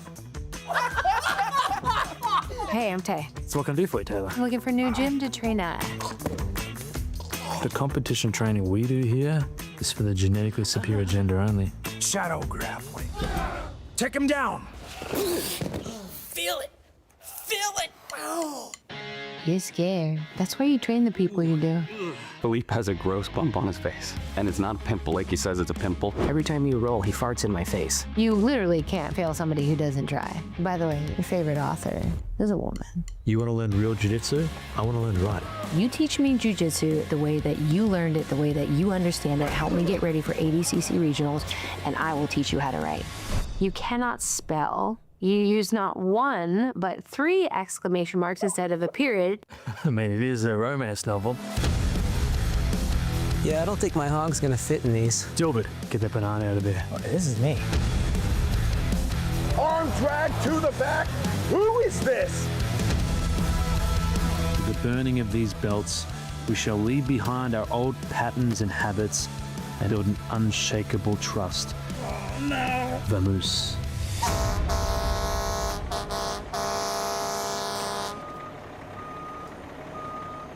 Well, I guess in hindsight, that wasn't the best idea. Do I have any potential in jiu-jitsu? I've never seen anyone like you, and I don't mean that in a good way.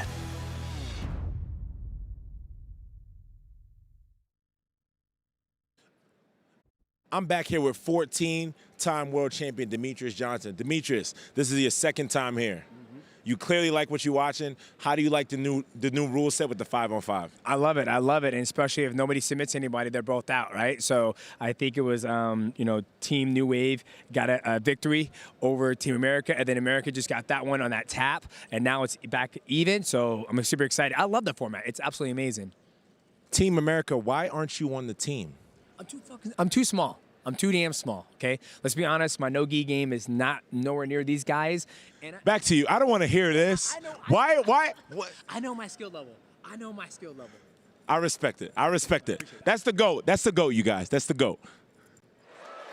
Well, we thank Demetrius Johnson, Mighty Mouse, for his support here at CJI. It's been great watching him transition to jiu-jitsu. We're here in the Thomas & Mack Arena live in Las Vegas for CGI 2. Before we get on with the action, we're going to quickly join Alex Wendling. She is Matt side with Jocko. I am with a die-hard CJI fan. It is Jocko Willink in the building, and he has taken all the energy in after an insane 2 first duels. What is your takeaway? You don't know the scorecards when they go to the judges. Do you like that element? Well, I like that element, but I would not leave it in the judges' hands, and I'd be trying to tap people out for sure. I definitely think we're gonna have some submission hunters ahead. When it comes to the big news about the highest paid women's grappling bracket coming up, what do you think this does for the sport of women's jiu-jitsu? I think it's amazing, and the 4 competitors they got are all incredible, and it's great to see the women taking the stage. As you know, all my daughters are grapplers, so it's awesome to see these women breaking down the door and bringing women to the forefront.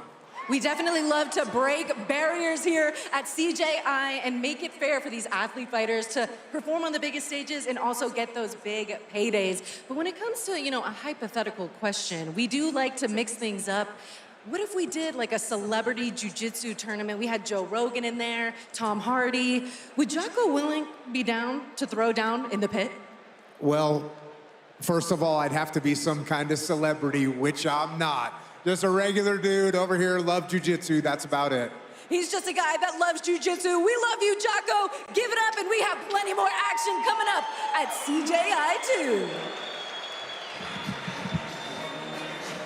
2. Well, thank you, Alex. CGI 2 in full swing here on our second half of our bracket. Brandon, next up, we've got Team 10th Planet Aliens, taking on Team Australia, the Misfits. This is another really fun one. You've got the homegrown team in 10th Planet. All those guys are your boys, right? and then we've got Team Australia, which has got this great team put together with the wild card and Fabricio Andre. Well, I think that Fabricio's definitely the X factor for that Australasia team. He can come in and worst case scenario, take pretty much anybody to a draw, anybody in the entire tournament. This guy is definitely the type that is a giant killer. Also one of the most fun. I love when he walks out and charges it up, you know what I'm saying? His Naruto tribute. On the other side of the bracket, though, Alan Sanchez, really the X factor for me. I think he's way better than people realize. Obviously, we know about PJ Barch. Ryan Aitken, I feel like, has really been getting his flowers in the last especially in the last year or so. But I think it's Alan Sanchez, the surprise hunter on Team 10th Planet. I mean, the one thing I'll say about Team 10th Planet as well, you got 3 guys with a lot of experience in quintet competition. You got Gio, you got PJ, and you got Kyle, who all have been out on that stage before. They know what it's like. On the other side, the Australasian team, especially with Coach Lachlan Giles, very, very analytical mind for jiu-jitsu. He's put together a very strong team. I'm very excited to see how they do under this particular rule set. Well, let's go ahead and get this one cracking. Michael C. Williams is here to introduce Team 10th Planet and Team Australia, the Devils. Real exciting matchup this. Lots of options at every weight class. Tonight here at CJI 2, Day 1. 2 teams have now fought their way through to remain in contention for the $1 million semifinal round coming up tomorrow. But tonight here, the battles continue as we go now to team duel number 3. This is quarterfinal number 3. And we'll welcome out first, as always, the blue corner. He's known as one of the top Aussie competitors of his generation, a mentor raising the next generation of elite grapplers. And he's the man responsible, yes, it was him that awarded the black belt to Mr. Craig Jones. Would you please welcome the man respected for his deep technical knowledge from Melbourne. This is the coach from Team Australasia, Lachlan Giles. Well, Lachlan Giles makes his way out to pit side. A real crowd favorite in jiu-jitsu. Has an extremely technical way, and he breaks things down as a fantastic medical sports science background as well. He made waves himself as a competitor with an amazing run at ADCC Absolute Division a few years ago. Just heel hooking everybody, really leaning into the new meta of leg locks.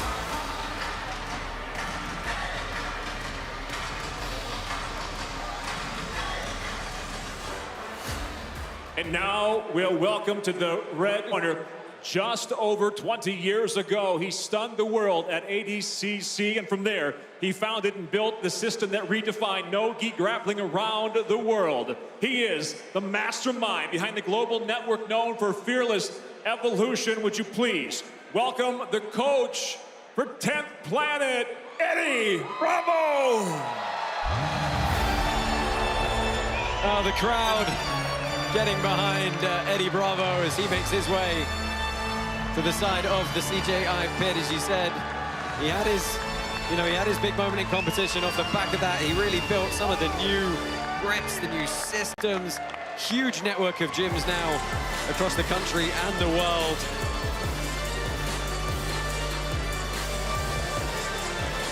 And now, ladies and gentlemen, and now from the blue corner, we go to Coach Lachlan. We're picking the competitors as we go, last minute, as is the format here in the modified rule set. Lachlan, do you have your first competitor? Yeah. You do. What is his name? Lucas Canard. Here we go. Ladies and gentlemen, we start with a matchup at 88 kilograms. He is a CJI-1 vet at 2024 ADCC Trials winner. Would you please welcome Lucas Canard? So Australia goes with Lucas Canard out of the gate at under 88 kilos. He made a splash at CJI-1 last year, heel-hooking Victor Hugo and taking home a $50,000 submission of the tournament bonus. Yeah, the breakout star of CJI-1 back here. Let's see if he can do something special once again at CJI-2. And now we go to the red corner for the reveal for the first athlete. Coach Bravo, do you have your first athlete set? Yes. You do. What is the name of the first athlete competing for 10th Planet? DJ Barch. There we go. It is indeed a matchup set at 88 kilograms. Would you please welcome to the red corner the Polaris Grand Prix winner. He is the Quintet Team champion, representing 10th Planet, PJ Barch. So 10th Planet calls on one of their absolute staples in competition, PJ Barch. He has fought almost everybody in professional jiu-jitsu. Got some great ADCC results as well. He's got a lot of team experience in Quintet. He's going to throw some fantastic wrestling at guys, combined with some good technical submission entries. The guy's dynamic, he's athletic. Really good opening gambit here from Eddie Bravo. Oh, this is the best possible match that he could choose. You've got a one-shot knockout artist like Lucas Canard, who can just get that leg and crank it against one of the best counter leg lock exponents in no-gi jiu-jitsu in PJ Barch. Great first-round matchup. Very intriguing.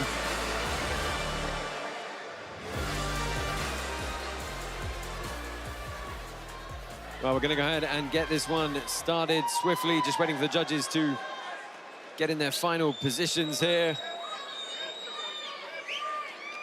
We get the administrative duties set. Lucas Canard in the green and yellow, PJ Barch in the black and gray. Good. Yes, It's the 88 kilo guys on both sides. Yeah, we're just waiting to, we're just arranging some quick stuff here with our technical support staff. But I just want to talk about the picks. I think this is really interesting because Lucas, he came out so hot in the last CGI and he got a very quick submission against Victor Hugo. And PJ, man, he is not a slow starter either. He can pull the trigger right from the go. And he's dangerous in so many positions, man. If PJ gets to your back, he's got a killer back control, killer rear naked choke game. He's an excellent leg locker, as you mentioned.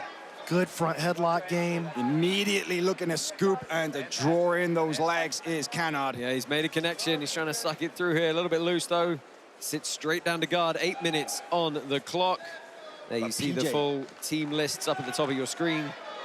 PJ showed it again and again, though, that, you know, sometimes people think they've got a fully locked on leg lock on him and he's got an answer and he can shoot right back, but he spins through masterfully for the knee line. But Lucas really latching on. You can see that. Oh, he's trying to get his head in position to just pull it through. He's going to look to bring that right leg over, get his hips high, and try to weave through it. He latches onto the back of that Achilles grip. Lucas, you can come up too. You can come up. Amazing the PJ, you know, when he first came out on the scene, in the pro grappling scene, he was really known as kind of like a guy with great wrestling and great chokes, and his leg lock game has just gotten so good over the last couple of years. He's got a really exciting takedown heavy style, 77-26 pro record with 52 submissions. So when he finishes, it's 68% of the time, but Canard possibly with a bite here. sticky, right? And this is good because they're both dry. And, you know, Lucas, his grips are going to be so much more effective. Well, Barch is attacking himself here. That's the thing, you can't sleep on PJ just because you get ahead a little bit offensively. Any risk that you take to try to march that entanglement forward opens an opportunity for PJ, as you can see right there. Yeah, Lucas is going to have to be super disciplined in his foot positioning when he does go for the attacks. PJ flashes that Ashi position at him, forces Lucas to bail out. Lucas Canard, representing Sydney Wrestling Academy, was victorious at the ADCC Trials in 2024. Which is kind of ironic because Lucas said he's never shot a takedown in his life. And he's the co-owner of the Sydney Wrestling Academy with his business partner, Ali. I think that's hilarious. They obviously balance each other out well. Yeah, this could be interesting if this continues to be this protracted leg battle here. As they get up against the wall, nobody's spinning that direction anymore. So if Lucas could hold on to this grip here, build a little height with his hip. Oh, gotta watch yourself though, PJ with the counter entanglement. But nobody's gonna be able to spin up against that wall. So keep your eyes on the entanglements and who leads the dance here. Well, again, Canard pulling that instep all the way to his shoulder. There we go. Well, that's better. PJ, oh, lovely. Quick attempt to take the back. Lucas. Yeah, that wedging back take is so powerful when executed correctly. And PJ flashed it. Did, right? So you're gonna come up next time he sits to his butt. Next time he sits to his butt, come up as well. Interesting the coaching style. Eddie doesn't often say a lot. You know, Boogie is the louder voice in that corner. Richie Martinez is over there too. Of course, he's the one who gave PJ the black belt. Lachlan Giles, he's a very much more a Danaher style coach, right? He doesn't raise his voice. He just gives you what you need to know at just the right moment. There we go. There we go. There's the entry that he was looking for, outside heel. Nice. Slipped it though.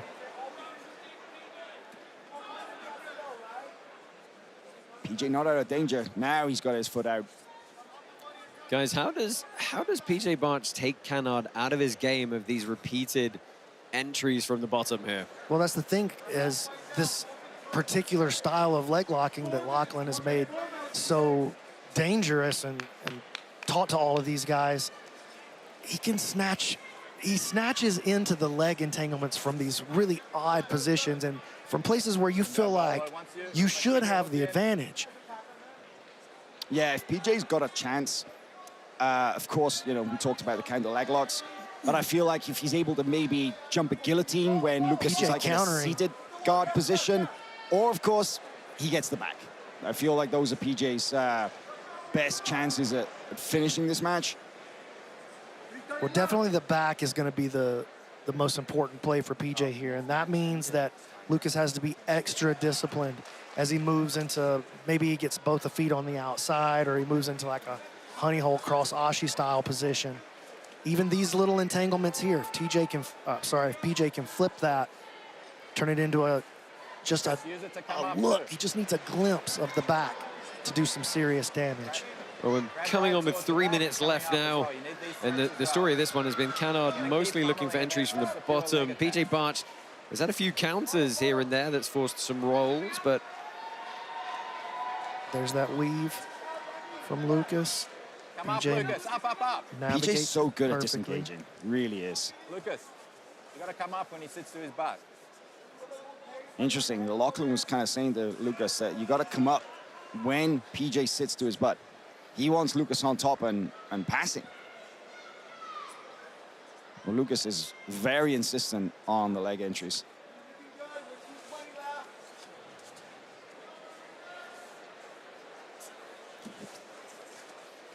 PJ doing a good job. Every time that Lucas inverts, PJ beats the rotation, holds onto that Ashi and slides into the quick, I don't even want to call it an attack, but in the dominant position for just a moment, forces Lucas to back out of there. Now double underhooks almost for PJ. Lucas countering again. Yeah. Just so good with pummeling his legs. But PJ's tracking those rolls so well, right? But do you have to, you know, on balance, the judges have got to give it to Canard for initiating the action? Yes. Yeah, I would have to agree with that at this point. And I took a look at some of the scorecards from some of the earlier matches as well, and it's really dependent. Like, you know, Pawel won his match. So he was the lone BMAC vindicated. Yeah, absolutely. He called it. Look at that, the foot in the neck, and that cupping the heel like that. You can see the rotation. There it is. That's what he wants. He wants to tie that up tight against his neck and then pummel that foot all the way over, build hip height, weave through into the cross ashi, or maybe even like the 90-10 style position that Lachlan's known for. Well, you could see the twist in PJ's knee, just even in that, without the leg entanglement. But Lucas is relentless. Yeah, I mean, we're down to about a minute left now, and again. You know, I would love to get a count on the number of entries. Yeah, like you said early on, you hinted at it. PJ, so good at those flash counter leg locks. Would you have ever thought you'd get an 8-minute PJ Barch match where he's been on the feet for 0?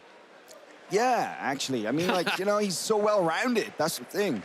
If a guy comes at him who's a heavy wrestler and wants to wrestle, he'll do it. If a guy's a guard player like Lucas, he'll do it. It's just goes to show how versatile he is. Yeah, he's trying to pull into an entry of his own here.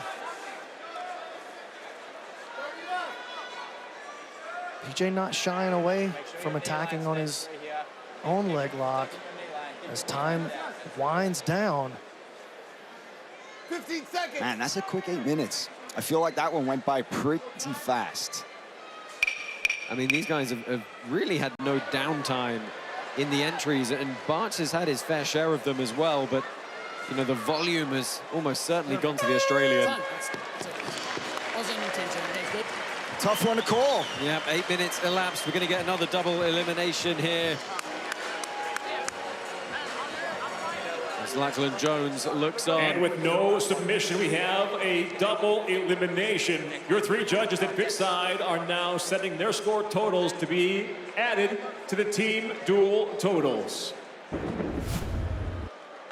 Well, let's take a look back at some of the replays here. Guys, any comments on the leg entries?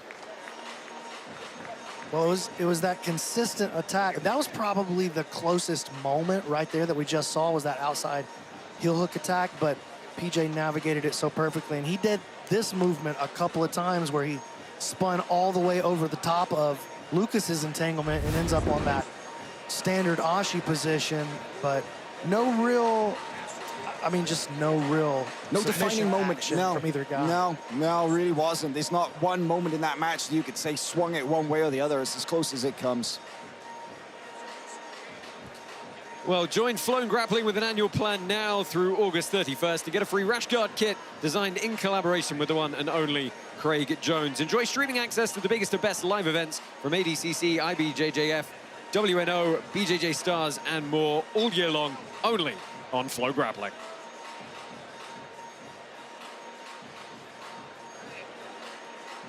I'm very intrigued to see who these guys are going to bring out next. Well, we wait with bated breath here. We should be getting the announcement any moment. Let's go ahead and find out who the next 2 athletes are.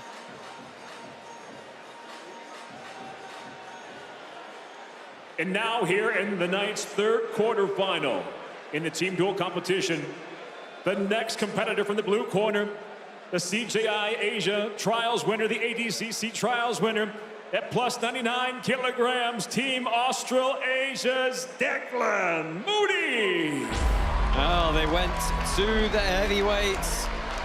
Declan Moody makes his way out here. He's pumped up and fired up for this one. He is one of the guys who really does get energized when he competes. Won the ADCC Asia and Oceania Trials in 2024. Has had some good matches with some of the big heavy hitters in the upper weight class divisions.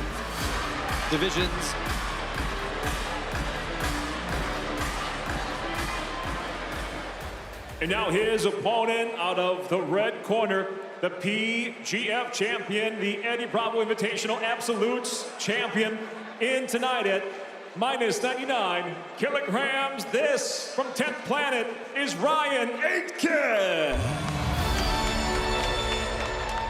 Ryan Aitken is going to be representing 10th Planet here. He is the under 99 kilo weight class for them, of course.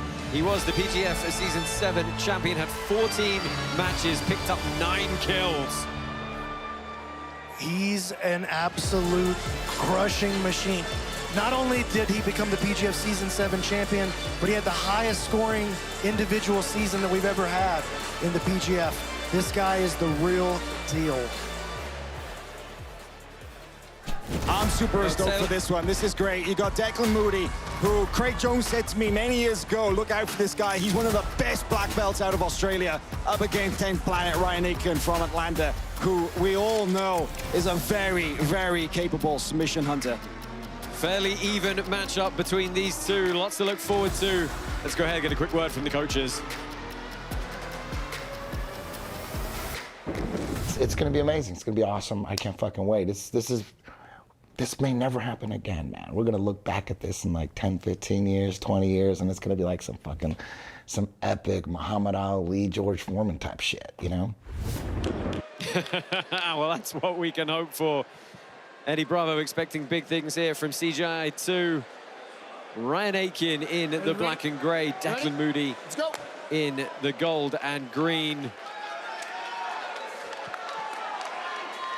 8 minutes on the clock here. If there is anything to say is that, you know, we said before about the slow starters, that Declan is a little bit of a slow starter in comparison, I think, to Ryan. I think Ryan's going to be a little more aggressive. The question is if he can put the pressure on Declan early or if Declan can kind of weather him down and get the game going a little bit later in the 8-minute period.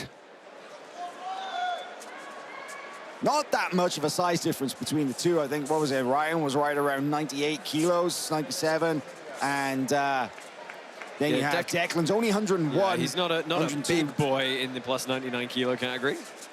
Not compared to some of them, but he's not small. Pulls into a big leg entry there, and he's going to wrestle up on it as well. That's nice work from Ryan right there. Hey, nice job. Declan kept him off, man.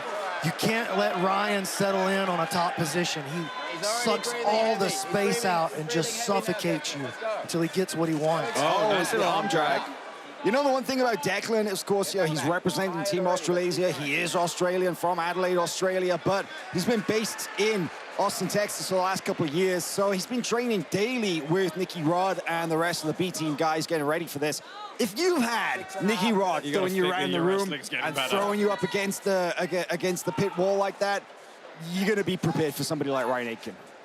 Keep the pressure on. You got to keep the pressure on this whole match, Dex. You're going to outwork him. So Lachlan Giles calling for the pressure to be on. Says you've really got to outwork him. Much easier said than done, obviously. Yeah, no small task for sure. Ryan is he's great. He's good everywhere as well. He's not like easy to define Ryan as a grappler, right, Brandon? Yeah, he's a phenomenal leg locker coming out of that 10th Planet Atlanta cap. Like some of the best leg lockers that you're going to see on the modern scene are all coming out of there. Shout out Sean Applegate. Yeah, Applegate, he's a genius coach. Really one of the more underrated coaches in the country, I think. And you can see that in some of the results that he's been able to pull out of Ryan. Heavy collar ties. Hard. Yeah, going head to head here. Good of a snap down. Any questions? Oh, nice. Yeah, pulls in again underneath. False reap, possibly. Declan looking to counter to the back. Looking for the bolo. Oh, he's got back exposure. He's Comes still on top. stuck in the leg game, though, and pulls out. Man, nice job. Good Nice attack there by Declan. Good job countering. It is great to back. see the big guys move like that. It is. Declan's got really good guard passing. That's the thing. It's kind of interesting. He's a big guy now, but he's been doing jiu-jitsu a long time. Look at that, getting around the near side leg. But Declan has been doing jiu-jitsu a long time. He wasn't always as big as he is he's through now. the guard. Beautiful. And he's very mobile for a big guy. He's got almost a little guy game and a big guy Yeah, frame. he's trying to settle down on top here in North-South. He's done a good job of shutting Aiken down in this pass. This is really nice work by Moody. Yeah, we haven't even hit the halfway mark in this match yet. He earned his black belt in 2019. From the Satoshi brothers in Japan, which is kind of cool. Kind of interesting lineage there for Declan. Spent most of that time in the gi, you know? He only really focused, switched to no gi. I think it was like 2022, something like that. Well, he had a big tight waist grip here. He's looked to walk around to almost a reverse scarf hold. Let's see where he's going with this. Trying to scoop under the arm. Try to get behind that elbow, maybe expose an arm lock. Here he goes. Yeah, they're going to walk up. Back take maybe. Ryan hides his back flat. Good choice. But watch for this same attack now as Ryan lifts his elbow, trying to create some space. Declan gets behind his elbow, is going to look to push him into a Kimura or maybe even a back take. Nah, that's a heavy hold down right there.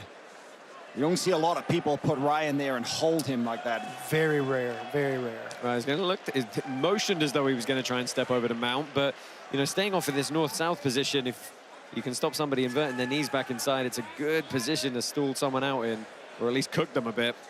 You know, it's a significant match when Craig comes out of his hiding hole and is here at pitside, and he's here to watch Declan. Declan's one of his boys. He's been training with Declan when he's in the country. He trains with Declan a lot. He's Ryan always clearing space, exposing the back here. First hook is in. Can he get that seatbelt grip? He's got double unders from the back Ryan here. taking a big chance, exposing the back right there. Declan holding on with these double underhooks, and Ryan back to the feet. I like it. Well, he's trying to stay behind him here, not let him Granby through maybe. Takes the leg out. Nice work from Ryan. And he's going to counter leg lock right here. Yeah, Aiken's diving on it. He's got a good bite He's got a good bite now, and that's where he put Mourinho in trouble. Nice work from Declan in getting his leg high stepped out once again. Ryan showed the back, knowing that he was going to be able to get back to the feet. Well, he had high to, risk, right? high reward. Yeah. He's behind on the scorecards almost certainly right now, and there's only about 2:45 left in this round. Man, those heavy kind of like slow but heavy drags that Declan does from those tie-ups, right? It's making it difficult for Ryan to kind of make any real contacts in the stand-up phase here. Oh, nice sweep from the feet. And now Aiken passed the guard into the same position. Moody framing out, trying to get up. Well, it's not flattened out. He was attempting to pull into a leg lock. It ended up being a sacrifice throw. Yeah, he hit that Sumi beautifully, yeah. Well, Declan had to bail to stop the big entry. He felt like Ryan got too deep on that leg lock entry, and Declan's ended weight up was going just over so the far top. forward, and man, those Stepping over. Declan's got to be get heavy careful on that foot. Well, credit to Aiken for throwing it, but a good counter from Declan Moody, and he settles in side control once more. The heavyweights throwing punches now. Just over 90 seconds remaining, so this is still plenty of time for Declan to work from here. Ryan exposing the back again. Declan's looking for the Kimura. Trying to get that Ryan hides it. grip. And Ryan's got a grip under the leg. He could create something here, but Declan powers through it again. Shutting down the guard of Ryan Aiken multiple times now. Declan's got his hip heavy on the face of Ryan Aiken there briefly. Ryan crossing up. High work rate from both guys here. Ryan looking to post up to his turtle again. Yeah, again, back exposure given up by Ryan Aiken. Declan Moody tries to spin. Ryan uses it to find an underhook, digs back to his guard. That's so smart. I mean, it's the second time he did it. It was a lot easier the second time, but that back exposure sometimes is risky, but you can quite easily recover guard from it too. And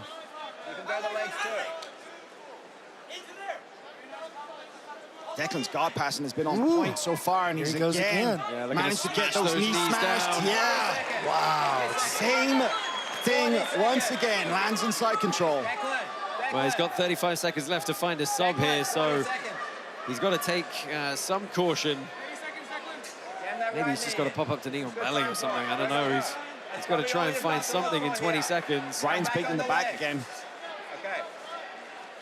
Declan's a little bit stickier this time. Come straight across the face. Yes, let's go. Oh, Lachlan was saying straight across the face, but look at that half guard recovery from Ryan. Yeah, well, that's what unwound it. Dude, Oh, now it's a mount. I mean, it's a dominant positional performance. But Declan Moody, he tries to look at the Americana, but he's not going to get it. 2-1, time expires. Wow. Well, not for lack of trying.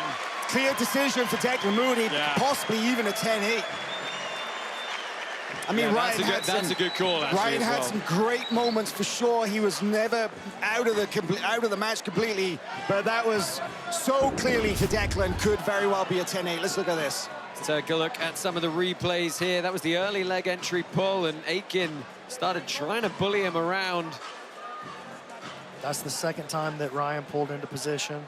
And it was the third when he managed Individual to get match number 2 here in team duel number 3 ends without a submission. Here's We the once Sumi. again have a Wow. double elimination. That's beautiful right there. That was sick, and this was probably the, I don't know. I was gonna say that maybe the closest anybody got. It was definitely the most straight off it. aggressive entry that we saw, other than maybe the guard pulls. Double elimination, but Declan has his hands up. He's like, yeah, I got that. Yeah, he knows he's won that, and it will go to count if we end up with our 5th and final contestants getting eliminated. But we've got about 30 seconds left. We're going to find who the next 2 are. You can see Declan in the background just there then, man. There are so many Australians here this weekend. It's been fairly even weight class-wise in this one so far. No massive disparities. Could still happen, though.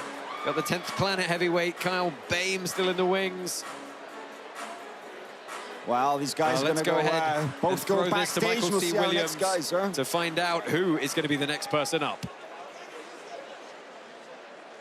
And now on the blue corner, Coach Lachlan Giles calls out the wild card.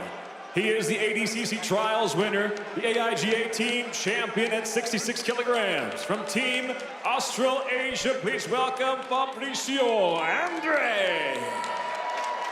They go to the wild card. Fabricio Andre is going to make his way out here. A great wild card pick, we've all said, by Lachlan Giles. He's got the potential to be dynamic. He mixes it up fairly regularly with the guys in the heavier weight classes. He has victories over them as well. He's entertaining, he's dynamic. This is going to be an exciting one, no matter who Team 10th Planet brings out. Biggest showman in the game.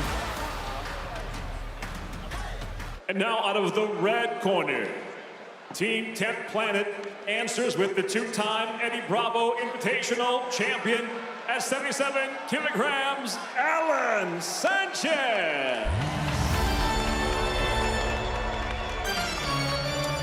Well, Alan Sanchez at 77 kilos, 29-year-old, is Eddie Bravo's 3rd pick tonight.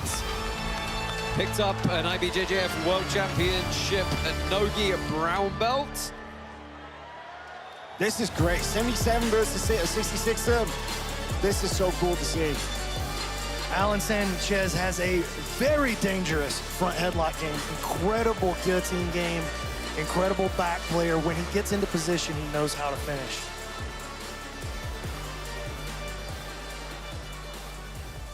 Teletape for this 3rd matchup in our duel between Australia and 10th Planet. Fairly even between the two, a 10-kilo weight advantage for Alan Sanchez. I can guarantee you that does not bother Fabricio Andre one bit. Yeah, so Australia is, we've had a lot of people causing upsets. It was Craig at first, then myself. Last CJI, there was Lucas Kennard, and we'll see who it is this time. Well, Lachlan Giles thinks somebody is going to make a statement on his team. You ready? Alan Sanchez in the black and gray, gold and green for the wild card Brazilian Fabricio Andre. And there's the power up. Yeah, that's my favorite part. The crowd love it too.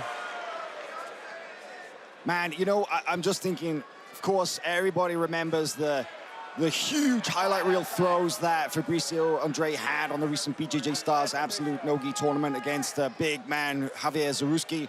But I want to point out another recent match that he had that I think is very significant, and maybe more so when we talk about this match right here, is the fact that very recently Fabricio Andre beat Dante Leon.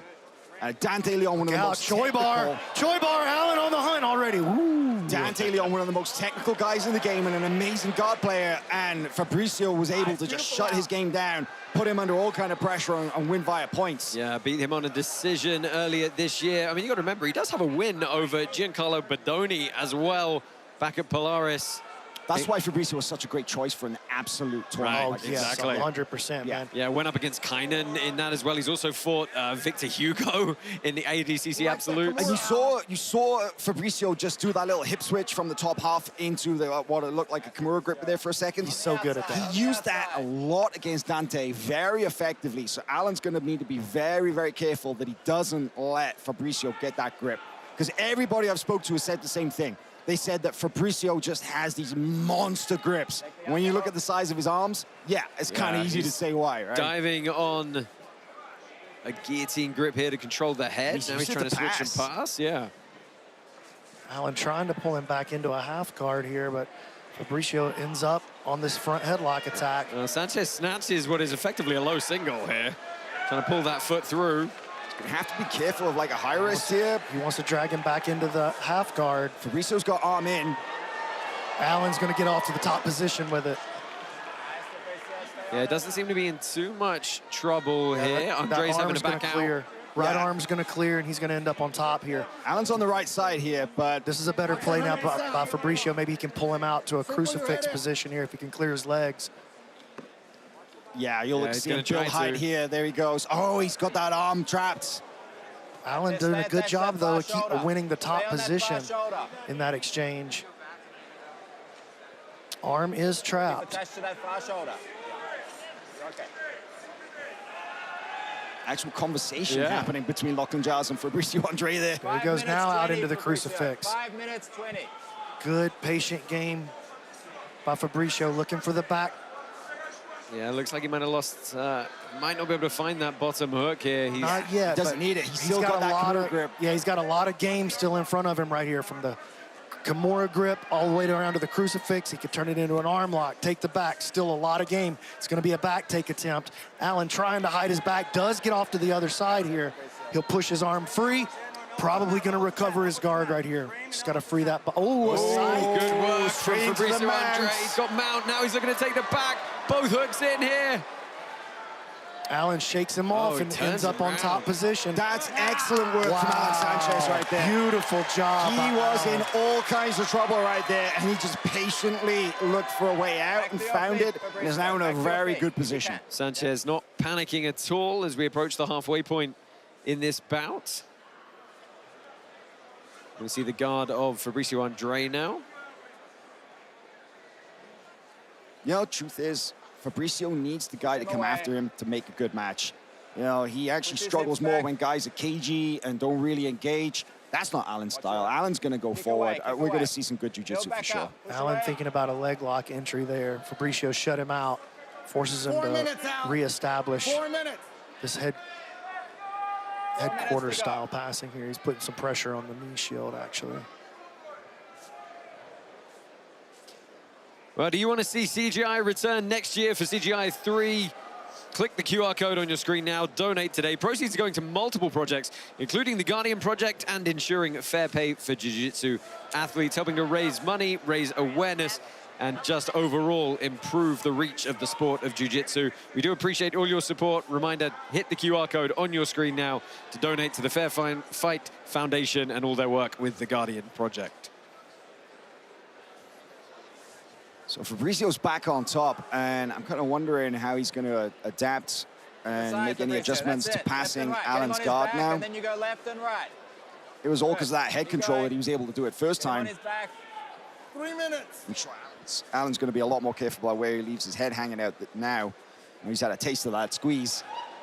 Maybe another Choi bar attempt here. Fabricio senses that. Oh, good slides little past. step round. Allen barely recovers. That was nice. No, you don't see a classic X pass very often 3 now. minutes to go. That's the thing about Fabricio, right? He can mix up the old school and the new school. Trying to stay low here, crawl through this half guard position. Sanchez restores the knee shield. Seeing that a lot this weekend, huh? We've seen it loads today, that knee shield from the open half. Allen maybe thinking about a wrestle up, gets a little knee tries bump to kick there. him off. Fabricio passes out the other side. Just insane pass. Looking to go immediately knee on belly. Allen barely squeezes back to his quarter guard, but he's got double underhooks here. He's got the hands locked. Legs free. You heard Eddie Bravo saying squeeze that thing 100%, but not able to get much of a purchase on the ribcage of the Brazilian. Back to the feet. That was smart. That was just all hand fighting from Allen right there. He stripped that front headlock grip and was able to just very, very easily retract himself from that position. 1 minute 40.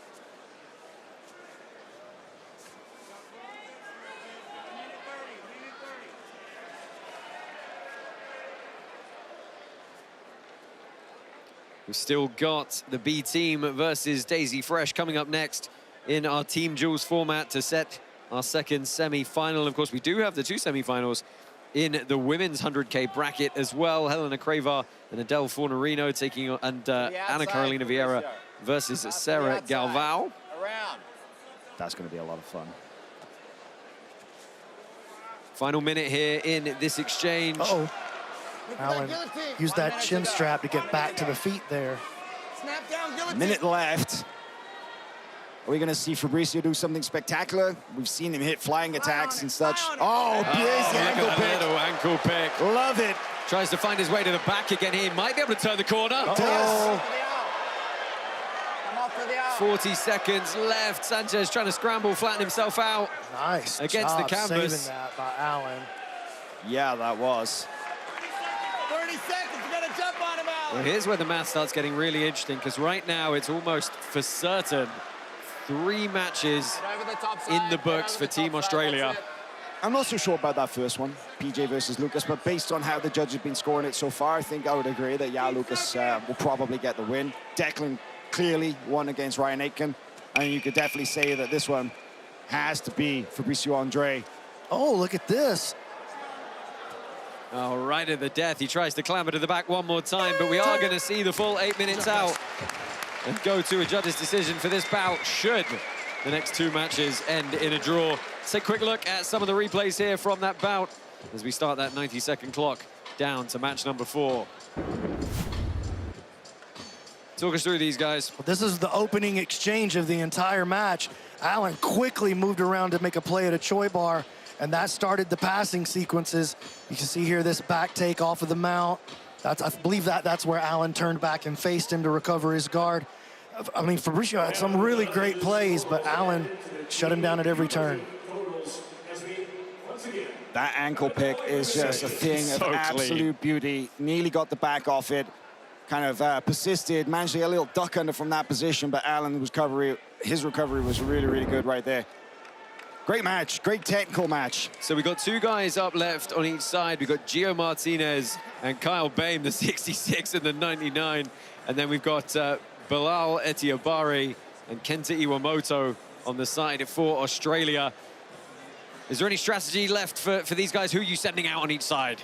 Oh, that's a real tough one. I mean, like, you just got to hope that the weights are kind of close to each other, right? You got Gio versus Kenta, and you got Bilal up against Kyle Bain. We're either going to get 2 monster mismatches or, you know, 2 fairly close. And that really could swing this entire duel. I think we'll see Gio versus Bilal here. That's what I would do if I was each guy. Okay, well, we got 5 seconds before we find out. Let's see if you're right, Brandon. And we now once again welcome 2 new athletes to the pit. First, out of the blue corner, coming out of the CJI Asia Trials, minus 99 kilograms, Team Australasia, Bilal Etiabari. So Bilal Etiabari, one of the latest prodigies out of Australia. New Zealand, actually. Yeah, New Zealand originally.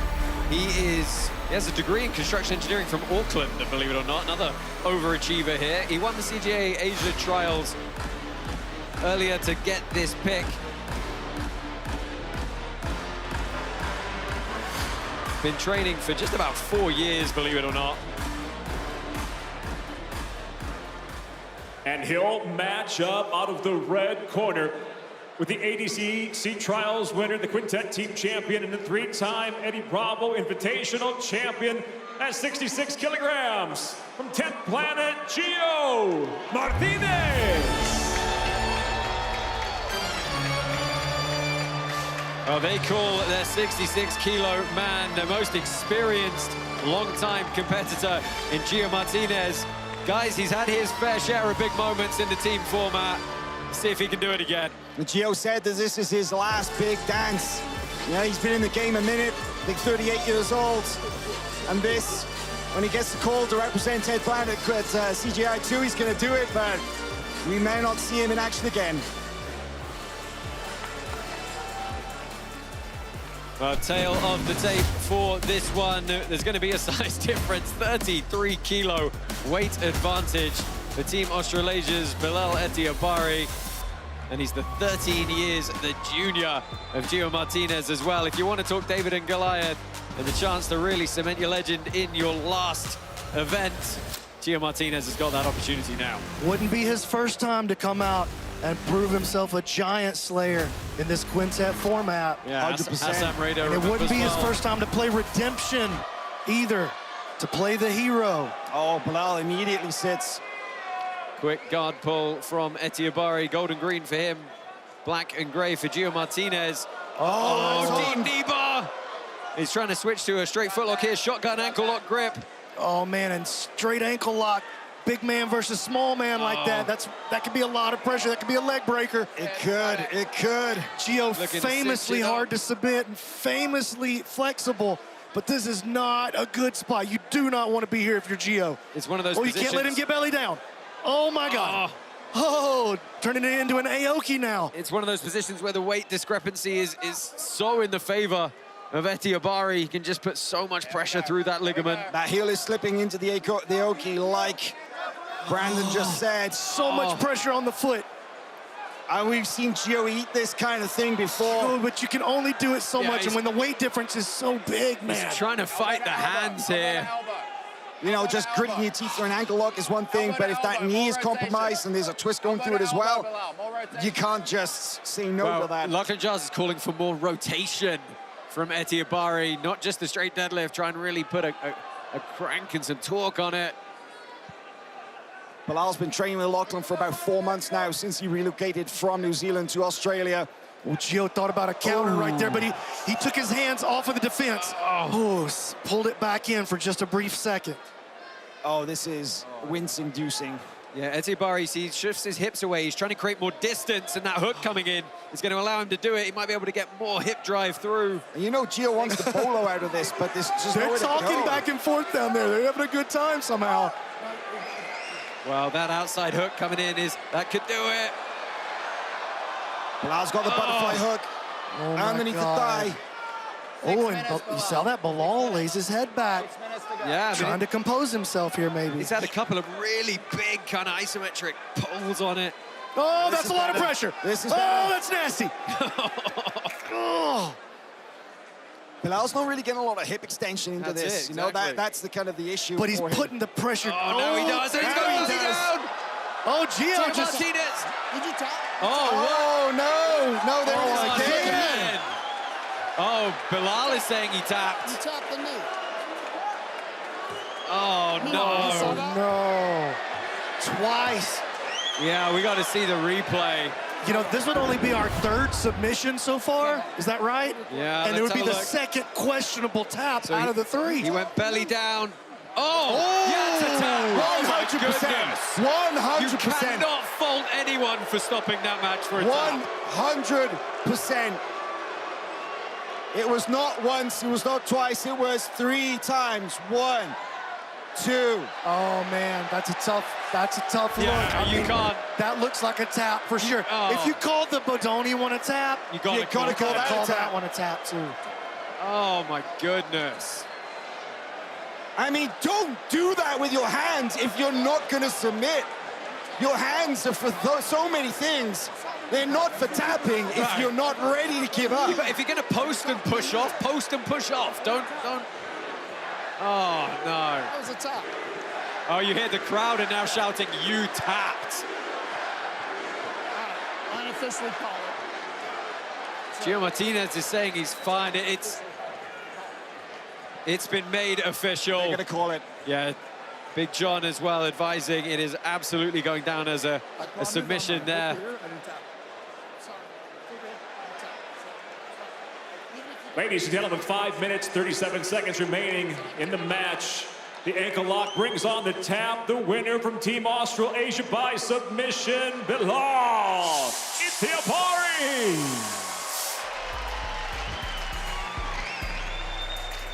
Etiabari with the submission.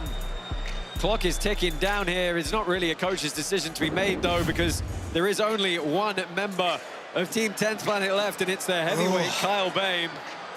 I mean, it's hard to argue on the replay. You can't. You just can't. 1, 2. Oh. Yeah, I mean, let's see it from that angle again. Oh, my God. I'd like to see... you're a veteran like Gio, you gotta know, especially after what happened with Giancarlo earlier, you just can't do that. Well, let's hear the official announcement of getting Carl Baim in here. This is Michael C. Williams. Gio's got to leave the pit, sorry. And now with that submission, we'll welcome to the red corner the team's final athlete at plus 99 kilograms. He's the CJI-1 veteran, a 2022 ADCC Trials winner, 10th Planet's Kyle Baim.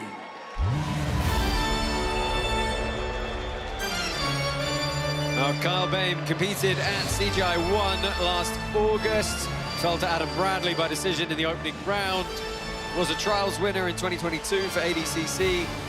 He's had some good performances here and there. He's sometimes struggled against the big guys, but he loves the footlocks as well, so we could be in for an interesting stylistic battle between these two.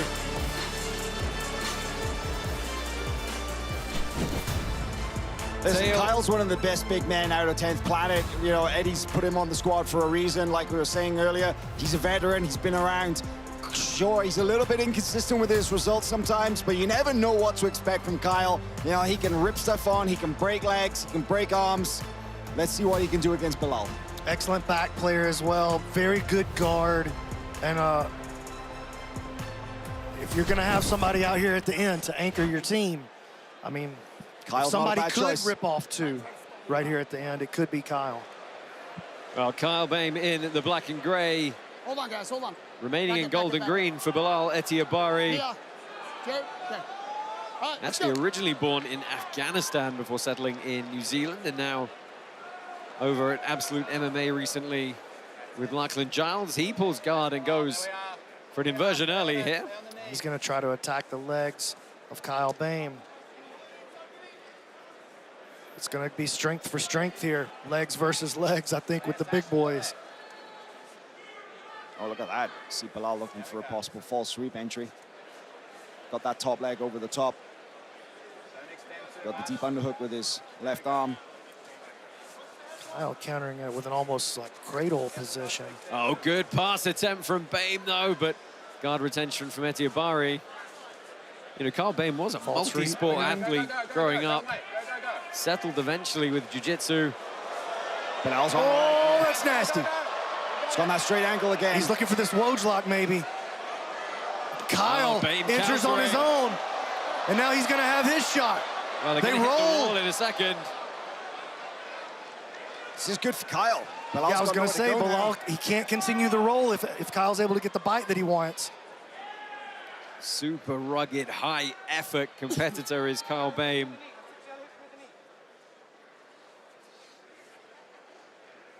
All going 2-on-1 against Kyle's wrist. Kyle clears the grips, goes to attack the heel. He wants to pull it out of there, but Bilal holding on to his own ankle. Kyle putting the toe hold pressure on, forces him to extend. Oh, now he exposes. Uh-oh.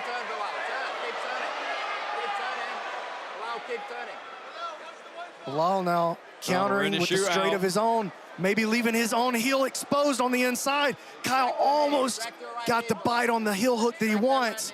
Yeah, then here it is. Quite free. Oh, that is on. That is on. That is on. He gets it down. Kyle Baim submits Bilal Etiabari. I think he broke his foot. I think he broke his foot. Wow. The foot is broken, guys. Wow. Are you fucking kidding me? Eddie Bravo's very, very happy. Kyle Baim has now got Kenta Iwamoto to look forward to for all the marbles. And he's, you know, guys, he's got to submit him. That's the thing. We still think on balance of matches decided that Team Australia is up. Oh, such a nasty turn on this foot and the knee. Belly down. Oh, and he tried to survive and he tapped, but there's a lot of crank left after the tap. Oh my God, that was the most brutal submission we've seen so far here on day one, no doubt. Bubble tap before the massive rotation through that knee. The physical tap. Oh, that was powerful. No question about that one. You said, Brandon, about bringing Kyle in as the anchor, and that's why. that he can finish anybody in the world, and he did right there. Took out Bilal with that beautiful heel hook. And now he's got a huge weight disadvantage, or advantage in his case. Wow, well, this makes it very interesting. It really is getting down to the wire here, because we've had 3 matches go to double elimination, which we feel generally on balance. Team Australia's probably ahead, either 3-0 or 2-1 on those. And we're going down to the last match, Kyle Bain versus Kenta Iwamoto.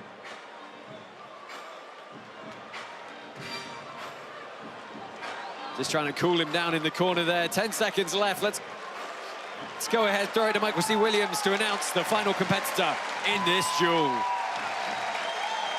As the last man standing for 10th Planet, he keeps his team alive in the duel.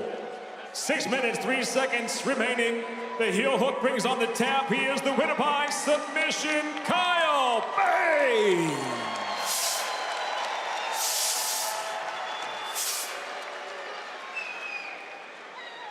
And now the last man standing in the blue corner for Team Australasia, CJI 1 veteran, 1 year ago, a 3-time ADCC Trials winner. Would you please welcome at 77 kilograms, Kenta Iwamoto.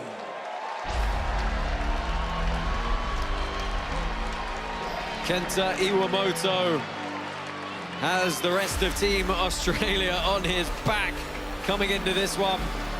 He's had some really good performances for someone who's still fairly new to the sport in the context of some of the other guys competing here.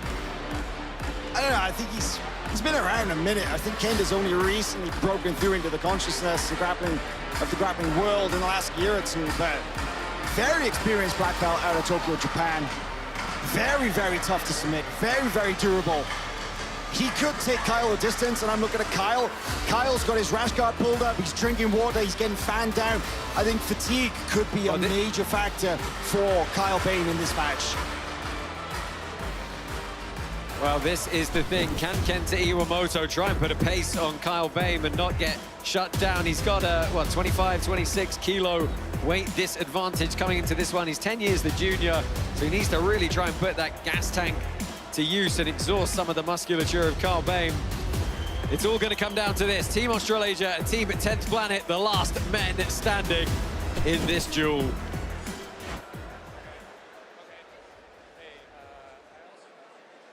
Kyle, you ready? Kenta, you ready? Let's go. Let's do it, Kyle. 8 minutes on the clock.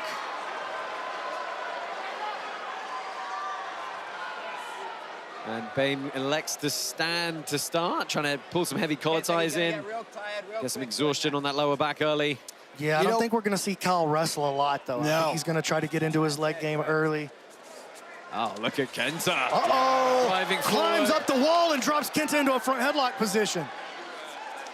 Nice, Kenta dealt with that perfect. Kenta's a bulldog. He's got great judo, he's got great wrestling, he's got a great base, and he's got great guard passing. Really, really heavy on top for his build, for his size. Immediately looking to put pressure on Bain. Keep that pressure on. Kyle guard. Just phenomenal. Phenomenal, yeah. Kenta, the difference is the freshness, right? The factor about Kenta coming in fresh, Kenta coming in, like, obviously he knows everything relies on him right now. The chances for Australasia to go through. Yeah, Kenta Iwamoto fell to Lucas Barbosa in CGI last year in his opening match. Now, that was a hard-fought, tough decision. It was. Right? It was a close one. Yeah. Started jiu-jitsu at 19 years old when he moved to Tokyo for university. And ended up traveling a bit with B-Team in 2022 after competing against Joseph Chen. Of course, you're going to see B-Team up next against Daisy Fresh in our final Team Duels match of day number 1. Can't wait for that.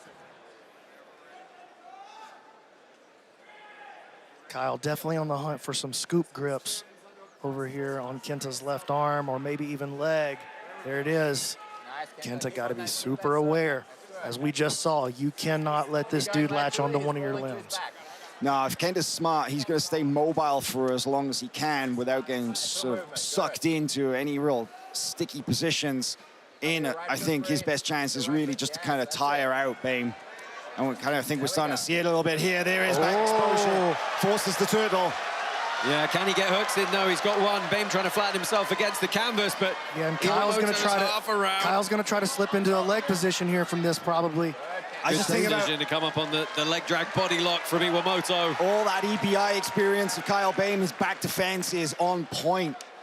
I think really smart from Kenta in getting into this position right now, but it's going to be tough to crack the shell because Kyle's very, very good in any defensive position. Oh, I like that from Kenta. Nice. Yeah, lacing up the legs as he steps across. He's going to try and crawl up the body here. Bame framing from bottom. Yeah, stopping Kenta from moving higher up the body. If he does move high up the body, we'll see Kyle try to get into a kipping escape as quickly as possible before Kenta really has a chance to settle. And then that'll become the battle.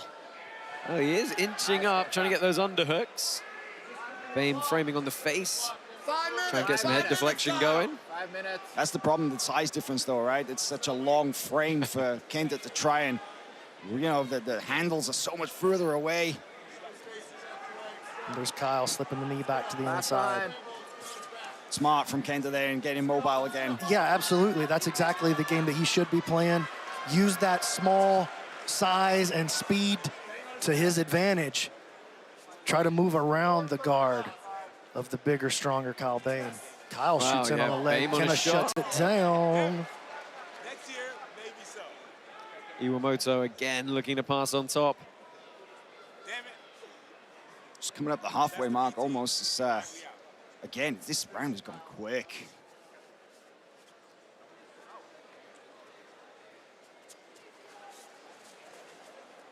Iwamoto trying to settle inside and pummel some of those legs on top. Kenta doing a good job of when he senses Kyle get a slight advantage with that scoop. He circles the hand back to the inside, wins the front of the pummel, stops that from taking place. Classic little high leg from Bame to get back to open guard here. Let's go. I think he's a little tired of his ankles being held onto. How do you deal with that? You can't control guys' legs, can't pass. 330.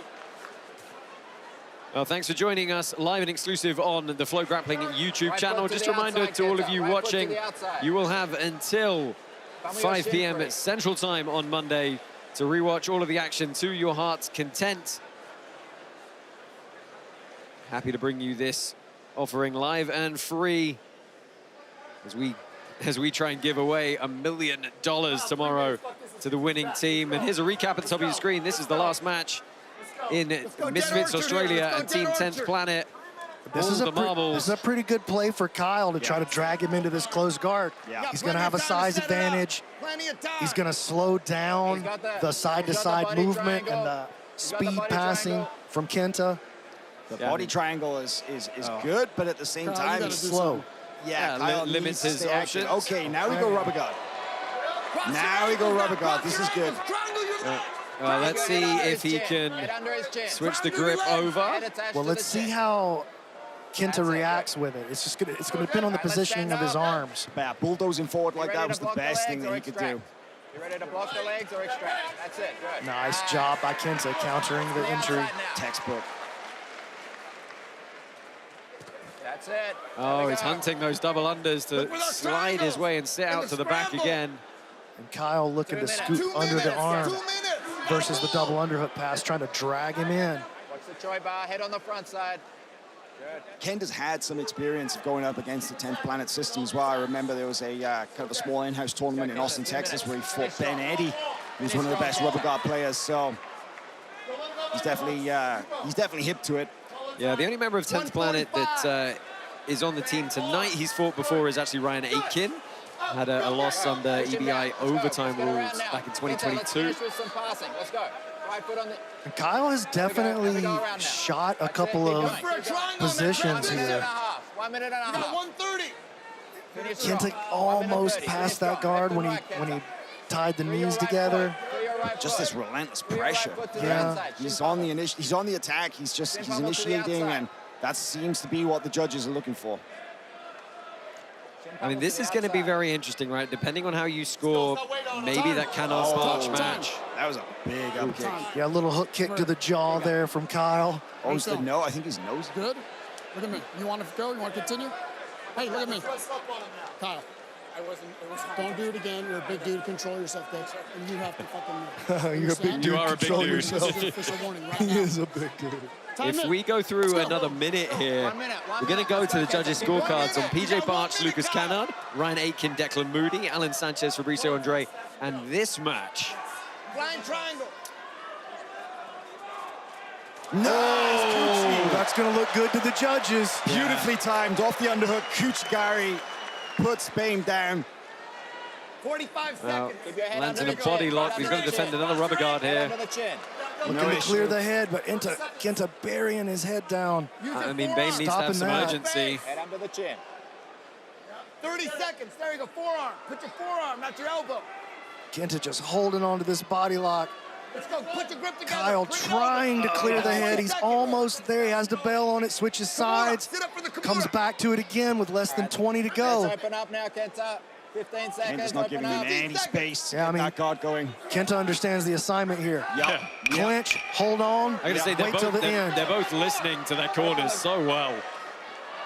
Down to the final 4 seconds. We're going to go judges' scorecards. Stop. Clean break, guys. It's time. Wow. Wow. Double elimination, 1 submission apiece in that 6-match duel. Gonna go to a decision. Well, let's see which way we go. We got a few to recap. There, we're going to get all the teams out to make the official decision.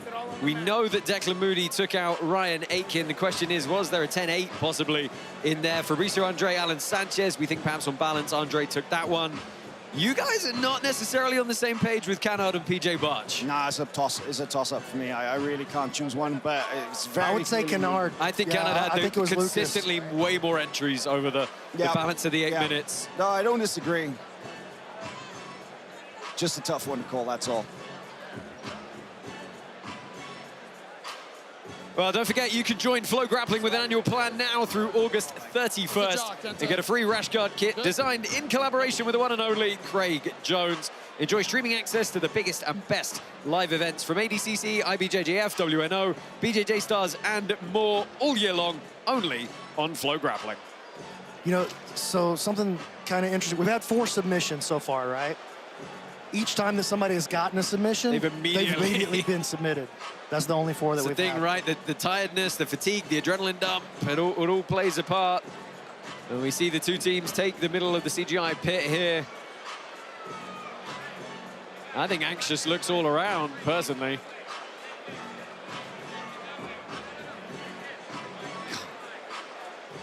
Can't wait for this official decision now. Yeah, guys, it's a tough one. We're all... I personally think that Team Australia are going to take this one, but we'll have to see which way the judges are going. I think it might come down to how you score the PJ versus Lucas matchup. I mean, even the Kenta and Kyle at the end. Yeah, that's a little bit open. Yeah. I'll be honest, I'm going to go out on a limb here. The first time I've done it all night, I think it's clearly Australasia. Well, let's find out. Well, Michael C. Williams, will you enlighten us, sir? Who's going to take the victory? Ladies and gentlemen, in our third team duel, our third quarterfinal round matchup, we go to your judges' cumulative scorecards, where all 3 judges at pitch side, Miha Pirhavitz, Jared Villel, and Justin Flores, all 3 see it exactly the same cumulative totals of 40 to 36. All have it for the winner unanimously. Coach Giles, Team Australasia! Well, it was a clean sweep across the board. All 4 matches that went to decisions going the way of Team Australasia. And that felt right. That felt like the correct absolutely choice. felt right. No argument from me. That's how I would have scored it. Let's take a look back at some of the replays from those final encounters. Carl Bain, Kenta Iwamoto put on a good show. Iwamoto hunting the back repeatedly. Able to try and tire the big man out. Man, I think Gio's going to leave his rash guard on the mat. He is signaling, that's it. He's done. Well, let's join Alex Wendling with our competitors. Before we talk to Giles, we got to give it up for this legend. It is Gio Martinez, you said that this would be your last tournament. What are the emotions right now? I was super grateful to be here, still super grateful to be here. Like, if you know who I am, I would have let my foot break, no matter what. You know what I mean? I would have let my foot break.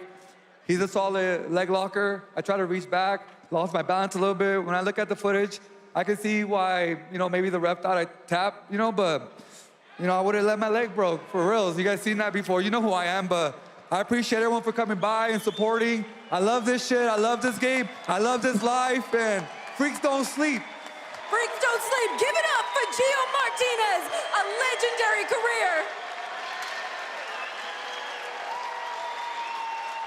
Now moving on to the semifinals is led by Lachlan Giles. When it went to the judges' scorecard, was there any doubt in your mind that you guys would be walking away with the win?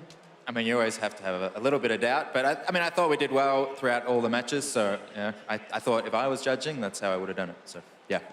And the Aussie Devils are an Australia-Asia Misfits team. You had the Giles trials, a very iconic showing, and you said that Bilal Etabari would be someone that people sleep on, and I feel like he showcased his skill set tonight. A fighter that is really making his name known on the biggest stage in jiu-jitsu. Yeah, so it was good for him to get the win. Obviously, unfortunately, with his second match, he had the loss as well, so that's all right, though. It's, you know, it's his first real step onto a big stage at all. So, like, amazing performance by Bilal. And you were here for the inaugural CJI, but CJI 2 energy, how would you rate it in comparison to CJI 1? They were both awesome. This is amazing. Yeah, I love it. We're definitely here to prove that this is the exciting format. Thank you so much, Giles. They're gonna be headed on to the semifinals, and let's soon find out who is gonna be their match in that final matchup. Oh, thank you, Alex, and thanks, Coach Lachlan Giles.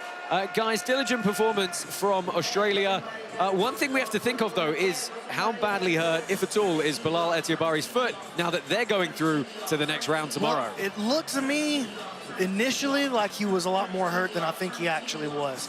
So he was up moving around pretty well, but tomorrow, that thing's gonna be might be hurting.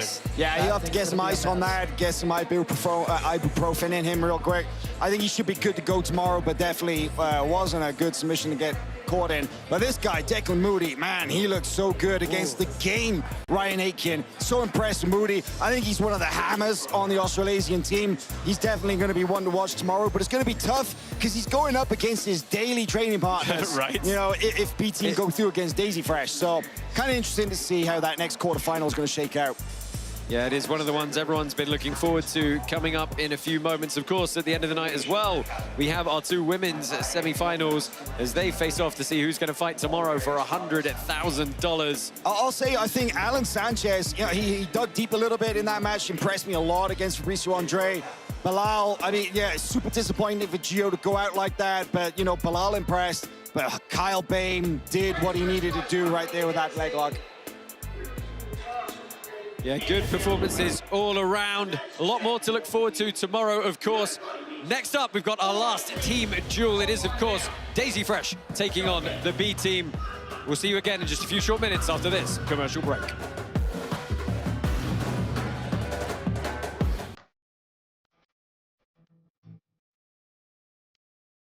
It's gonna be a two-story building.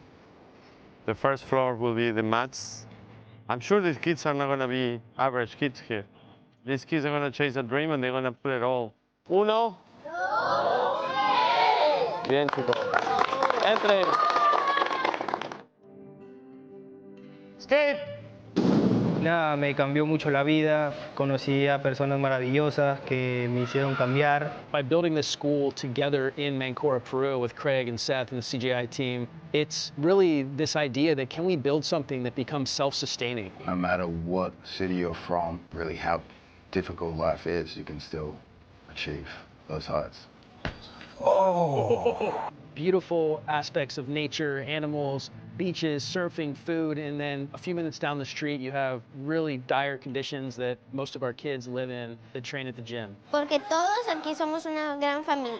How you travel the world, give back to local communities, and you do that through the community that's the special, jiu-jitsu.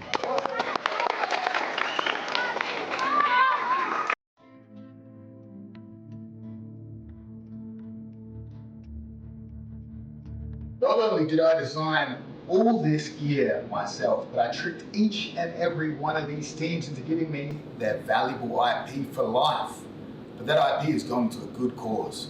First and foremost, my own personal wealth, but also for the sport of jiu-jitsu and for building schools for the underprivileged all around the world. So for the love of God, buy something, you cheap piece of shit. The stream is free. Hello, it's me, Craig Jones, the greatest Australian grappler of all time. I'm not gonna lie, the last couple of years, rough. My body, wrecked. The only thing keeping the lights on is FloGrappling. Live events, technique, rankings, they have everything. So, where do I, Craig Jones, go to watch the best Australian grapplers? Where do I, Craig Jones, go to watch match breakdowns, technique, and 10 years of archived footage? Where do I, Craig Jones, go to feel something again? Oh, yeah. FloGrappling.com. They're number one, and I know my place. It's me, Kit Dale, the funniest and best looking Australian grappler of all time.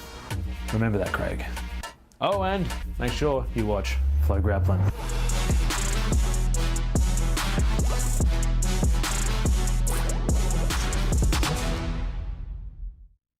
Joining us tonight, your everyday sport companion, Smooth Comp. Follow the athletes around the world and stay on top of tonight's brackets.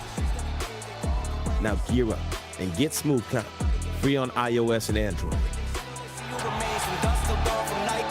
Empowering the world's greatest tournaments and athletes. There's a war going on. Good versus evil. Light against darkness. Truth against lies. I'm talking about the war in your head. How do you win? You have to fight, you have to struggle, you have to scrap and claw, and you have to attack. You have to go.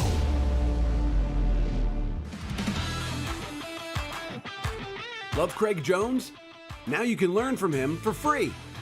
To celebrate the success of the Craig Jones Invitational, BJJ Fanatics is giving away a full Craig Jones instructional absolutely free. Just go to bjjfanatics.com/free and get instant access today.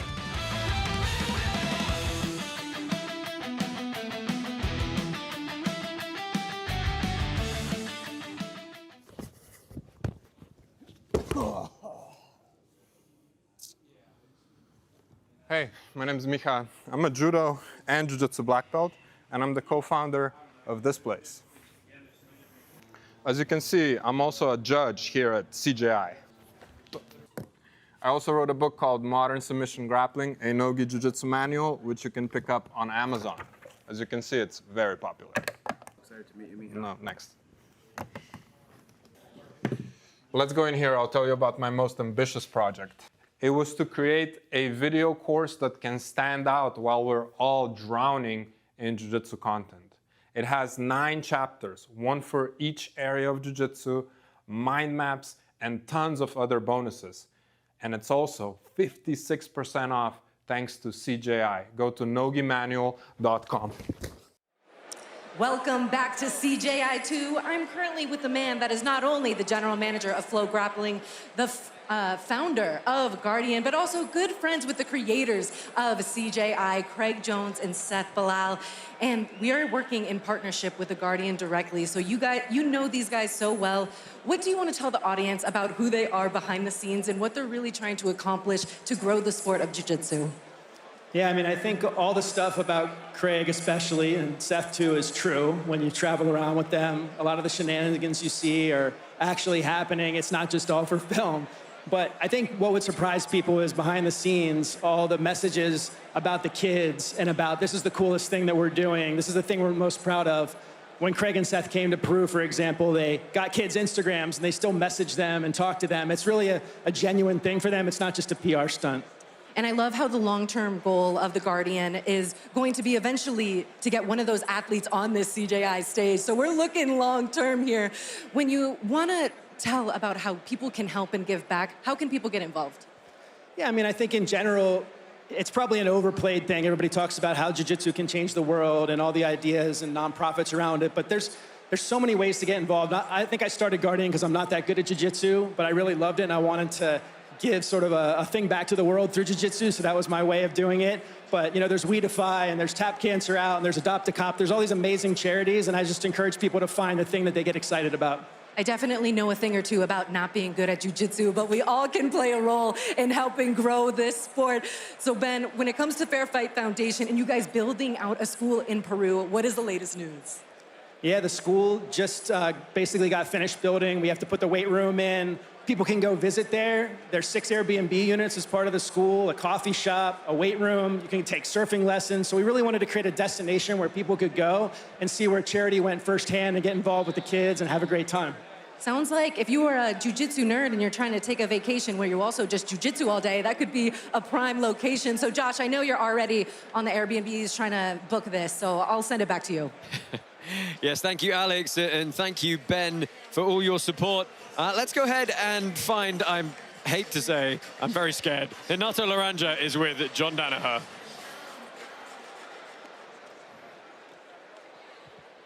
Caralho. Speaking of people who's not that great at jiu-jitsu, but they want to give back to the people and some knowledge about that.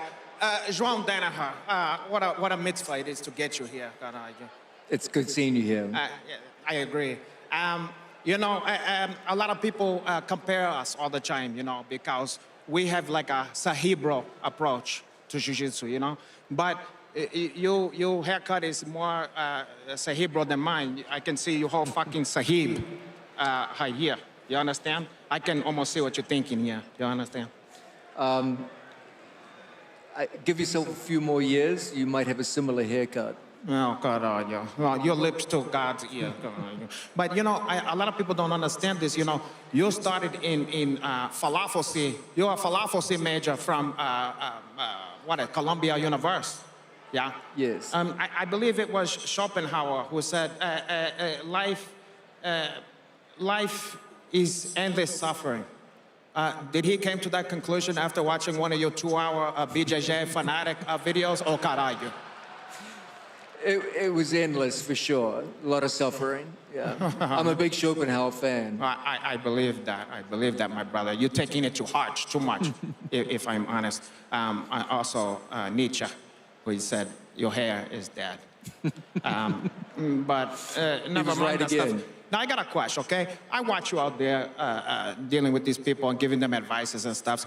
Why you always gotta use some fancy Japanese names? You know, why you gotta say like Kosoto Gary, you know, Ashi Gahami, Ashi Larry, all that kind of stuff? Why you can't just say side control or hip thrust, something like that?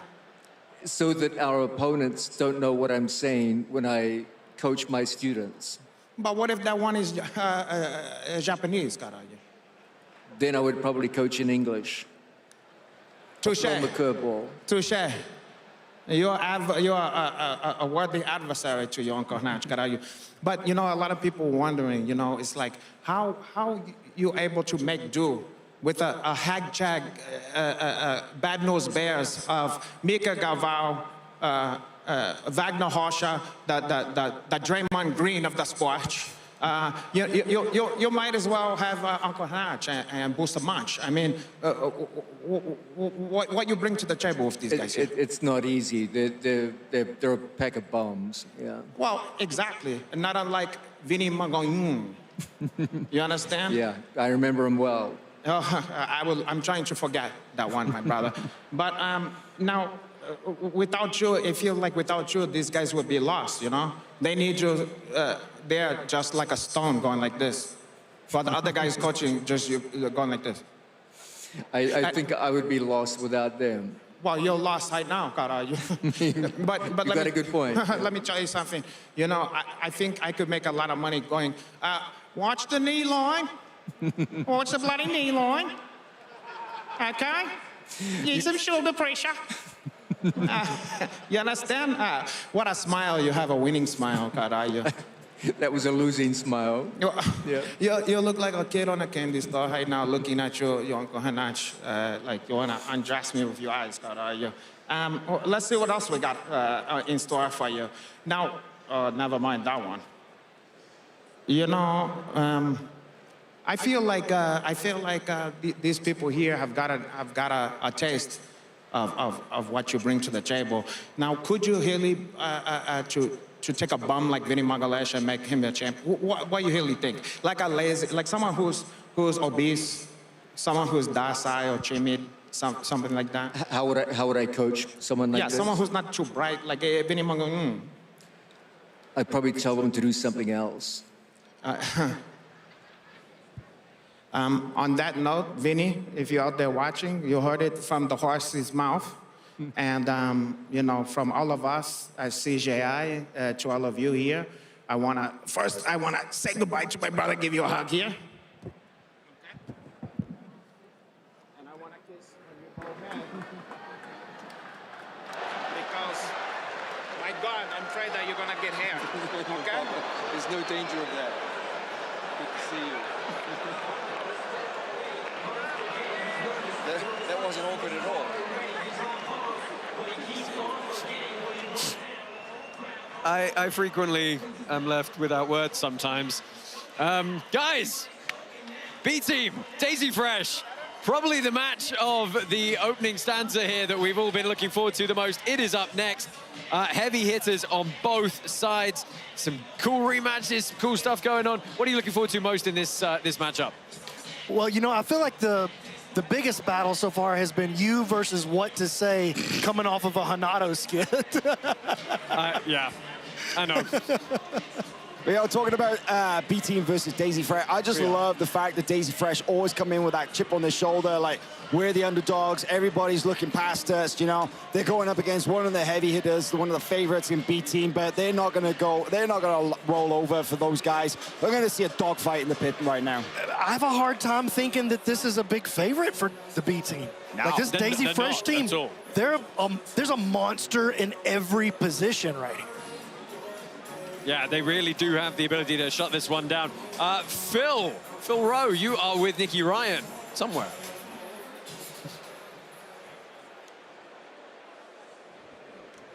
We're back here with Nicky Ryan, head coach of the B Team. Nicky, you got the $1 million man on your team. How confident do you feel? I'm super confident. You know, that man won it all last year, won the millie, and we got a whole team full of finishers, so I'm very confident. Can Nicky Rod go out and eliminate an entire team by himself? If there's one man in this tournament that can do it, it's him for sure. Why didn't you guys put Damien on the team? He's not good enough. Oh, damn it. Next year, maybe so. Craig couldn't even remember his last name. You know, I can't put him on the team. Damn it. That's the B Team. Nicky Ryan, we out. Damien catching strays. Thanks, Phil and Nicky. This is Team Daisy Fresh and the B Team going head-to-head here to find out who's going to get the final slot in tomorrow's semi-finals.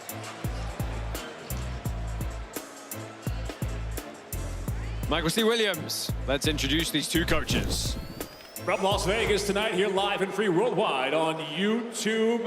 At CJI 2, 3 teams have now advanced to continue their march toward the $1 million championship tomorrow night here at the Thomas & Mack Center.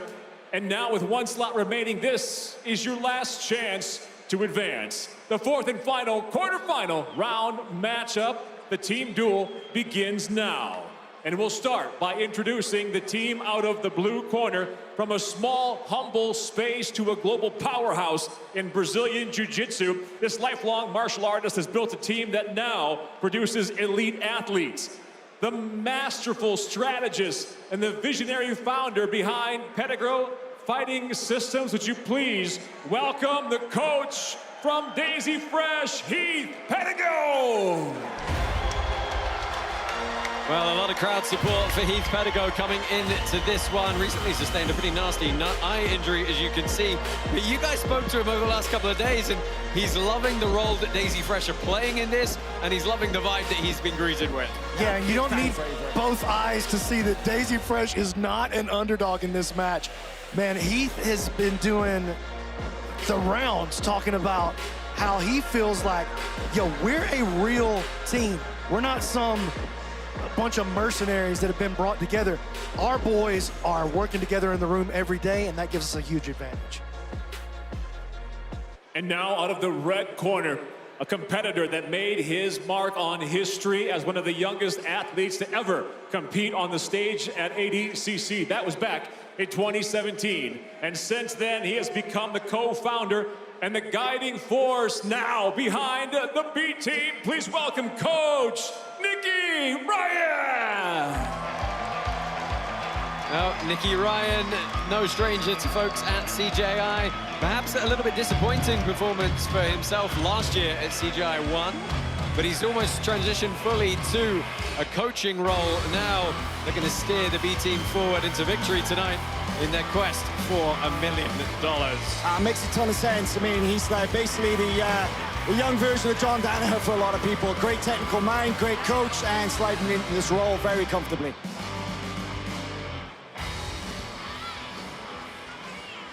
And let's go back now once again to the visionary founder of Pedigo Submission Fighting.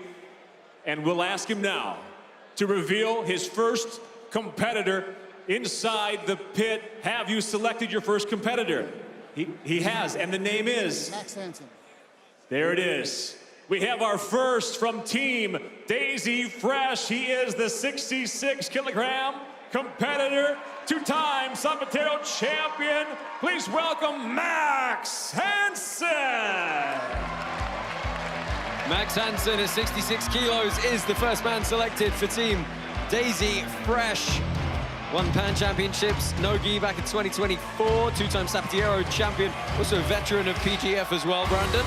Yep, PGF Season 6. Listen, Max is very dangerous, dude. This guy's got a very good guard, very good leg locker. He does a great job getting underneath you, finding paths to your back. Max also fights all the way up and down the food chain. So even though he's coming in as the 66, he's not undersized. He's not gonna feel undersized at least. And now with one competitor set in the pit, ready to go, our final team duel here at day number 1. We go now to the red corner to B team coach. Nicky, do you have your first competitor? Yep. He does indeed. Your first competitor, can you tell me the name? Joseph Chen. There it is. We're going to stay on the lighter side. From B team, we'll welcome their 77-kilogram competitor. 1 year ago, of course, he competed right here at CJI 1. He is the 2023 ADCC Trials winner. Please welcome B team's Joseph Chen. Well, big welcome for Joseph Chen, under 77-kilo representative for B team. Of course, won the ADCC European Trials in 2023, beat some real heavy hitters in Europe like Mateusz Szynski, Tommy Lanica, Oliver Zaza. And then, of course, he had some great performances at CGI 1 last year. One of those phenom guys who the last couple of years has just kind of come in and really stated his case as a crowd favorite.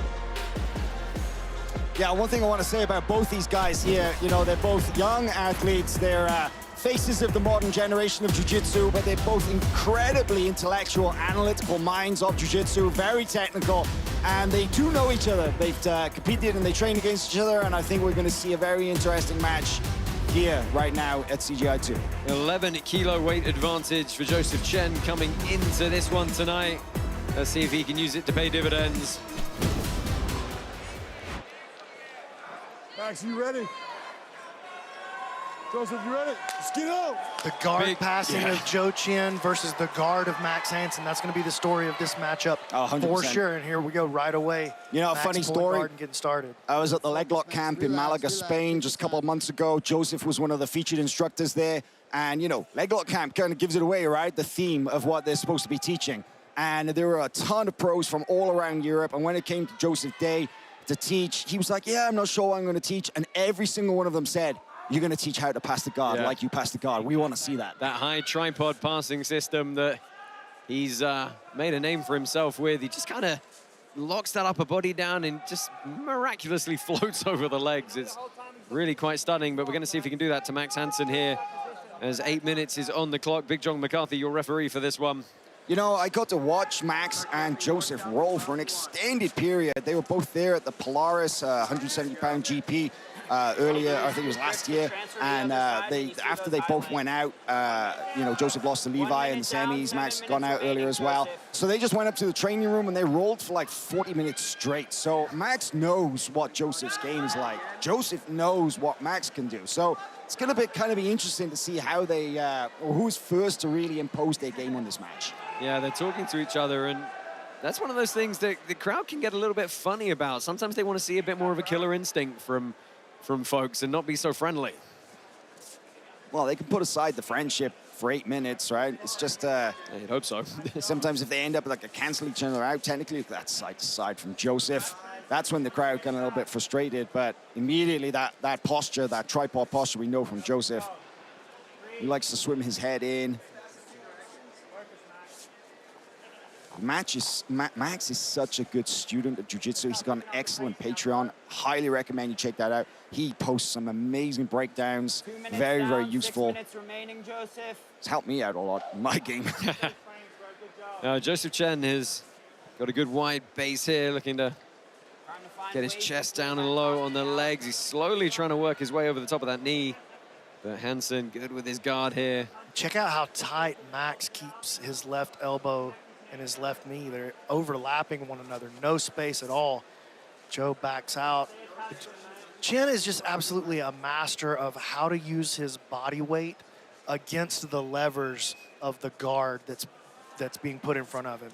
And you'll see as he starts to lean in, he finds little ways to shift his body weight, open the knee or close the knee, shut down the frame with how he's putting his body weight up against it. He's just an absolute like top-tier technician when it comes to guard pass. Yeah, that's why Max has got to be very careful. He doesn't leave too much space. If he overreaches, if he commits a little bit too much on something, Joseph's going to clear those legs. He's doing the right things for sure. Well, you heard Coach Nicky Ryan there say he wants him to slowly start upping the pace with only 5 minutes left. You know, we've seen the theme tonight that the matches that go to the double elimination, they're the ones that are deciding this. At the moment, it's not necessarily the submissions. And also use passing threats to enter into legs, too. Still have time to work. 4:30.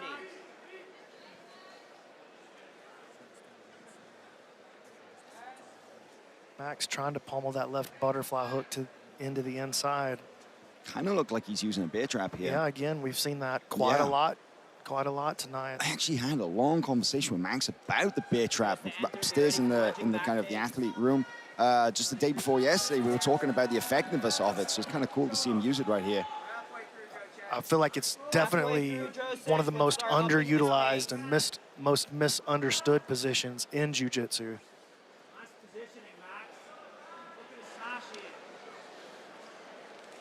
Well, just past the halfway point now. Going down on the dog bar. Good pressure. Little flash sub attempt from Joe Chen. Still not a whole lot to split these two yet, apart from just kind of the feeling of forward pressure from Joseph Chen. I feel like he's getting closer and closer to the upper body. He's starting to put his weight down on that top knee. That's better for Max. Max shakes him out. Joe trying to work around now. Max has his chin on the inside. It's not quite there yet. Max keeps him out. That's beautiful recovery from Max right there. Up on 3 minutes left, Joseph. Knee and elbow are split on the left side, though, and Max finds a way to put them back together. You know who we saw do that so well here last year was Levi Jones-Leary, that incredible guard retention that he has. That was one of the key things that he did, was keeping that top knee and the elbow glued together. Yeah, always reinforcing those defensive frames with something else. Oh, he's going to try and bowl around the side maybe here. Yeah, he'd love to get Joseph to sit to a hip, but his base is very solid.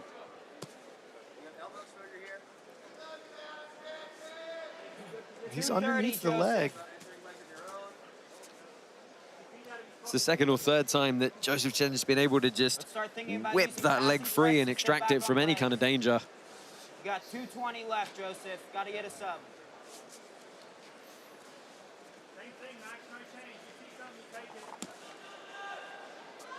Interesting that Joseph hasn't decided to put Max up against the pit. They're kind of inching closer. 2 minutes, Joseph. Max has been lucky. He's had plenty of access to train at the pit there in Westside Barbell. Him and Dante, you know, they're all living in. They're Max both with a living in scoop grip Ohio. on the arm. Joe sending everything the other direction, though. Here's the back step. Oh, tries the long step round. He's there. Can he solidify? He's over the knees. Oh, the kicking escape, a full mount for Joe Chen with 1.5 minutes left. Can he put it to use?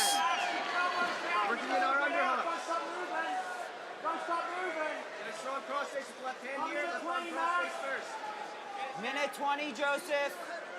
Going for a smother, it looks like. He's going to at least try to get a reaction out of him. Max unable to clear his knees. This is where the weight difference comes in. Oh, look at that, trying to throw the legs all the way around. Yeah, kept so tight during that kipping escape. Good mount retention. That 11-kilo weight difference is going to make it hard for Max to kip escape and hip bump his way out of this mount. Oh, Max going to try to walk up the wall and create some space. That might do what he needs it to do, and there he goes. Nice job by Max utilizing the environment. Yeah, that's the training at Columbus, Ohio, at the Westside Barbell, for sure, using that pit wall to his advantage. Submission attempts as well. Great leg entries.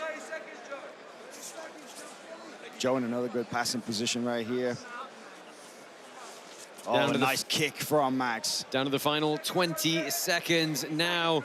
Most of the positive work here has been done by Joseph Chen. He's almost assuredly up on the judges' scorecards. Last 10 seconds, last 10 seconds.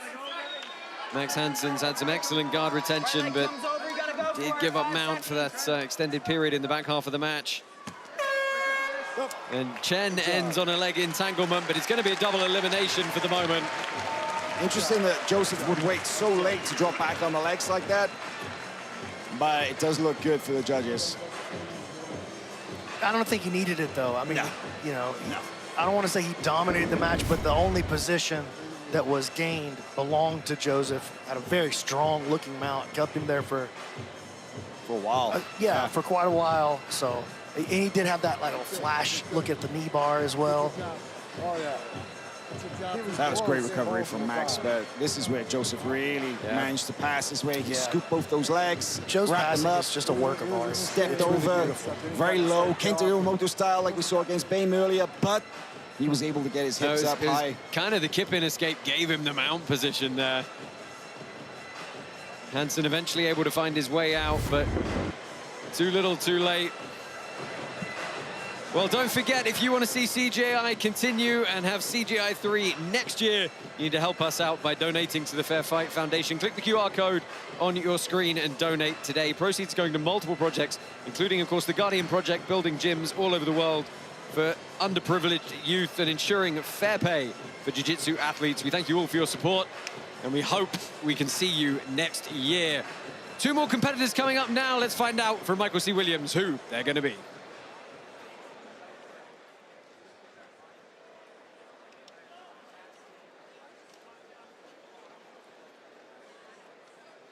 In our 4th team duel, our first individual matchup ends with no submission. Both of our competitors have been eliminated.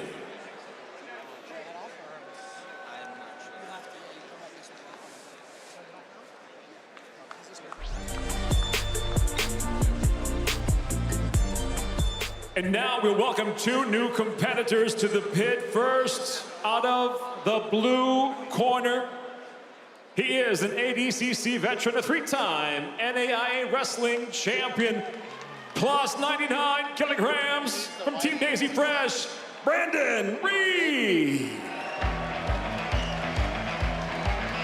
So the heavyweight comes in for Daisy Fresh. Brandon Reed, originally from Kentucky, did compete in ADCC 2024 after getting an invite for his performance at the West Coast Trials. As you heard there from Michael, 3-time NAIA national champion at Lindsey Wilson College, had a very impressive 89 and 19 college wrestling record, and was the 2021 NAIA Wrestler of the Year.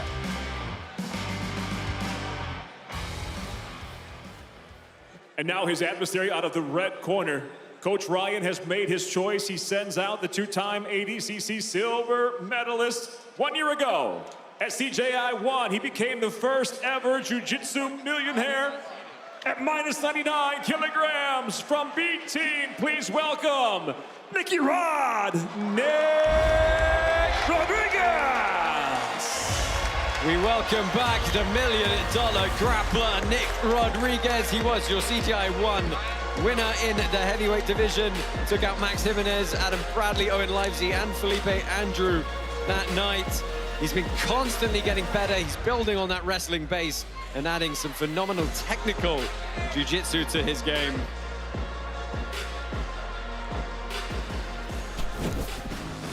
Tape for this one. Fairly even across the board. A little bit of a weight advantage for Brandon Reed. Both have a heavy wrestling background, but the honors in that category very much do go to the man from Daisy Fresh. We don't really care about wild cards, man.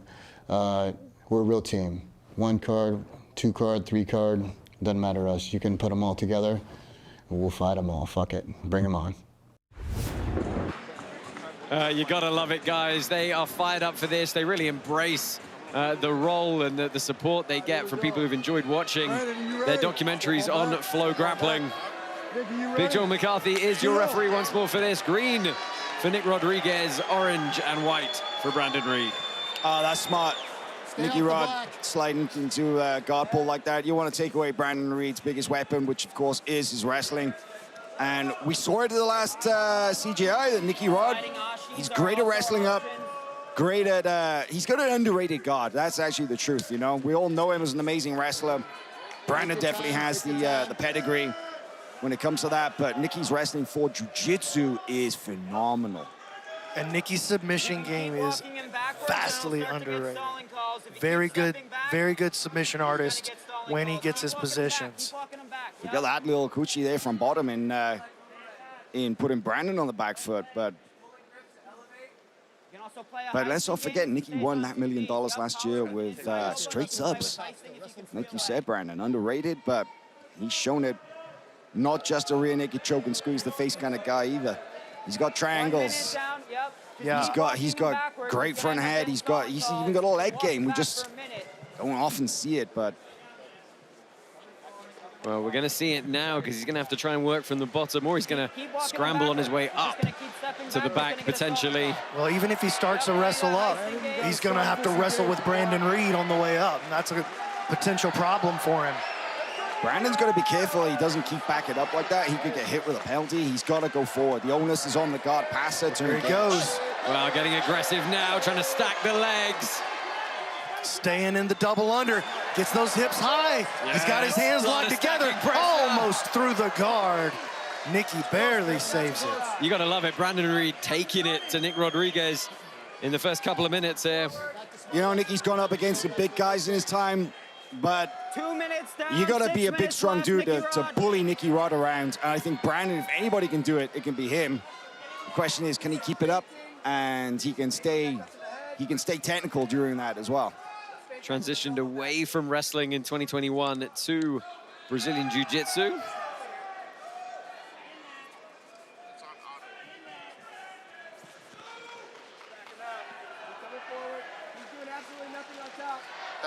That's Iris, though, right? That's Iris. Elbow passes, Nicky not really finding any success with his guard. He's I want to come up here and test out this wrestling a little bit. See what this big boy's made of. Yeah, I mean, it's an imposing figure to try and get anything on. A real bowling ball of a man. A bowling ball of a man with a deep technical base. Right, with his the power to back it up. It's not. He's not just a big, strong dude. Sure. This guy has been grappling at an incredibly high level since he was a child. Yeah, has a lot of instructional content online. Really does have an elite folk-style pedigree. You saw Nicky get just a quick grab on that single leg, and Brandon just absolutely denied it. Goes for that super duck, baby. Brandon's also the second biggest guy in this entire tournament, 114.5 kilograms. Only Victor Hugo is bigger. Yeah, and he could very well be up next if this plays out. Yeah, Nicky Rod is not the biggest heavyweight in the world. He weighed in 99.9 for this, so he's kind of like about a 40-pound weight difference between the two, even though it doesn't look it. He's kind of always relied on being the faster heavyweight, right? That's always been his advantage. You have wrist snaps, you have elbow passes. But you see from that... just from that super duck, that might not be the case. He's got 2 more explosions in him, Bannon. Same thing. Be smart here. Be smart. Well, there you see the people in the locker room looking on. That's Team Daisy Fresh glued to this monitor. No big chances. More than halfway. Nicky Rod. Go after him. Go after him. He tried to wait for that single rounds with brick wall. Tried to snap down Brandon Reed. Didn't happen. I think his best opportunity is high sting. I think he's got to try to get. I think he's got to try to utilize what he knows about the leg lock game. Try to get underneath Brandon. I think that's really his best path to victory here. We'll try to snap down to grab a single. There's a shot. Got to block the front headlock here. Back to the feet they come. And it's interesting because Heath Pedigo is actually counting the kind of the shots. He reckons that Nicky Rod's only got X amount of explosions, and he's saying he's got one more. He's got one more shot. I mean, you have to wonder how much is that for Brandon's benefit? How much is it mind games for Nicky Rod? Nah, Heath is very astute. You know, he's got a great mind, very strategic. Oh, big arm drag possibly, but he knows his opponents well. 3 minutes, we gotta get us up. So he's not pulling that out of his ass.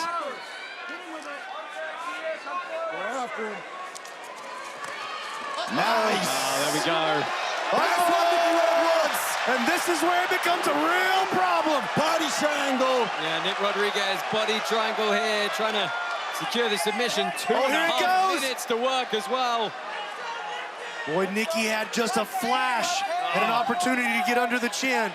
Hiding the hand right now in the armpit. It was the feint that did it. Oh, he's gonna try to squeeze him out with the arm on the inside. He might be able to do it here. I don't think he's got it just yet. Could go shoulder lock on that extended arm. Now across the face. Across the face, trying to lock his arm. That's good. Big squeeze coming. He's gonna get it. Nicky Rod is gonna get the submission here. It came out. Nick Rodriguez puts B-Team up 1-0. The $1 million man does it again and sets the Thomas and Mac Arena on fire. It was the one mistimed sprawl that cost Brandon Reed. It was the smallest of openings for Nick Rodriguez, and he's sitting down trying to recollect himself, Dude, build check that it out, oxygen deficit. Man, Nicky Rod's straight back to his corner. He's in meditation mode, but there's a look at the squeeze. And his rear naked choke is by far his most devastating weapon. He held on as long as he could, right? He really didn't want to quit there. Anything under the eyebrows is a choke, and that was right across the face. Check out this shot of Nicky Rod over there centering himself. He's calling on his elders for strength right now, well, I mean, bro. look, he's doing the right thing, right? He's getting rhythmic breathing going. He's slowing his heart rate, trying to recollect himself. You only got 90 seconds here to recover. It's absolutely the right thing to do. And strategically, B-Team has now taken out the big boy off of the other side, and they still got their big boy, who's the biggest of all the boys, left on the sideline in Victor Hugo. With 2 minutes, 6 seconds remaining, the rear naked choke brings on the tap. Therefore, your winner by submission, B-Team's Nicky Rod. The real question for Heath Pedigo now is who do you choose next to go up against Nicky Rod? Because he's got Dante Leon, Jacob Couch, and Michael Pixley. Do you send Pixley out and hope he can pull off another stunning upset? And now, entering the pit out of the blue corner, he is an ADCC Trials winner, an NCAA Division II Wrestling champion. Would you please welcome, at -99 kilograms, Michael Pixley. You want to talk about people on... well, the wrong... So that's Owen Jones, not Michael Pixley. That is Michael Pixley, though. And you want to talk about people who might be able to also shut down the wrestling of Nicky Rod. This is the other guy on this team who could do that. Yeah. Michael Pixley, former NCAA Division II wrestling champion, obviously made headlines ADCC 2024 when he threw and submitted the favorite Nicholas Merigali. Yeah, that was a very smart choice by Heath Bedigo in bringing out Pixley. Pixley, if he can tap Nicky Rod while Nicky Rod is, you know, pretty spent after that round, that would be huge. But if he can just at least get him out of the pit, then that is also very significant. Let's take a look at the tail of the tape here. Both these guys in the same weight class, the same age, both got wrestling backgrounds. It's all pretty even in this one. The jiu-jitsu experience and accolades do go the way of Nicky Rod, but Michael Pixley's here to play spoiler. He loves that role, and boys, we are excited for this matchup. I feel like the other team that poses the biggest threat is for sure New Wave. I think that's the matches that everybody wants to see. CJI 2 is set to be the greatest event in jiu-jitsu history. Step on back, Michael. Are you ready? Oh, Big John McCarthy calls them down to the pit surface. Not the first time we've seen this matchup. Whoa! Huge sweep there from Pixley, straight off the bat. Yeah, the aggression. Let me tell you something. We felt that for the sweep. Yeah, this is a rematch of UFC Fight Pass Invitational 8 from October of last year.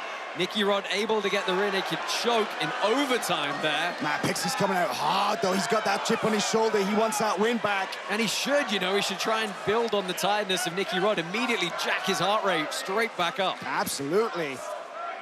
Massive foot sweep, and then a brief look at the DOS, but if you saw that video on the B-Team YouTube channel of Nicky Rod, sounds like he's untossable.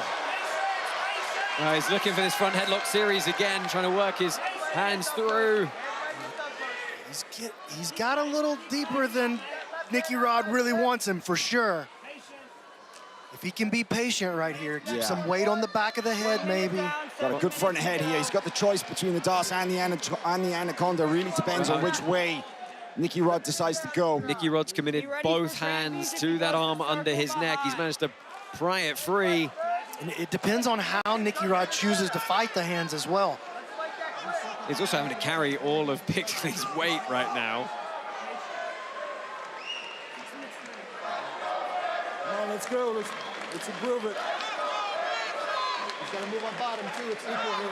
It's equal. Nice there from Nicky Rod sitting through.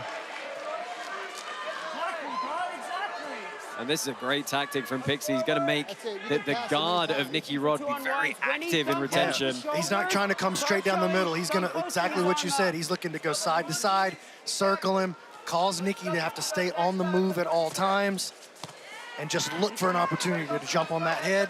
And hopefully, for his case, by the 3-minute mark, he's cooked enough to get a little ground on that front headlock. Just one factor I can't help but think about as well is that Nicky Rod, he was in the pit for nearly 8 minutes. He's hot, he's sweating. Pixley's dry, you know, that's a big factor. Nicky's got something to grip onto.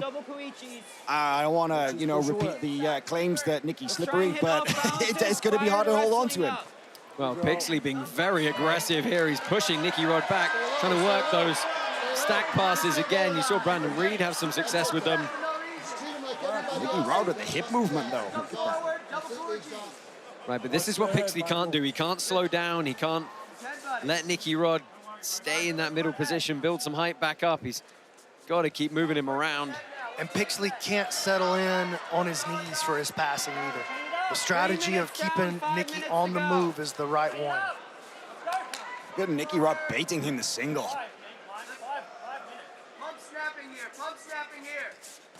You know, Nicky Rod's going to have to work to the legs as well. You don't want to be playing the pummel, the underhook game with someone like Pixley who's going to throw that whizzer in and launch you with an Uchimata. Seen that before. When we heist with collar tie inside. Man, if Nicky can get Pixley off the board, just puts B-Team absolutely in the driver's position. You're a sub up and you've knocked off the 2 heaviest guys. And you got Victor Hugo waiting on the sideline, dude, to come in here and eat somebody. Look at that, though. Pixley doesn't follow up off that. I mean, he had back exposure for real there.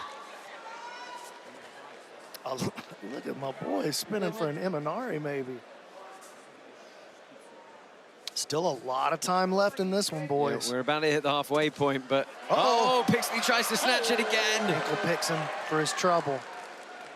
And you know, we said it before. I don't think he can settle down here. I think he's got to really try and keep the pace high. This is a vice grip here. This is a much better play.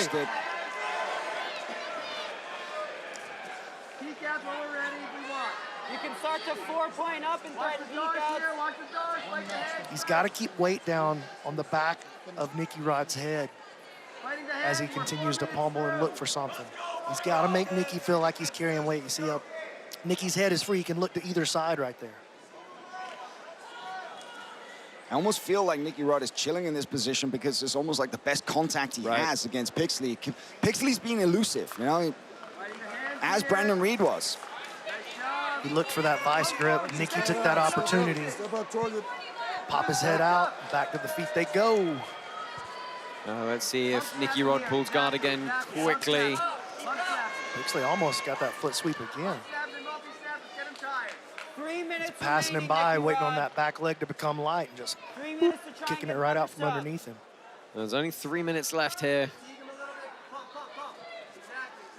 We get control over the head, we're moving him, making him step.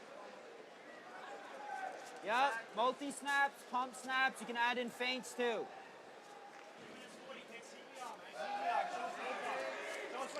Doesn't look like he's doing anything. Only one guy's trying to attack. 2.5 remaining. I don't think Pixley can hang around here. Well, I mean, I feel like the Pixley time wants to run it out. Well, maybe, but the time is starting to tick away, and you know, ultimately, B team have only got to defend a lead now. Yeah, Daisy Fresh got to get one back at some point, but this may not be the one to take a risk on. Great hand fighting, Nicky Rod. Yeah, thinking about who they got left.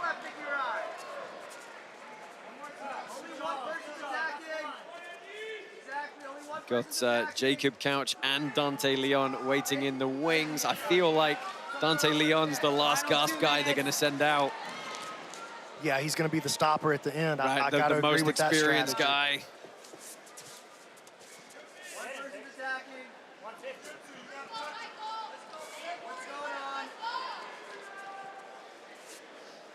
Don't disengage. Go after him. Go after him. Pixley down to his knees to try to pass. Quickly comes right back up. You're pushing away. You keep pushing away. You've got to engage with Guys, every time that Nicky Rod sticks his leg out and Michael Pixley doesn't accept it, is it just gamesmanship? Does he really want to counter the single? What's the deal here? I mean, he wants contact, right? He wants connection with Pixley, and that's been really tough to find.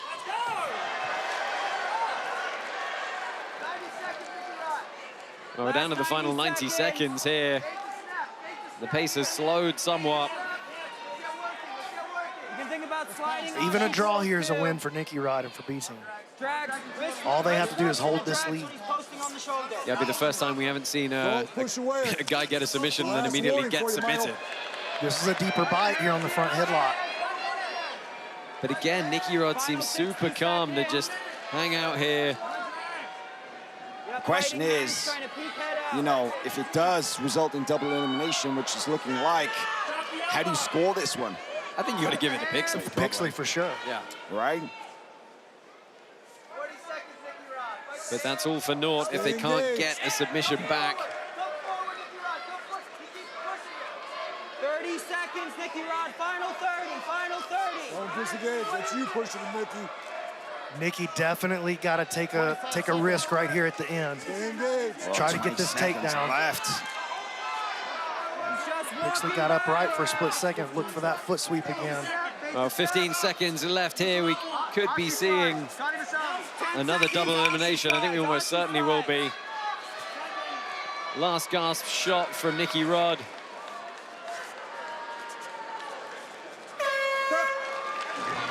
Good show of respect at the end, but both these men are going to go back to their locker rooms. B team remains one submission to none up. And both sides are going to have to find a new athlete. It's Dante Leon or Jacob Couch for Daisy Fresh, Ethan Cranston, Chris Wojcik, or the big man Victor Hugo for B team. There's that foot sweep, man. He got some airtime on that one. Wow. Great guard retention from the big man. Another foot sweep. But like you said, Hal, he didn't capitalize on it. He had a chance. Follow up. Those are the microseconds at this level that you've got to really jump on. Yeah. I mean, he did a great job in kind of throwing Nicky around a little bit there, but I guess that was the plan, right? Run out the clock, take out the heavy hitter in Nicky Rod, who we know is so dangerous with the submission threats. If I'm B team, I'm sending out Hugo next because I know it's a huge mismatch. Yeah, either way, right? You're either getting Dante Leon or Jacob Couch. Couch is not a small guy, but you look at the experience of him versus Victor Hugo at 120 kilos or whatever. Everybody here is a small guy compared to Victor Hugo. The biggest man of the entire tournament, 120 plus kilos. Yeah, one of the most accomplished as well. Well, let's find out who it's going to be. Michael C. Williams with the decision and the new introductions. And with the double elimination, both teams send new competitors. We start with the blue corner. They'll send out the ADCC Trials winner from 2023. With us at 88 kilograms, please welcome from Daisy Fresh, Jacob Couch. It's the hillbilly hammer. Yeah, as we expected, Jacob Couch comes out. They're leaving Dante Leon in the backfield. Jacob Couch has been a fan favorite ever since he started making some waves on the scene. He just loves hunting for things. He enjoys what he does so much. He's been getting better and better. If he jumps on a leg, he can get almost anybody.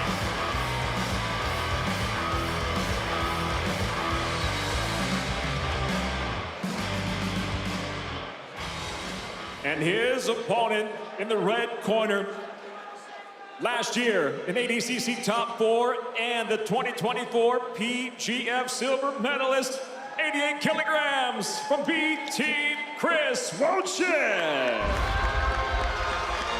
Wow, that's interesting. The main weapons for Jacob Couch are the leg locks. You want to talk about someone who's very well versed in the leg game, can neutralize all of that. It's Chris Wojcik. I think Chris Wojcik is the best leg locker here this weekend. He is not just dangerous, he's an innovator, and he's got things that you're just not expecting, that you've never felt before. Tail of the tape for this one. Both these guys in the 88 kilo category, fairly even all around. It's a really fun style matchup as well. Not a lot to separate them.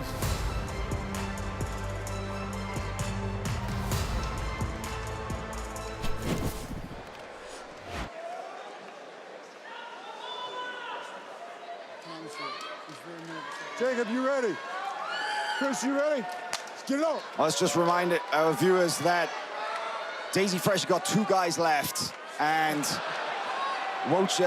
B Team have 3. So either Jacob or Dante need a submission for them to hope to win this. Well, sit straight down. 2 more double eliminations then.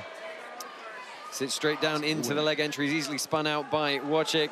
You got 8 minutes to work here, and you saw they both double guard pulled at the start. Couch had a real entertaining, he's on a leg again here, looking for that shotgun straight footlock. Had a really entertaining run at ADCC East Coast Trials in 2025. Had 7 matches to come out victorious there. What a crazy moment that was. That was so cool to be there for that. When he took off and ran his lap all the way around, high-fiving everybody. Yeah, it's a super high submission rate, about 75% of matches he wins end by submission for him. Jacob attacking Chris's feet. Keeps attacking that straight ankle. He's got a lot of confidence there. Double. We can't see the grip from this angle, but... Yeah, he's got it. Shotgun ankle grip, and he's got the double outside Ashy. Trying to corkscrew counter was Wojcik briefly. Doesn't look like he can quite get the angle right. Jacob Couch bridged very heavily into that. Chris is just so hard to straight footlock. His feet are so flexible. And a lot of times he'll just offer up a foot just to get you to play the game with him. Well, that might be a bit of a momentum swinger / moral victory for Chris Wojcik there. It's hard when you throw some of your biggest attacks at people and they just kind of smile. Chris also really good at using his leg locks as a distraction so that he can wrestle up. And then once he does get to top position, very good guard passer as well. Just a reminder at the top of your screen there, the 2 remaining competitors for Daisy Fresh, 3 for B team, including, of course, the big man, Victor Hugo. One of their wild card. Okay, this is interesting. Now we see Chris on top, right up against the pit wall and right in front of the B team coaches. Use passing pressure to enter into the leg. You heard Nikki say it. I was just about to say, I think what we'll see here from Chris is him pressing forward with his passing, try to get an overreaction from Jacob so that he can fall back and bite up his ankles.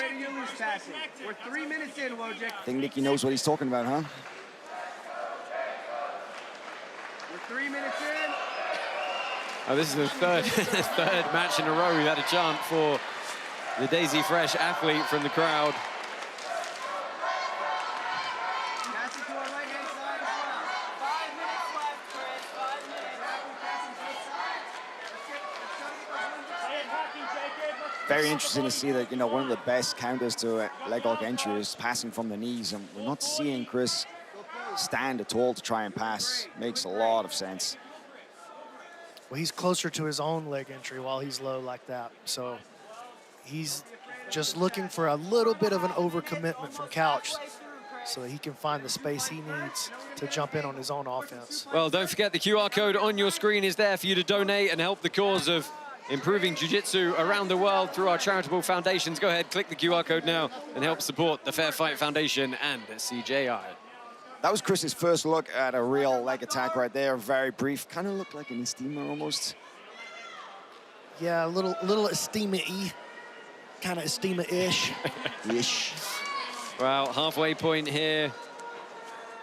And guys, this is kind of the point where we have to talk about in this format how much harder it is to chase a lead from behind than it is to sustain it. Yeah, the pressure is on Jacob to look for the finish here. Very much so. Well, he tried to go shin to shin there to kick the leg out. And Couch has fallen back here on a reap. But you saw Chris just barely set a grip in, and Couch was like, you know what, I will completely bail on this if that's what I have to do. Good change of tempo from Wojciech there. Looked to just snatch the ankle quickly. Let's pass to both sides, Chris. Hands are almost locked there.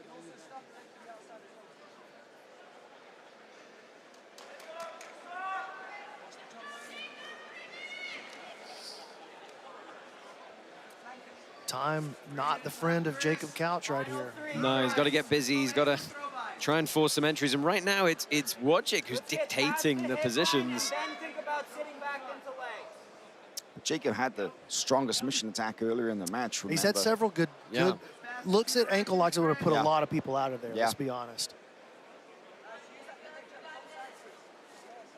But like we said, it was kind of tactically the best possible matchup maybe for the B team to take out this threat. They have still got Daisy Fresh. They've got Dante Leon, their most experienced and decorated competitor, waiting on the back end. But you start talking about him having to take out both Victor Hugo and Ethan Krellinston. Well, Dante's got a submission win over Ethan. Yep. And that happened on Who's Number One. But and we've seen Dante go up against big guys in absolute divisions, but you don't get bigger than Victor Hugo. And this is the thing, B team know that next up, it's Dante. It's no secret, yeah. You're probably going to send Victor Hugo out. And Victor doesn't have to beat him. No, he doesn't. That's the other thing. Just have to make sure you don't get submitted. Yeah. Let's get left knee over here. Exactly. Yeah, you're right. It would tactically be strange to give up the guy who's already got a loss to Dante, unless it was a last resort. Walk the knees away. Then we're going to tripod. Let's start tripoding now. Let's try and insert that left butterfly. Chris, nice body lock position here. What do you Almost think has Jacob flattened out. What do you think Dante's doing backstage in the dressing room now? He's the last guy there by himself, watching this play out. He's telling himself, I can beat Victor Hugo.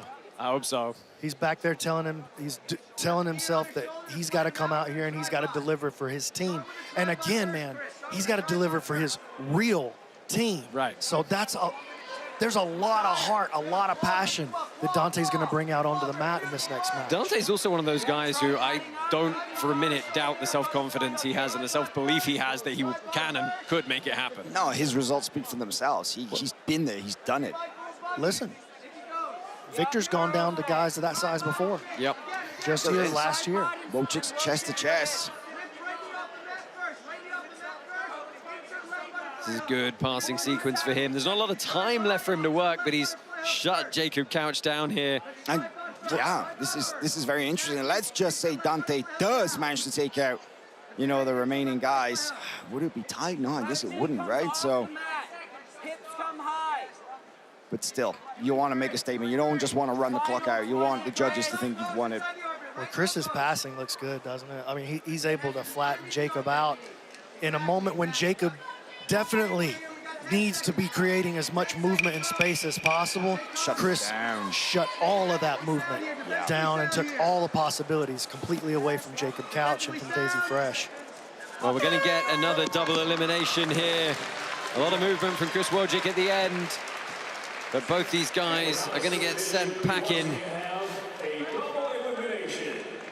Oh, that puts a lot of pressure on Daisy Fresh now. They need 2 submissions to win this. Well, if you wanted pressure on your shoulders of one guy, you want it on Dante, man. You want it on Dante. Dante got shoulders that are big enough and strong enough to carry that kind of pressure. If I'm sending one person out from my team to handle this situation, it's Dante. There's that strong ankle lock that Couch had earlier on. He really got some hips into that. Wojcik had his own looks, but he was never really able to, like, actually, it was just the grip. It was never the leg positioning as well, so they were just looks, but good match, though. You know, something we could see, I mean, if this is a double elimination coming up in the next match, we could potentially see the first team duel where a competitor from that team has not entered the pit. Yeah, and it would probably be Ethan. I mean, we all generally agree here that the smart play for Nicky Ryan is you send Victor, you go out next. That's a no-brainer. It's a no-brainer. You got to send Victor out here. That doesn't mean he's going to do it. Should be wrong. But it's a no-brainer as a choice. Well, we know it's going to be Dante Leon. We'll talk a bit more about him. Obviously, a huge respect for him. He's got an uphill struggle here, though.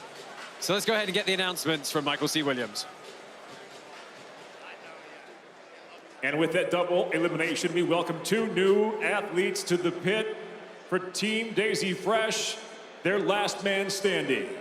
A 2-time IBJJF World No-Gi Champion and a 2-time ADCC bronze medalist at 77 kilograms. Daisy Fresh is Dante Leon. So Dante Leon comes out as the last surviving man of Team Daisy Fresh, 33 years old, originally born in Harrow, Ontario. Obviously spent some time in Toledo as well, now part of Daisy Fresh. He's fought the most guys in this entire tournament of anyone else. He's fought 12 of the other competitors, but look, he's got 2 ADCC bronze medals. He's got twice No-Gi World Champion, very high submission rate at 63%. 93 subs from his 148 victories. B team with 2 athletes remaining. Coach Ryan has made the call. We'll welcome the CJI veteran, multiple times an IBJJF Nick-Gi and No-Gi champion at plus 99 kilograms, the wild card from B team, Victor Hugo.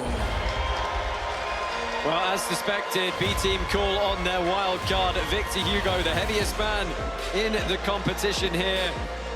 Originally from Fortaleza, Brazil. He's a 4-time IBJJF world champion. He's also won world no-gis as well. Had a disappointing performance by his standards last year at CGI 1 when he dropped a submission to Lucas Canard.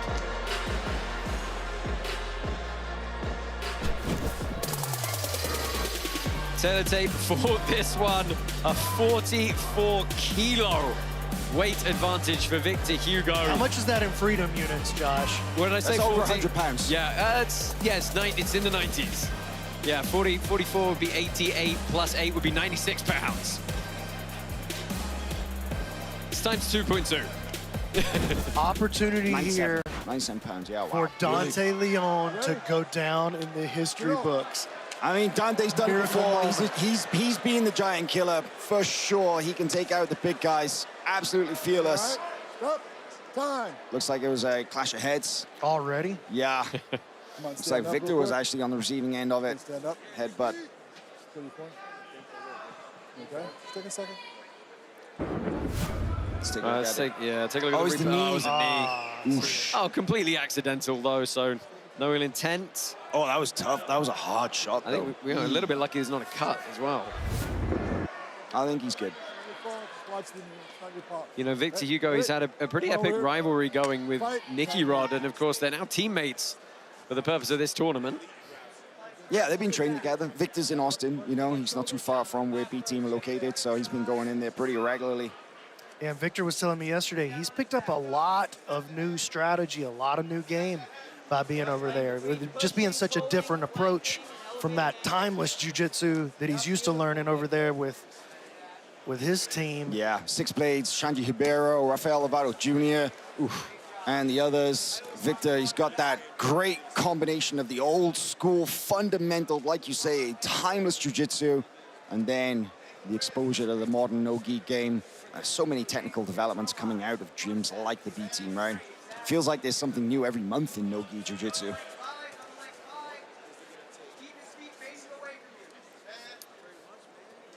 And You know, Victor does not, I'm sorry, go ahead, No, Josh. please go ahead, Brandon. Well, I was going to say, Victor does not have to win this match. You know, all he has to do is stay active enough to not get penalized. Yeah, you know he wants to win it, but you're right. He doesn't need the submission. B team can win the duel. You know, even if he ends up with a couple of stalling penalties, they're still both eliminated, so it doesn't even matter. Dante Leon playing this bottom position here. Is there a point at which he could be called for stalling enough to be disqualified? I mean, yes, there is, but 3 What stalling is- calls. 3. Yeah, third one. You don't want that to happen. So he can get 2, no problem. Well, the second one, you get a point penalty and you end up in bottom half guard. But I mean, you know, it's Victor Hugo, he's 100 pounds heavier. And all he has to do is survive to the end. Right. So really no incentive for Victor to push and take risk here. You just got to clear this board and get him to day 2. You know, we talk about that 100-pound weight difference. One of the guys in this 77-kilo category who at least has the physicality to potentially move someone like Victor Hugo around, it is Dante Leon, right? Oh, He's had a strength and conditioning routine. He told me many years ago that he was a little frustrated that people wouldn't come and ask him about his jiu-jitsu. They'd come and ask about his lifting routine because he was so renowned for his work in the weight room. Hey, honestly though, Dante is legit one of the pound-for-pound strongest guys in jiu-jitsu. He is a powerhouse. Training at that Westside Barbell Club in Ohio.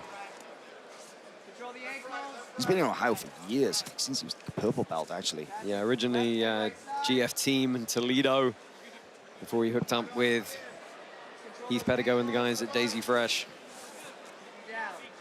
Victor, you're backing off of him. Go towards him. 3 minutes down, 5 minutes remaining, Victor. Big sprawl from Victor Hugo on top here. So hard to get under that guy. He's so big. I was just going to say, he's so big Yeah, from and if this you angle. do get under him, congrats, you're under Victor Hugo, dude. Like, what did you really get done right there? With that, yeah.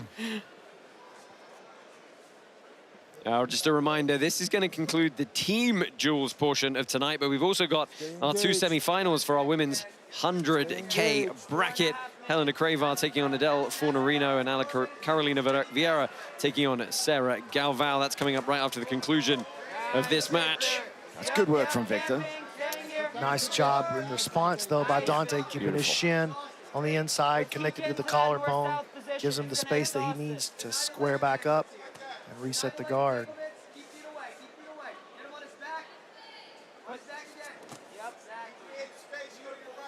Halfway through.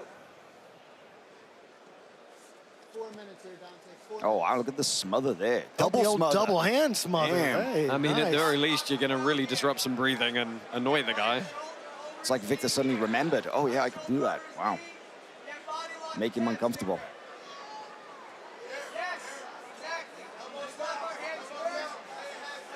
Dante able to keep him out of that body lock pass for now. Stay engaged. Get body locks again. Let's keep this passing pressure up. Keep the passing pressure. Force him on his back. You mind building the leg entanglement. Exactly. Now get left shoulder over his knee. You know, if Dante is going to find an opening here to maybe grab a submission, what's it going to be? What would your money be on? With the way that Victor's passing right now, maybe a Choi bar. Okay. Dante pretty good with that scoop grip, pretty good at lacing the leg around on the far side. With how low Victor is keeping his hips, I don't think we're going to see him get underneath in a meaningful way to attack the legs.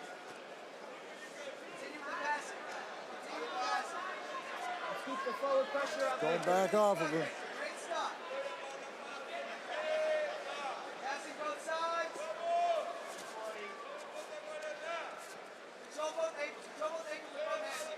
Well, like we said earlier, Victor Hugo, you know, he doesn't have to get the submission here, but he is meaningfully trying to pass.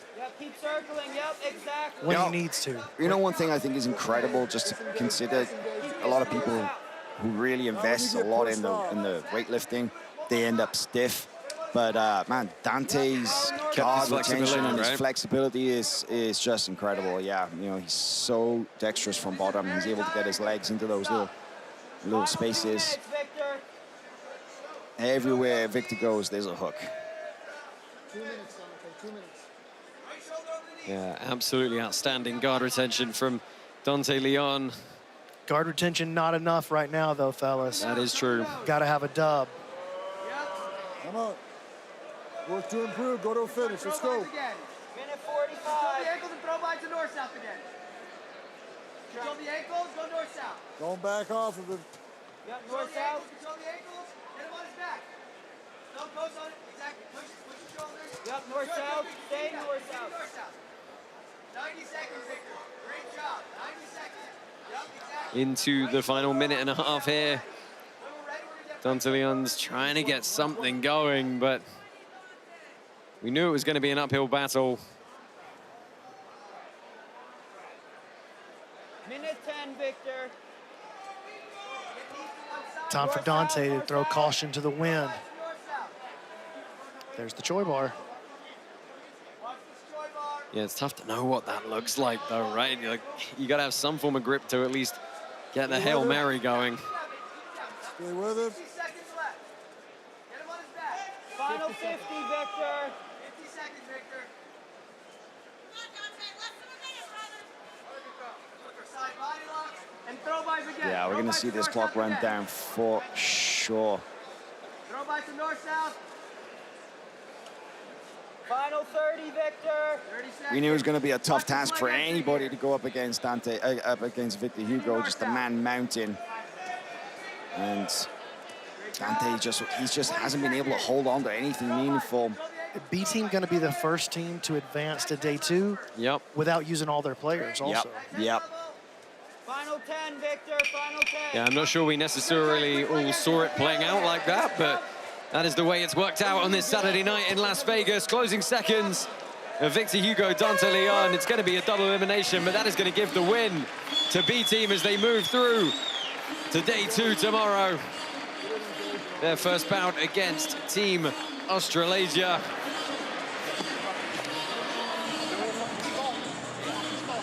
Victor Hugo came out, played the role that his team needed him to play.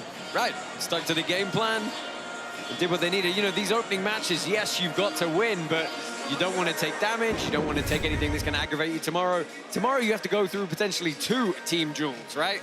So it's a little bit of a starter today. Tomorrow is where you really dig in. So B team are going to face Australasia tomorrow, and it's going to be New Wave versus Atos. And that is one that everybody is looking forward to. Yeah, I feel like it was all chalk. So, you know, like the teams that people expected to win were the teams that... But just not necessarily as convincing or without controversy. Plenty of controversy. Yeah. Oh, yeah. Oh, yeah. Well, yeah, so throughout the team matchups, we had 5 submissions, is that right? Yeah. 2 of them were questionable taps. Right. Whether how questionable they were, that's up for you to decide. Viewer, let us know in the chat. I'm sure you have been. But 2 out of the 5 submissions. Let's go ahead and get the official decision.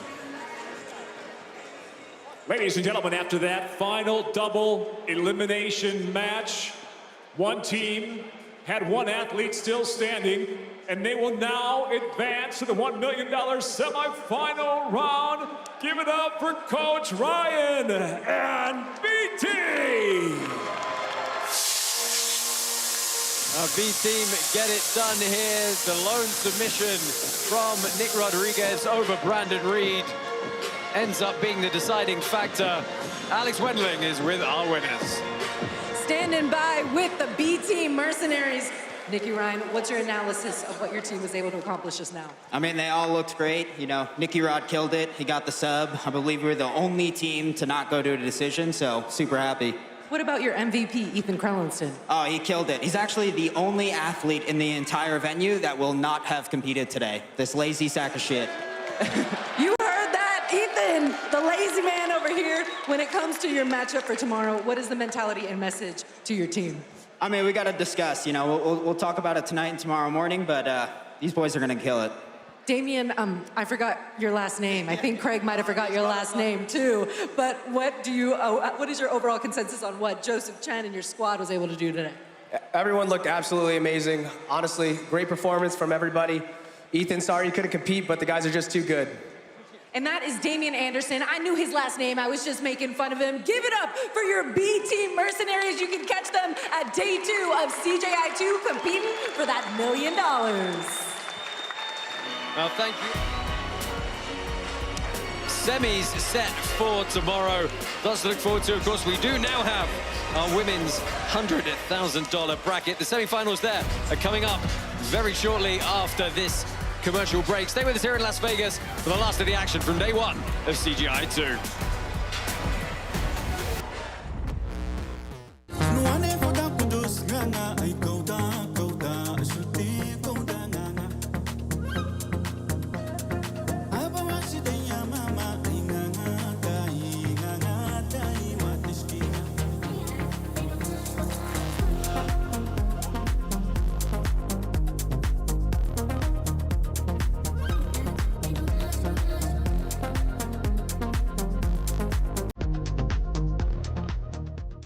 Before the world wakes up, the battle begins. A battle of opposing wills. Our freedom is on the line. It's not about being perfect. It's about being better than you were yesterday. And every time you make the decision to keep going, your discipline gets stronger. The path of discipline is hard, but it's the path you chose. This battle has no opponent. It is only you versus you.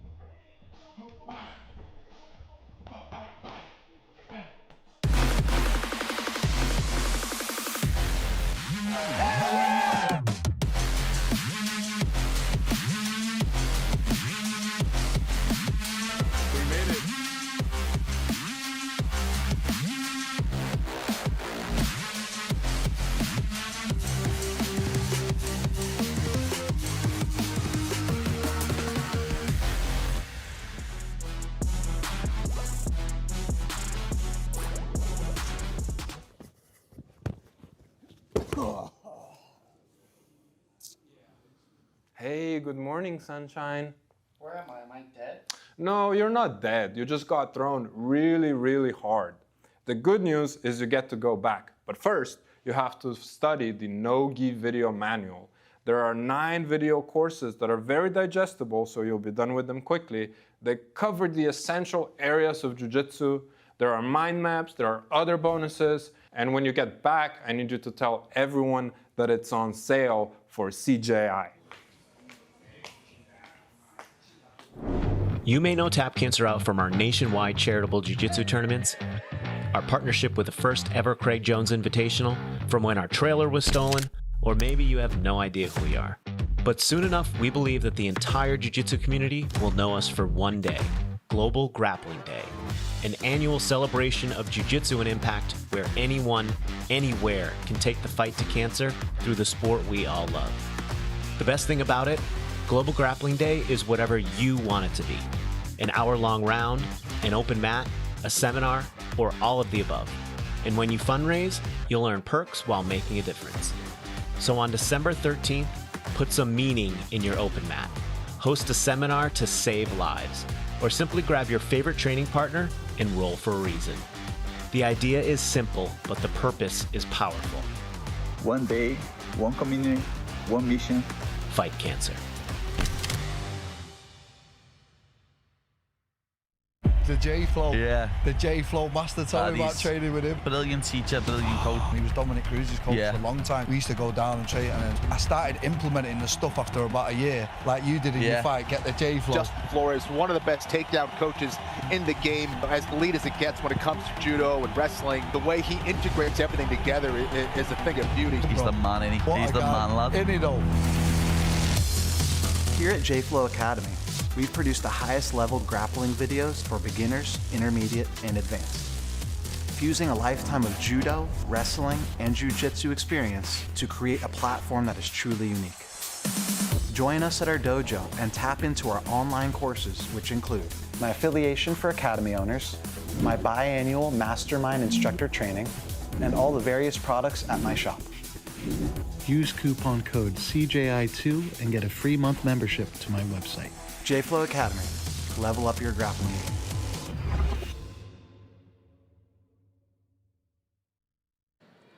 Backstage with the Funk Master, Aljo, an elite grappler. This is your second time here. How you feeling it? It's a great competition, good skills. It's nice to see, and we got a packed out stadium, so it's nice to see everybody coming out from Vegas and enjoying the show. Who were you most excited to see? So far, to you, who has been the most exciting? So far, the most exciting, for me, it's always Nicky Ryan. Not Nicky Ryan, Nicky Rod. I always confuse those two. I do the same thing. Nicky Rod, Nicky Ryan. Nicky Rod, always fun to watch. Joseph Chen is really good as well. And of course, I'm here to watch Craig Jones. Hopefully he gets to compete. And for me, I got to train with him a little bit, and he's a ninja, so hopefully I get to see him do some cool shit. What is it going to take for you to get in there? Not very much, man. Let me know. Send me location, brother. Send me location. You think your grappling can hold up to these guys? Oh, 100%. And it's a different style, but I'm a pressure passer. I don't play with the leg lock shit. I don't play footsies. So these guys are going to have to stand up and earn their takedowns if they want to get into a leg entanglement. This ain't Augustina. This ain't none of that. You know? Craig, get him in there. Aljo, the human backpack, he's ready to go, and I'm betting money on him. Let's do it. Let's run it, baby. Oh, thank you, Aljo, and thank you, Phil. Just like to say thank you to our sponsor, LSK. Visit LSK Plastic Surgery today. LSK Plastic Surgery is a multidisciplinary clinic that integrates medical knowledge from the fields of dermatology and plastic surgery. Let's head over to Alex Wendling with another Mat Side interview. Back-to-back legends in the building, from Aljamain Sterling to Rafael Lovato Jr., coming off of your 7th IBJJF Masters win, and now you're here to enjoy some more jiu-jitsu. So what is it like for you being so much of a jiu-jitsu nerd, spending literally all your time watching? It's a little exhausting. I'm definitely getting overdosed these last few days, but you know, it's what we love. You can't help it. It's here, gotta go. Yes, inject us with more jiu-jitsu. And up next, we have the semifinals for that women's bracket. It is the highest paid women's bracket in jiu-jitsu history. So what are your thoughts on that for women's jiu-jitsu? It's not gonna surprise me if all the entertainment tonight is about to go down on these women's divisions. Super scrappy. Definitely gonna see some fiery ladies getting after it, and I'm pretty pumped up.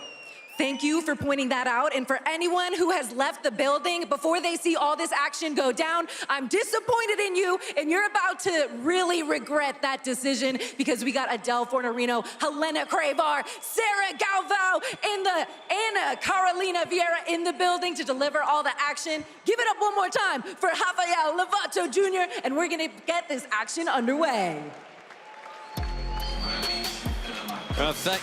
Thank you, Alex and Rafael Lovato Jr. Let's take a look at the bracket for our women's $100,000, 145-pound tournament. On the left-hand side, we have Helena Cravar taking on Adele Fornerino. That's the first match you're going to see now. And then following that, Ana Carolina Vieira versus Sarah Galvao.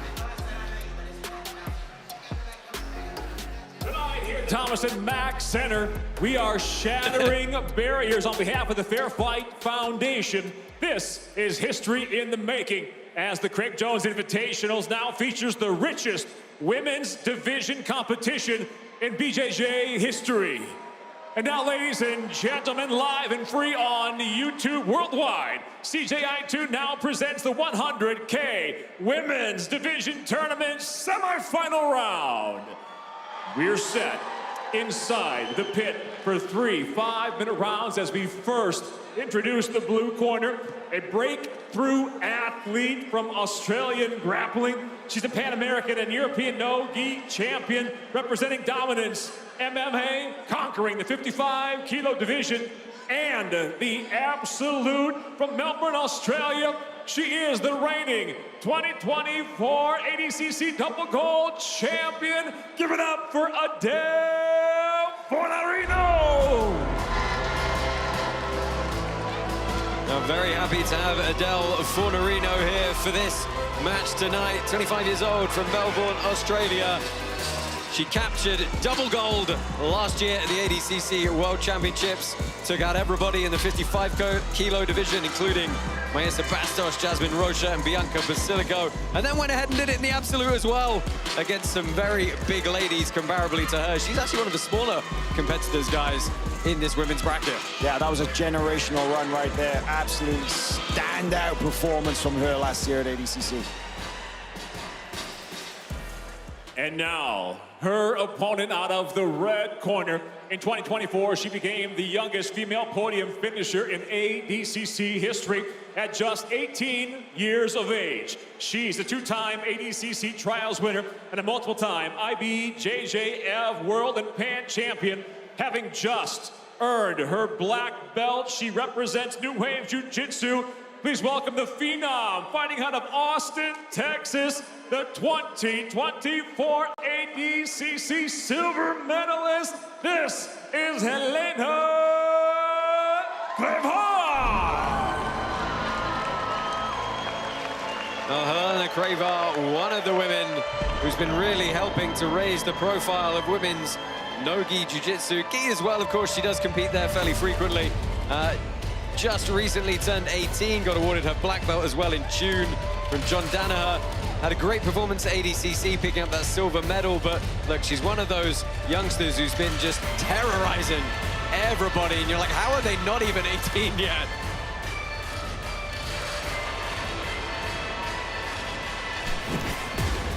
This is one of those super matches that people would pay good money to see. You got one of the most dangerous finishers in the world, and Helena Cravar up against the double gold ADCC champion, Adele Fornerino, an amazing finisher in her own right. Big weight difference. Adele's the smallest girl in this bracket. Everybody else came in right around the limit of 145. It's going to be a great match.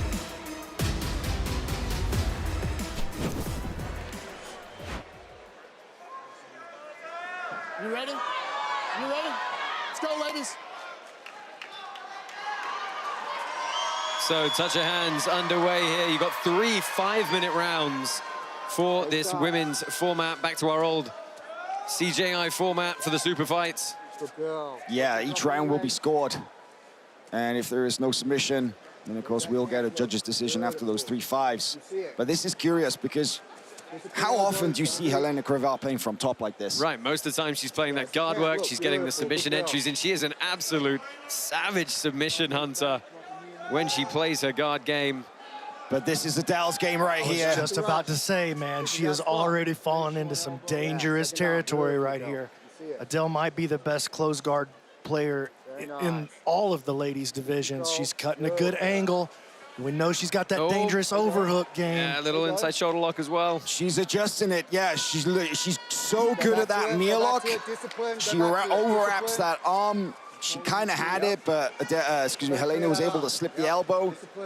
Now we're seeing some top pressure from Crivard. A good heavy forward pressure. Oh, yeah. Yeah, when you talk about the finishing rate of Helena, she moves the hair out of the way. When you talk about her finishing rate, you can't, avoid the fact that Adele Fornerino has an 83% submission rate in her victories. Her guard is just phenomenal. Dude, she's jacked, too. You see those arms when she walked out? She's got a lot of physicality for someone fighting at the weight class she typically does. Yeah, even though she's 10 pounds lighter than the rest of the guys in this, women in this bracket, doesn't make a big difference. I think physically she's very, very strong. She's very, very capable of taking them out. She's got a great knee shield. You see her playing with that. She set exactly that. Uses it to set up her overhook and then pulls into her attacks from the overhook. This is an interesting rule set, though. Again, the 3-5s with a reset each time. It's very easy to, you're used to having longer time to work those submission attacks, and you've got to be active for the full 5 minutes. Then you've got to be active again. You cannot sit back and rest for any moment.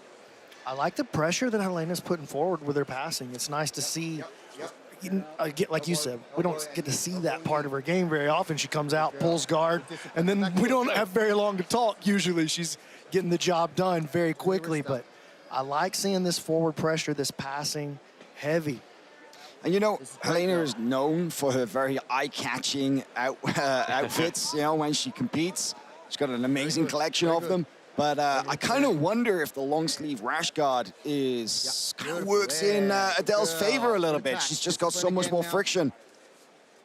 Especially, it's no secret she loves wrapping up those arms. No, she's had a bite a couple of times, but not able to get super deep on anything as of yet. We've got about 2 minutes left in this opening round. Helena, even though she's doing a great job with her balance, with her forward pressure, with her weight distribution, she hasn't really shown any signs that she's going to be able to pass this guard, though. No, Adele's been controlling the distance throughout. She lets her in because she wants to wrap up the upper body, for sure. She hasn't been under pressure of getting past, that's for sure. Good girl, beautiful. Watch yours. Defense first. That's good, though. No, defense first. Stay focused. And this is really what we know from Helena. She's a great leg lock hunter. She looks like she's got a bite here. Keep the foot on the belly. You look great. Don't extend away. Clear the top heel leg. is almost popping out there. Yeah, she's clear here. Helena will have to readjust to get what she wants. Use your second foot. That's it. Beautiful. Adele's clear, but that was a decent look from Helena. And no gap in the leg attack back into the passing for Helena. Straight back into the game that she started with. Yeah, one thing she's always very good at is staying active frequently, and that, of course, pays dividends under this round-type rule set. Trust it, trust it, trust it. Sits back on the that's leg. a nice drop. Nothing. Beautiful. Adele's super aware defensively, not allowing Helena to get the grips that she needs to step forward in her leg attacks. Bounce to the left first. Breathe. 20 seconds to work.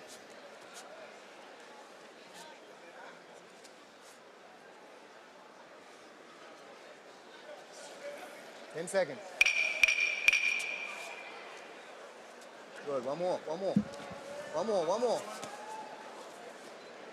Now this is going to do it for round number one. And, guys, how do you score that if you're the judges looking at this one? A lot of top pressure from Helena and the one sort of semi-bite on the foot.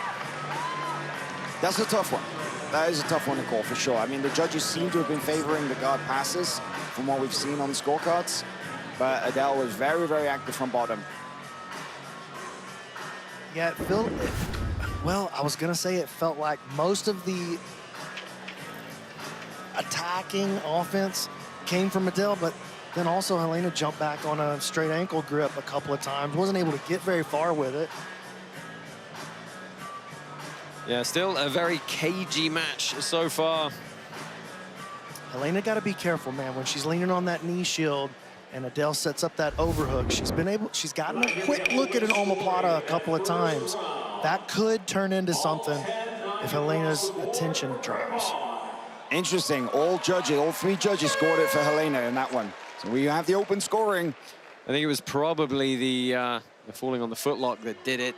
Yeah, combined with the top pressure, for sure. But hey, we got a do-over. Will we see Helena pull the guard first? No, it's Adele who sits. Yeah, no change of tact so far for Adele Fornerino. Another 5 minutes on the clock for them here. And then there's the overhook, look.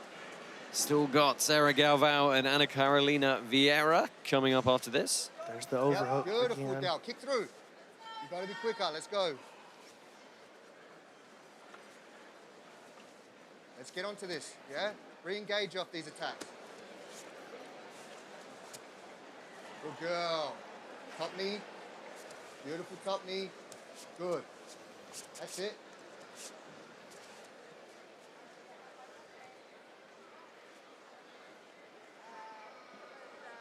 Bottom leg discipline.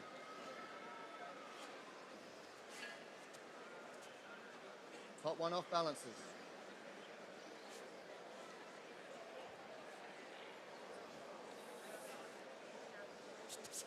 Good girl. There you go. There you go.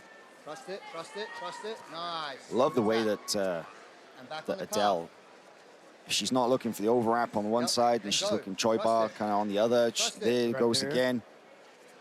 Beautiful, Del. Really She's got to be good at careful, catching though, those when she lays that 90 right seconds foot down. back into the hip pocket of Helena during her guard recovery sequences. That's when Helena's jumped back and attacked it both times. Yep, on the You said calf, it, and then absolutely. bring it out, yeah. There it is again. And re-attack off these, Del. That's the other foot this time. Yeah. Keep it, keep it, keep Well, it. still a little bit loose, but it's all notching up good attacking points. Forced a big reaction out of Adele, though. For sure. You know, and that's the thing. It's not like she fell back and then lost position and had to play guard. She came straight back on top. There was really no, nothing to her detriment in attempting that submission. There you go, there you go. And there it is, overhook into another There you omoplata game. Watch out for this Oh, this is triangle, baby. interesting. Still in the game. Helena's going to posture Good, now through it. reset, That was a nice reset. attack. Go, Thought there reset. may be a triangle Bottom leg, as they bottom rolled leg. through. I mean, this is this might sound like an odd question, right? Pulling your head out of an entanglement with pigtails. I mean, you got to figure maybe a little bit harder. Brother, I couldn't even talk about what it's like to have any hair, much less long hair. I would ask Hal, but, same deal. Yeah, Wrong guys to you're ask. going to be running dry on answers to that one up here, Josh. 2.5 left. Halfway through the round, Del. So, Yeah, but you got to think it on the plays a leg. factor, right? right? Yeah. Now she's on both knees. Halfway through this round, Okay. good off balance there. Ooh, this is a nice Big attack. bite. Counter attack, though, by Helena, and she's got a nice bite this Nothing time. there, Del. It's the Let's re-attack. recounter that's so fast. Yourself and re-attack. This is a nice bite. This is a lot different than what she's been cooking with before. Beautiful, and go. That's it. Keep the position and drag it.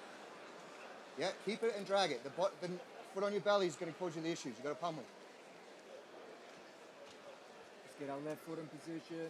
Very, very clear instruction from her corner. Coming in here, asking her exactly what to clear, what to pay attention to in defense. You know, she's got to clear that grip on the foot. go. Now she does. Now That's she it. can follow those Good girl. instructions. And she's on her knees again. Left side. No chance to do it, though, because Helena pops Off balance, right let's back go. to top position, just like what you said. 90 seconds. She's falling back, but she's really, the attack's not costing her Right. anything. There It's it free money. There it is. And here's a nice There it is. deep grip for this Choi bar. There it is. Nope, doesn't There have is. it. That was a nice And now attack, though. reset. Yeah, she's had Reset. two Beautiful real good armbar. grips through on the arm now. Forced defense both times. Good, Del. Beautiful. And go. Straight to the close. Moving into the final minute On your here. knees again. Hit the off balance. 1 minute. Trust your bottom knee. Trust it. Yeah, see? Beautiful. Good girl. All the action. Great. 45 seconds. Discipline. Not a single word said from the corner of Helena Cravar. They're just letting her do her thing right now. They obviously feel confident that she's up on the judges' scorecards. Yeah, I think she's going to win this round also. Yeah. Yeah. Pretty much a replay of the first. Which is going to put Adele in a position to need the sub in the third round. Off balance, please.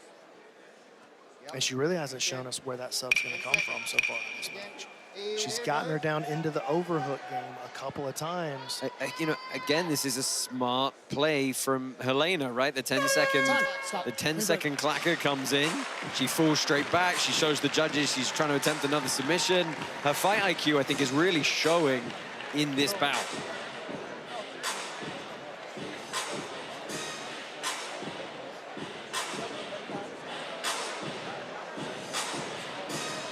And Fornerino, is she starting to look a little bit gassed here, maybe? Helena walking around like she owns the joint, though. That's just typical for her between rounds, right? She always stays up, she stays active, she shows confidence. Yeah, Helena's breathing deep, that's for sure. With this 1 minute break. I mean, it's just like in the gym, right? 5 minutes on the clock. Reset, recover, go again. Adele looks totally recovered over there, too. Oh, that's interesting.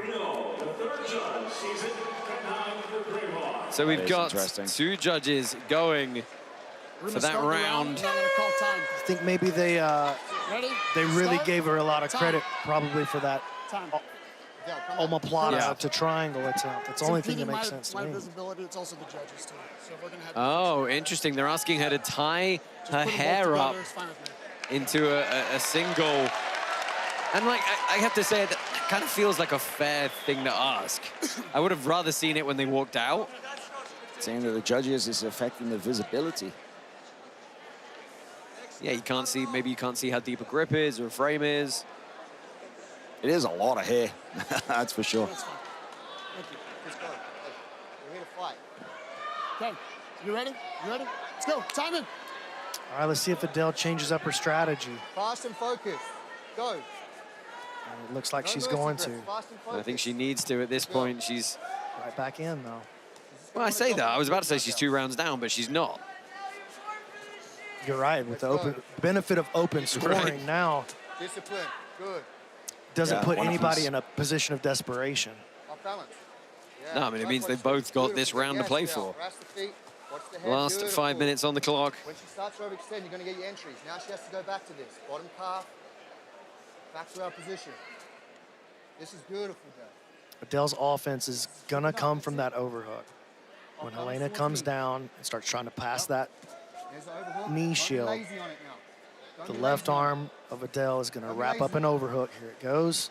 And she's going to try to drag her in to a closed guard game. There it goes. And look at that. Every time that Adele starts to get just a little bit of something cooking, bam, Helena sits back on an ankle lock, nothing going, right back to the passing.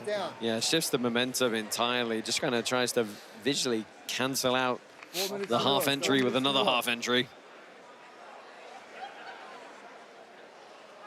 Good girl. That's it. When she reaches. Yeah. Trust yourself. Good retention. Discipline elbows. Knee shield. Overhook on the way.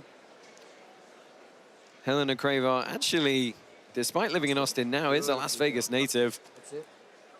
Born here before moving to Austin a few years ago to train full-time with John Danaher. Keep it, keep it, keep That's right, and she's been tearing it up for a very long time. I remember I was talking to one of her original coaches here in Las Vegas, and he was telling me that she's been tapping out black belts in training since she was like 13 years of age. Good. Split them now. That's it. Split them. Beautiful. Again, Del, falls now we back, gotta move, yeah? gets a little bit of an attack going, right back to the top position. All the time. I mean, it's a solid pattern. It's been working so far. Left. That's it. Good girl. Good. That's a nice attack.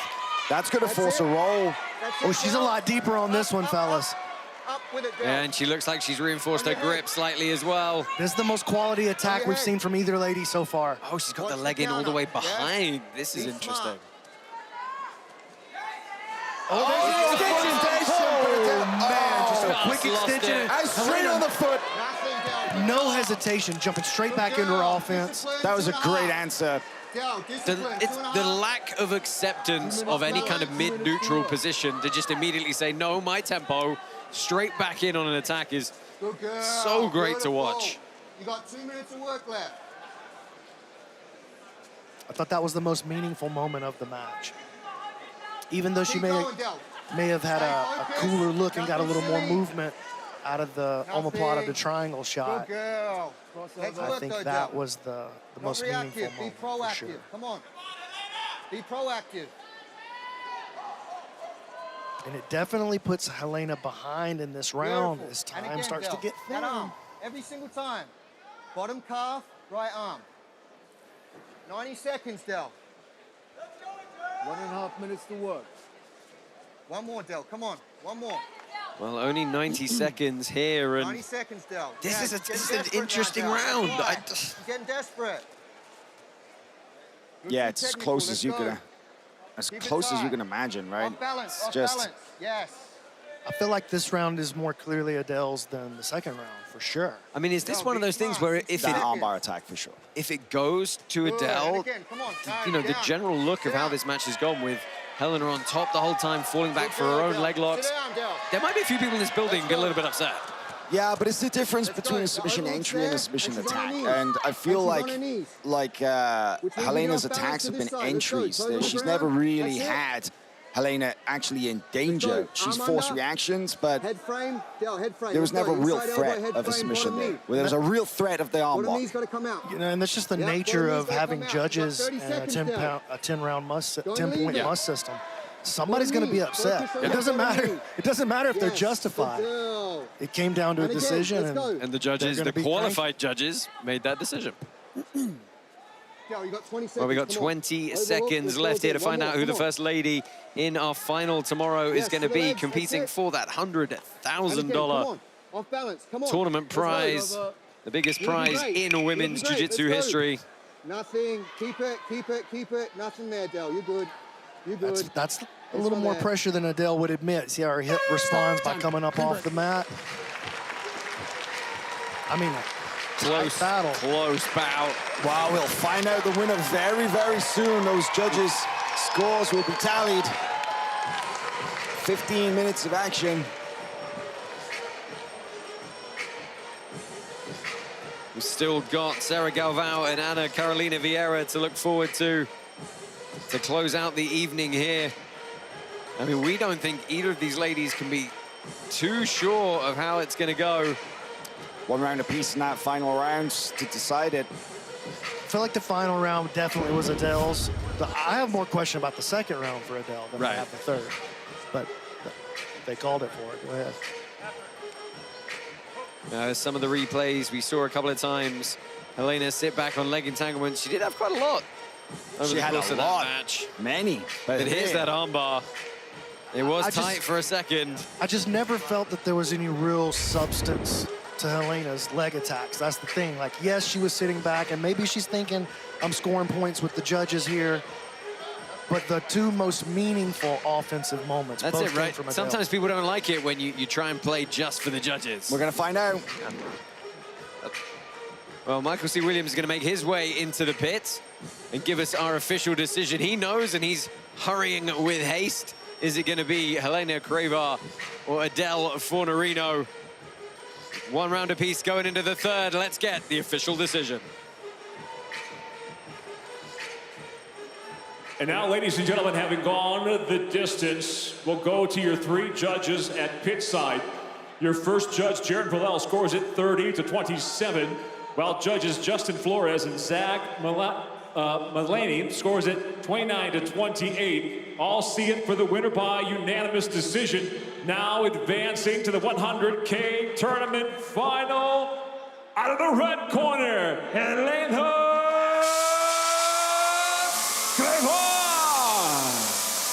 Wow, that means they gave the third round to Helena, but the second to Adele Fornerino. Alex Wedling is with our winner. Just nearly ran into our winner, Helena Cravar. So much excitement in here, but you got the judges' nod. What is your overall assessment about the performance tonight? Yeah, it was a great match. I knew that was going to be very tough. She was last year's ADCC double champ. So, yeah, out of all the four girls, she's like very technical on the ground especially. And I was like happy to display some of my top passing that I've been working on in the last 6 months. So I'm very happy with the win. And now you are going to be advancing to the finals tomorrow. We still have to determine who your opponent is, but I know you're ready to make your mark in history and claim $100,000. If you have a special message to anyone watching at home, so many girls look up to you, what is your message to get and perform on a stage like this? Yeah, just keep working hard. You know, try to compete as much as you can. I've been doing it since I was 9 years old, competing, traveling around with my parents just to get my name out there and get experience. So just like keep going, and one day you'll get there too. Give it up for Helena Gravar. She is going to be competing for that 100K. Well, Helena Gravar victorious. She is moving through to the next round tomorrow. Next up, Ana Carolina Vieira taking on Sarah Galvao. Is going to close out our night here on day one of CJI 2. Stay with us shortly. Imagine being a street kid in a country where most of the necessities are not provided for like the regular person. You don't have an ID, so you can't go to any government places and get service for anything. There is no health coverage, nobody's going to take care of you. So I thought it would be better if we can bring them here, get them away from all the misery for a couple of hours at the gym. They can just be kids at the gym. Maybe they can see a light at the end of the tunnel, that they can be someone with their lives. They can do something with their lives. There's no school? It doesn't. It's exposing me to the poverty a lot of children live in, which is something you always are aware of, but I think we just try to distract ourselves from it, not try to live in that reality, try to focus on our own problems. So when you're forced to see it firsthand, you can't help but have a more proactive approach. I want to have a facility where we have showers, everything they might need as a person, and everything they deserve as a kid. የተለያዩ ዛቻም ስለሚደርስብኝ ነው።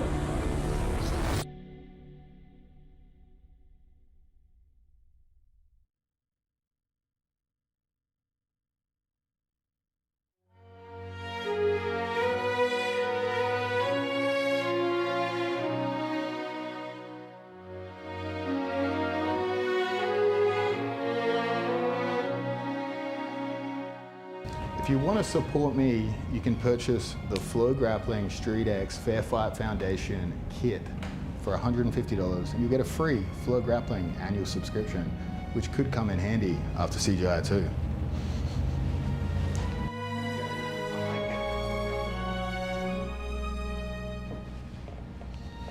Dearly beloved, we are gathered here today on a very special occasion.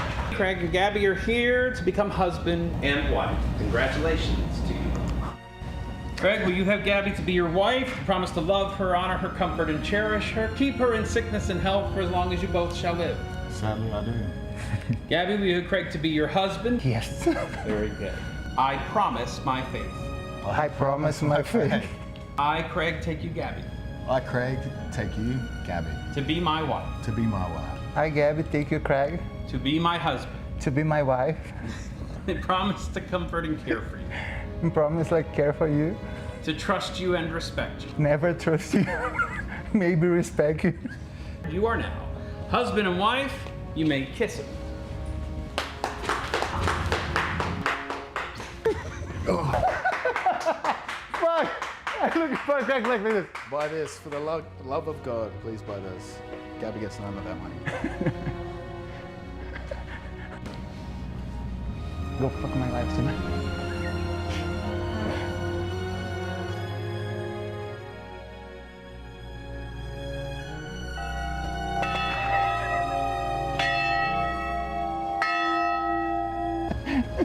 Dreams do come true for some.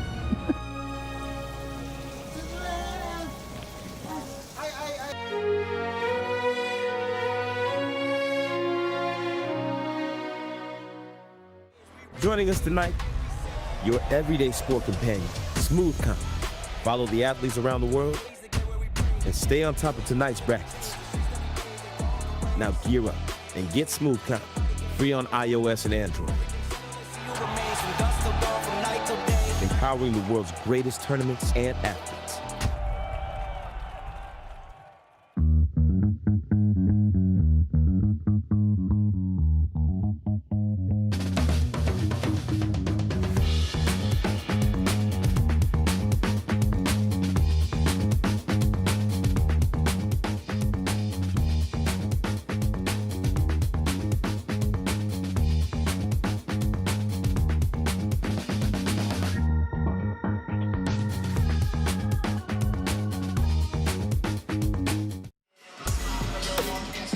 So welcome back to CGI 2. Final match of day number 1 here is on deck. Ana Carolina Vieira taking on Sarah Galvao. We'll introduce them more in the walkouts.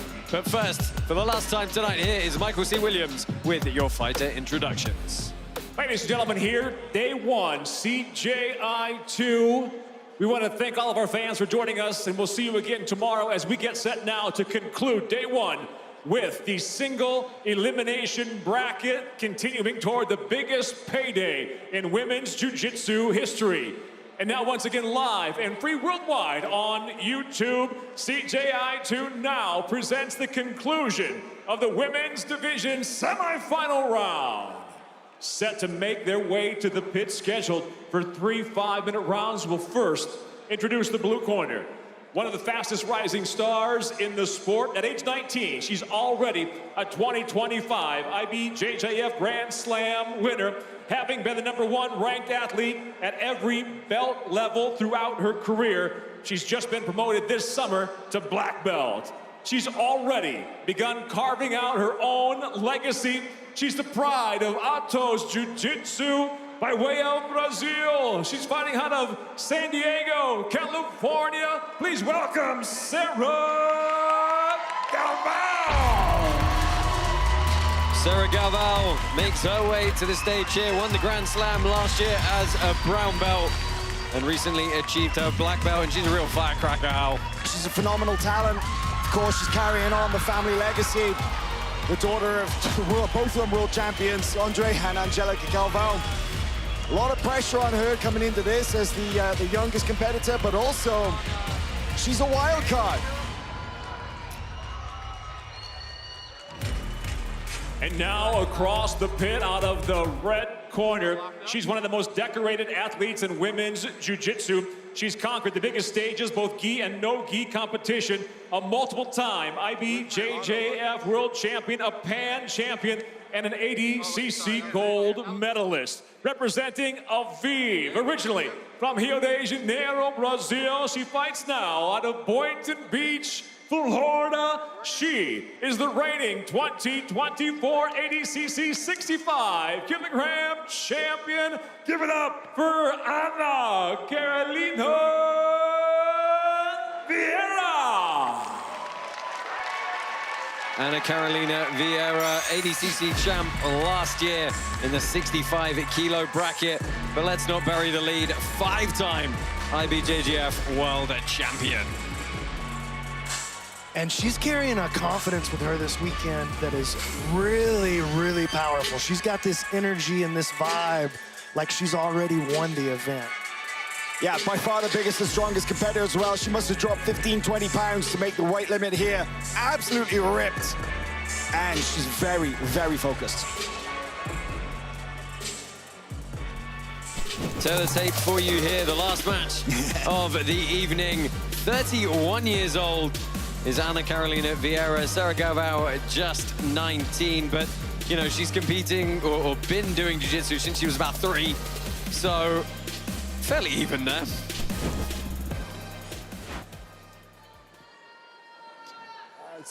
Your referee for the final bout this evening is Big John McCarthy. 3 5-minute rounds on the clock, should they need them. All black for Galvao, white and black for Ana Carolina Vieira. You know, just an interesting fact is that it was very interesting. Sarah Galvao actually weighed in the heaviest of all of the competitors in this bracket, 144.6, right there for the 145 limit. So she is, she's the youngest, she's the least experienced, but she has the least to lose. She's got the least amount of pressure, and she's not feeling the pressure either. She was just ecstatic to be here. Yeah, to have fun, yeah. Oh, she's having to defend a heavy stack pass here as she gets a hip heisted off the ground.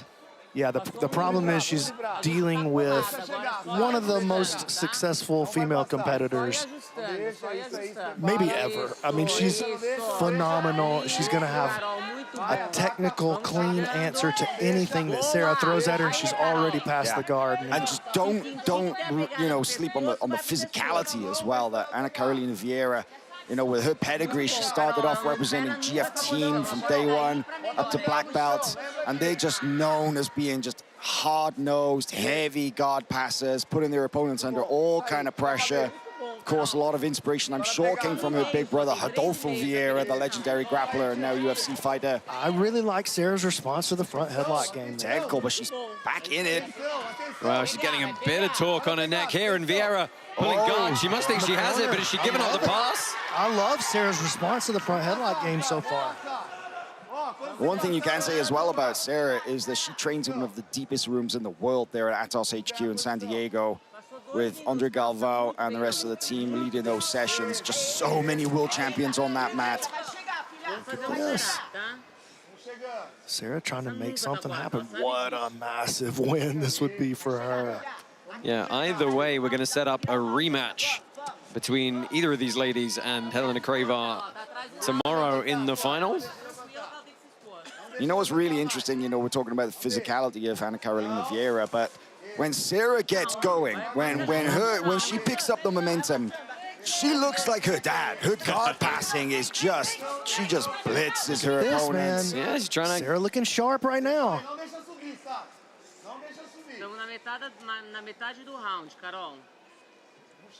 Posting on her head, gonna try to turn.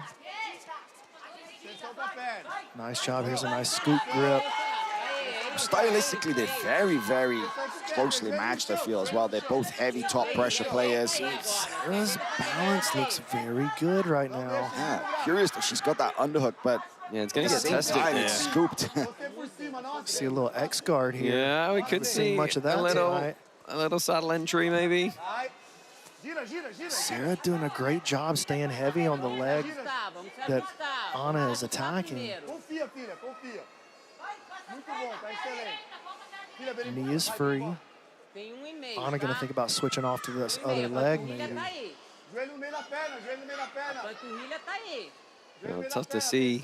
Gonna use it to come up on top. Yeah, well, they've ended up into a leg drag, maybe. She got her caught in a calf slicer position here. Kind of looks like it, right?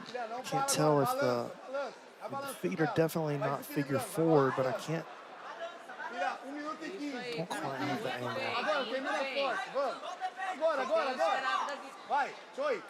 Oh, Galvao trying to head on the arm here. Anna gonna get into her passing now. Nice off balance and sweep. Sarah Galvao. Well, straight up on a front headlock series. She's trying to chest wrap.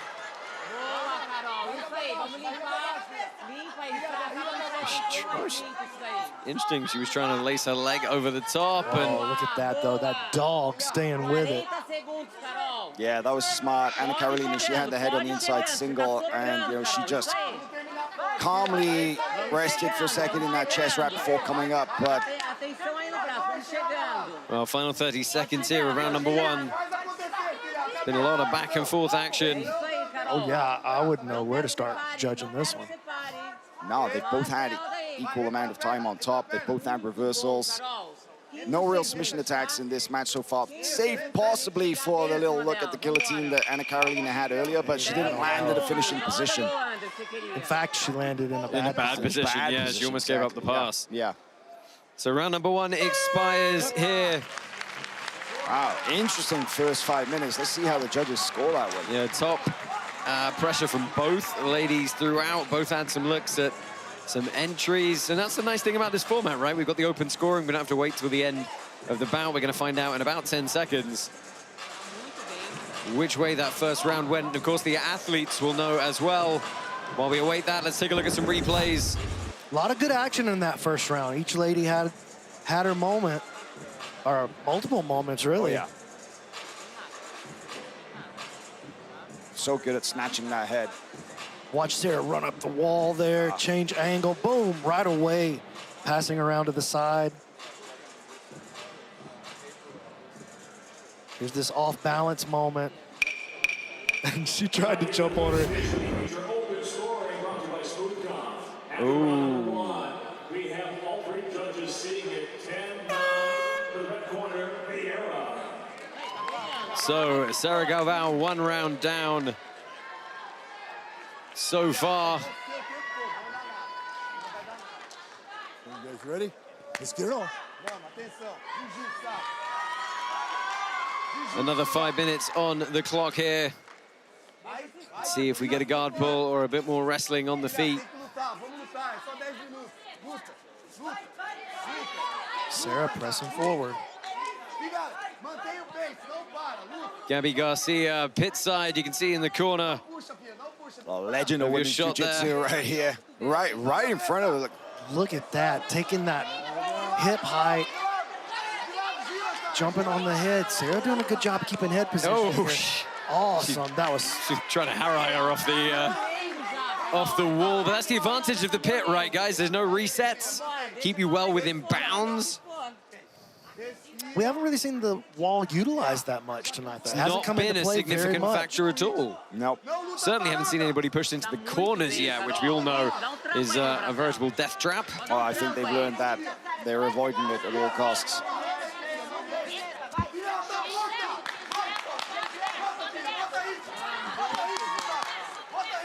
So staying on the feet a bit longer here in this second period.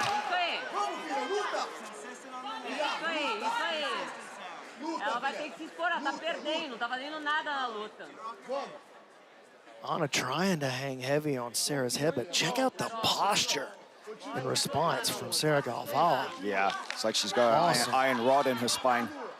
There's no breaking that posture. She is pressing forward, man. She's definitely putting the pressure on Vieira. She is. She's walking her around, and once again, she walks up the ramp. Oh, and there it is. Off the pit wall. And she landed awkwardly as well. She's going to secure north-south off of this. That is huge. Yeah, it did look like she took a bit of an impact to the shoulder. Still 3 minutes to work as well. Yeah, a great attacking position. She's got options here. She can look for the arms, she can run round to the back. Probably going to see a top spin to the back, but look at this. Anna Carolina comes triangle. up with a single. Oh, rear side triangle! Sarah Galvao with the rear side triangle on Ana Carolina Vieira, and lots of time still to work. Vieira went for that Iranian lift, and the classic answer to that is the triangle. The question is, can Sarah Galvao finish it from there? I'm still stoked about the first time we've seen a full turning judo throw off the pit wall. 2:20 left here. Oh, this is not good for Anna. Now she's got that grip around the hips like that. If she can kind of stretch her out a little bit as well, she can sprawl almost from that triangle position right there. She just needs a little bit deeper of a bite. It's just not quite deep enough. She's going nowhere, though. She's stuck in that deep triangle. That's going to suck the energy out for sure. Yeah, I mean, this is your chance to do some wear and tear damage as well as, you know, potentially get the submission. As long as you don't burn your leg. Oh, she lets it go. She had to. She knew she was going to burn her legs out. She's still moving around towards the back, though. It's not over yet. Now it's over, and she finds herself down on the bottom in the corner. Yeah, first time we've really seen her stuck against it, and you're right into the corner. Nice guard work, though. A little bit of space to play with. Oh, she tries to shoot a triangle. And if you look at the position of the leg, she's got the underhook of the leg, but it's kind of like, it's the opposite The leg wrong than leg, usual, yeah. so it kind of takes a lot of that postural defense away from Ana Carolina Vieira. Gives it up, back to close guard here. She manages to square back up, and that's better. She's already framing around on this side of the head. Oh, Williams guard, shout out Joe Williams. Yeah, she's got the shoulder. She's close to locking the shoulder on the other side. Anna checks it, gets her shoulder back in. Well, a good period for Sarah Galvao here. She needed that to find her way back into this match, potentially. As long as she doesn't do anything too crazy in the next minute, she should be squaring this this bout up.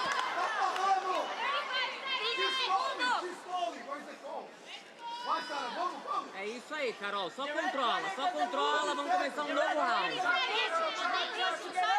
20 segundos, só controla, vambora.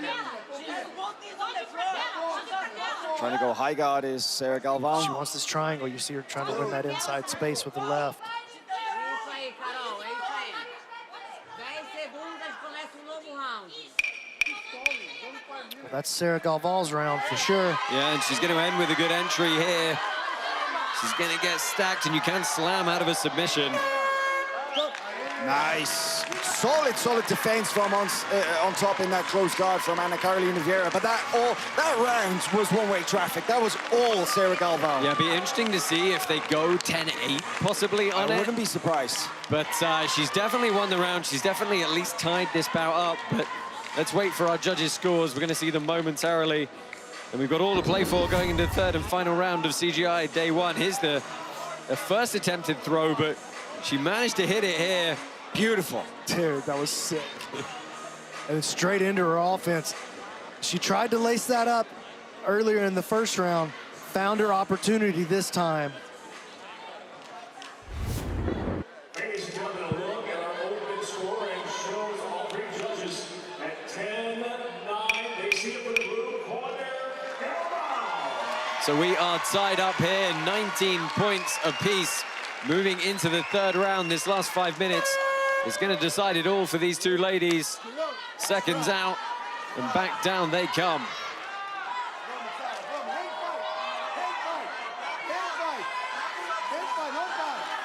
Ooh, does Ana Carolina look a little bit gassed there? She does look tired, and Sarah's been bossing her around a little bit, especially in round 2. You know, if there was the big weight cut as well, if you're not used to making those weight cuts all that often, it can absolutely play a factor in how fast you fatigue. Change of tactics here from Galvao and going after the legs now. Wrestle up. Oh, nice answer from Ana Carolina. Small margins for mistakes here. Galvao's got to find a way out. Ana Carolina definitely thinking about trying to move to the back with that. But again, Sarah responds to the front headlock game by getting back to her feet, fighting these grips. Ana wants to drag her down, snap her nose into the dirt. But Sarah gonna turn. Oh! That's the best moment of the whole night. Sarah Galvao. Using it to go to the back as well. Oh, Sarah Galvao's a beast. Check her out. That what a play. Still 4 minutes to play. She's on the back of the multiple-time world champion. Both hooks are in now. What an incredible maneuver from Sarah Galvao.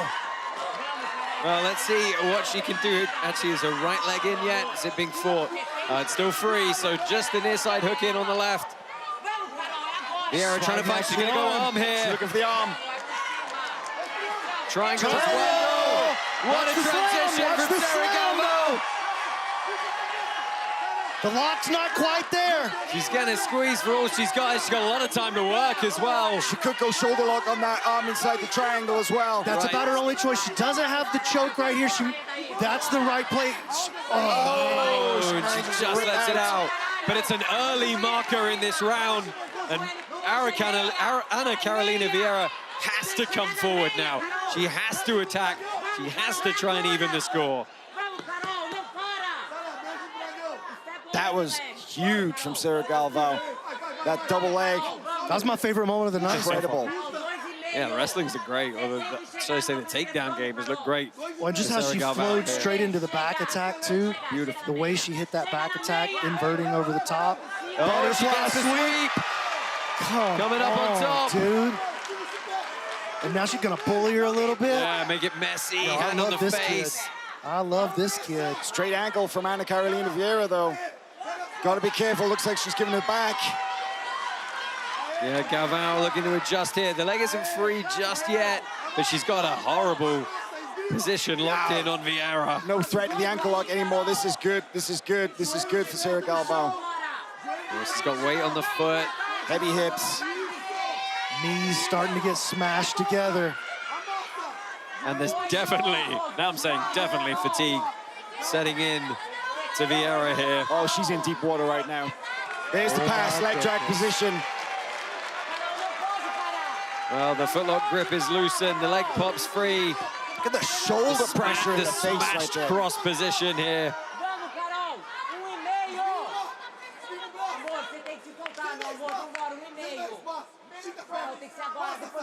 Sarah Galvao is going to cement her way into side control here. She's got beautiful upper body control, the full underhook, the shoulder pressure into the neck. Settling the hips down now. Look at that shoulder of justice as well. That was turning Anna Carolina away, so she's got a little bit of back exposure now too with the knee right. Go to mount potentially here. Gift wrap. There's only a minute left. Galvao's really just got to kind of ride this timeout on top, but she does look like she's still hunting for something more dominant. Anna Carolina's just in pure survival mode right now. Yeah, she's moving slow as well. Doesn't feel like even if she finds a way out, she's going to be able to mount any meaningful offense.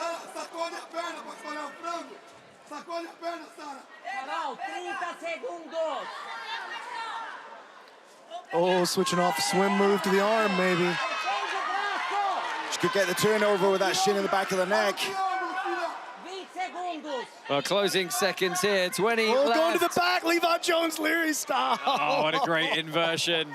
Not satisfied yet. Sarah Galvao continues to hunt triangle for the now. end. This is a shot. She can close this out. She's got time. Oh, looking for the submission again. She's found trying to lock separate around the the head and hands. arm. She can't break the grip. Time is going to expire. But Sarah Galvao has left no doubt in the judges' minds in this third round. And you could just see from the reaction, it's clear If the winner. if that's not a 10-8, I don't know what is. Anna Carolina Vieira bereft and exhausted on the mat. Sarah Galvao immediately to her feet, her hands in the air. We know which way this one went. What a powerful performance, yeah. And she has set herself up for another match. Well, we're assuming in the making. with Helena Cravar tomorrow in day 2 of CGI. She's got a chance at 19 years old to win $100,000. The two teenagers into the final of the highest paying bracket in women's grappling history. Yeah, and it's a rematch of Pans as well from this year. Yeah, they fought in the gi. Sarah won that one on points. And, you know, she's still kind of making her way in the no-gi world, she told me, but with performances like that, beautiful. Yeah, that was the double that B-Mac was geeking out over, but you know, what was so impressive was she didn't rest on her laurels. She didn't say, hey, I know I'm going to cruise to a decision victory here. She just kept going after her. Let's get the official decision here. Ladies and gentlemen, having gone the distance, one final tonight here, day 1, CJI2. We'll go to your 3 judges at pitch side. Your first judge, Zach Nazlani, 29-28. While judges Miha Pirhavitz and Justin Flores both have it 29-27. All 3 have it for the winner by unanimous decision. Now earning her place in the $100,000 final, Sarah Galvao! Congratulations, Sarah Galvao. What a performance there. She's going to be carrying so much confidence into tomorrow. Let's find out how she's feeling. She's with Alex. I have goosebumps just to be in your presence right now. I genuinely think you had the best match of the night. And you just put the wild in wild card. Tell me about your performance tonight. Man, thank you, Las Vegas, and thank you for everyone who's here. Thank you.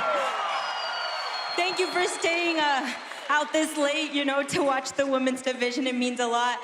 For those of you who are leaving, give me just a second. I promise I'll be done fast. But I appreciate every single one of you a lot, especially I have my students who are here. Yeah, they're all the way over there. And of course, I have my wonderful dream team as well, who I can't imagine them without me. This is your moment. I feel like you shocked a lot of people. People were counting you out, but now we have the 18-year-old and the 19-year-old in the finals, took out the 2024 ADCC champions. So what does that say about this next generation of jiu-jitsu? Yeah, I think it's pretty sick to think about. Like, me and Helena are the newer generations, and as you can tell, we're running the show right now. And I know that it's a fight that everybody's been wanting to see, and I know that we're both gonna give our very best. A lot of people were expecting that match first round, but now we get it in the final with $100K on the line. Give it up one more time for Sarah Galvao. So professional on the mic as well. You gotta love it. We have got an exciting match coming up tomorrow. Quick reminder of the brackets. It is Sarah Galvao taking on Helena Cravar for $100,000. That is coming tomorrow as part of our festivities at CGI Day 2. We have a very, very quick post-show coming up for those of you watching online. Very quick commercial break. We'll be back with you shortly. Ask yourself this question. Are you confident on your feet when engaging in takedowns? Do you have a plan? What's your strategy? When push comes to shove, do you sit down at the first sign of adversity? Do you know how to fall properly? Do you find yourself getting injured or hurting your training partner during the transition from standing to the ground? I've spent a lifetime at the highest level of international competition solving and applying solutions to these problems. JFlow Academy, your one-stop shop for all your stand-up needs. I was chosen to take on the greatest wrestler of all time. And as we go to battle, the armor must match the task. Forged on the outskirts of Australia and manufactured in the depths of China, I present to you the Godin Karate Kid, the official Craig Jones training apparel. Available online now. Buy it before I break wrestling's heart. Before the first roll, before the first grip, it all starts here. From world champions into first day white belt, Fuji Mats builds the foundation for every journey. Frankie, it's like magic. I walk out, no mats, and walk in, all the mats. This looks amazing. Holy cow. Trusted by the best, installed in thousands of academies worldwide.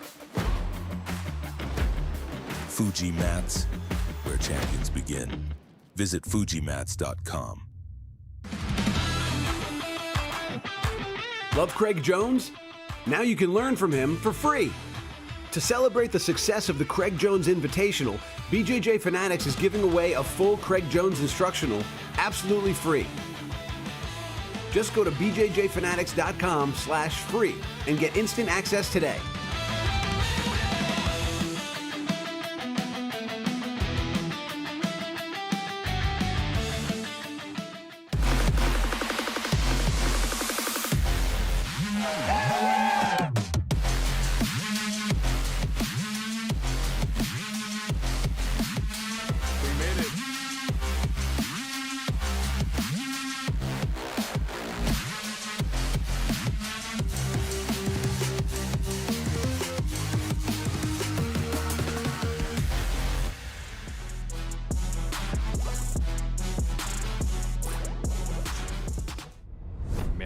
Merrick Health. Merrick Health. Merrick Health. Merrick Health. Merrick Health.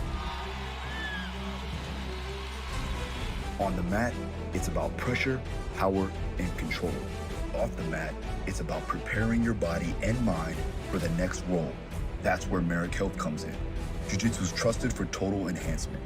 Get dialed in with over 195 lab tests, one-on-one expert guidance, and personalized treatment protocols, all built to boost recovery, sharpen performance, and maximize strength. This isn't guesswork, it's precision. The kind that keeps you in control, not getting controlled. The difference between tapping out and finishing the match, it starts long before you ever step on the mat. Merrick Health. Roll harder, recover stronger.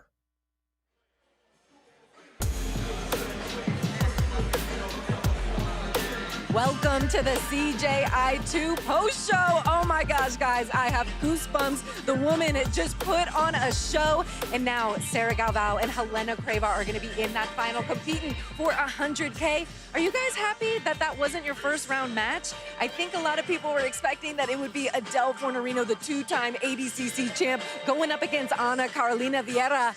But boom, did the youngsters show out tonight. Helena Cravar versus Adele Fornerino. When we looked at the scorecards, we weren't sure which way it was gonna go, but it was a leg lock shootout back and forth.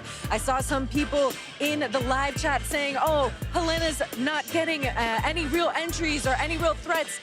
But also, it was back and forth between these two. And then Helena Cravar gets it done despite having to tie her hair back. Also, Sarah Galvao putting on the greatest match of the night. If she landed that Harai off the pit walls, I would have lost my mind, and I'm afraid Anna would have hurt her rib. But that moment is the moment that we're gonna have to go viral online, guys. Let us know in the chat what you thought was the craziest moment of the night, because these women delivered, and now we are going to get the 19-year-old from Atos taking on New Wave's Helena Kravar. Two prodigies, two big teams behind them, and it is going to be an absolutely insane show tonight.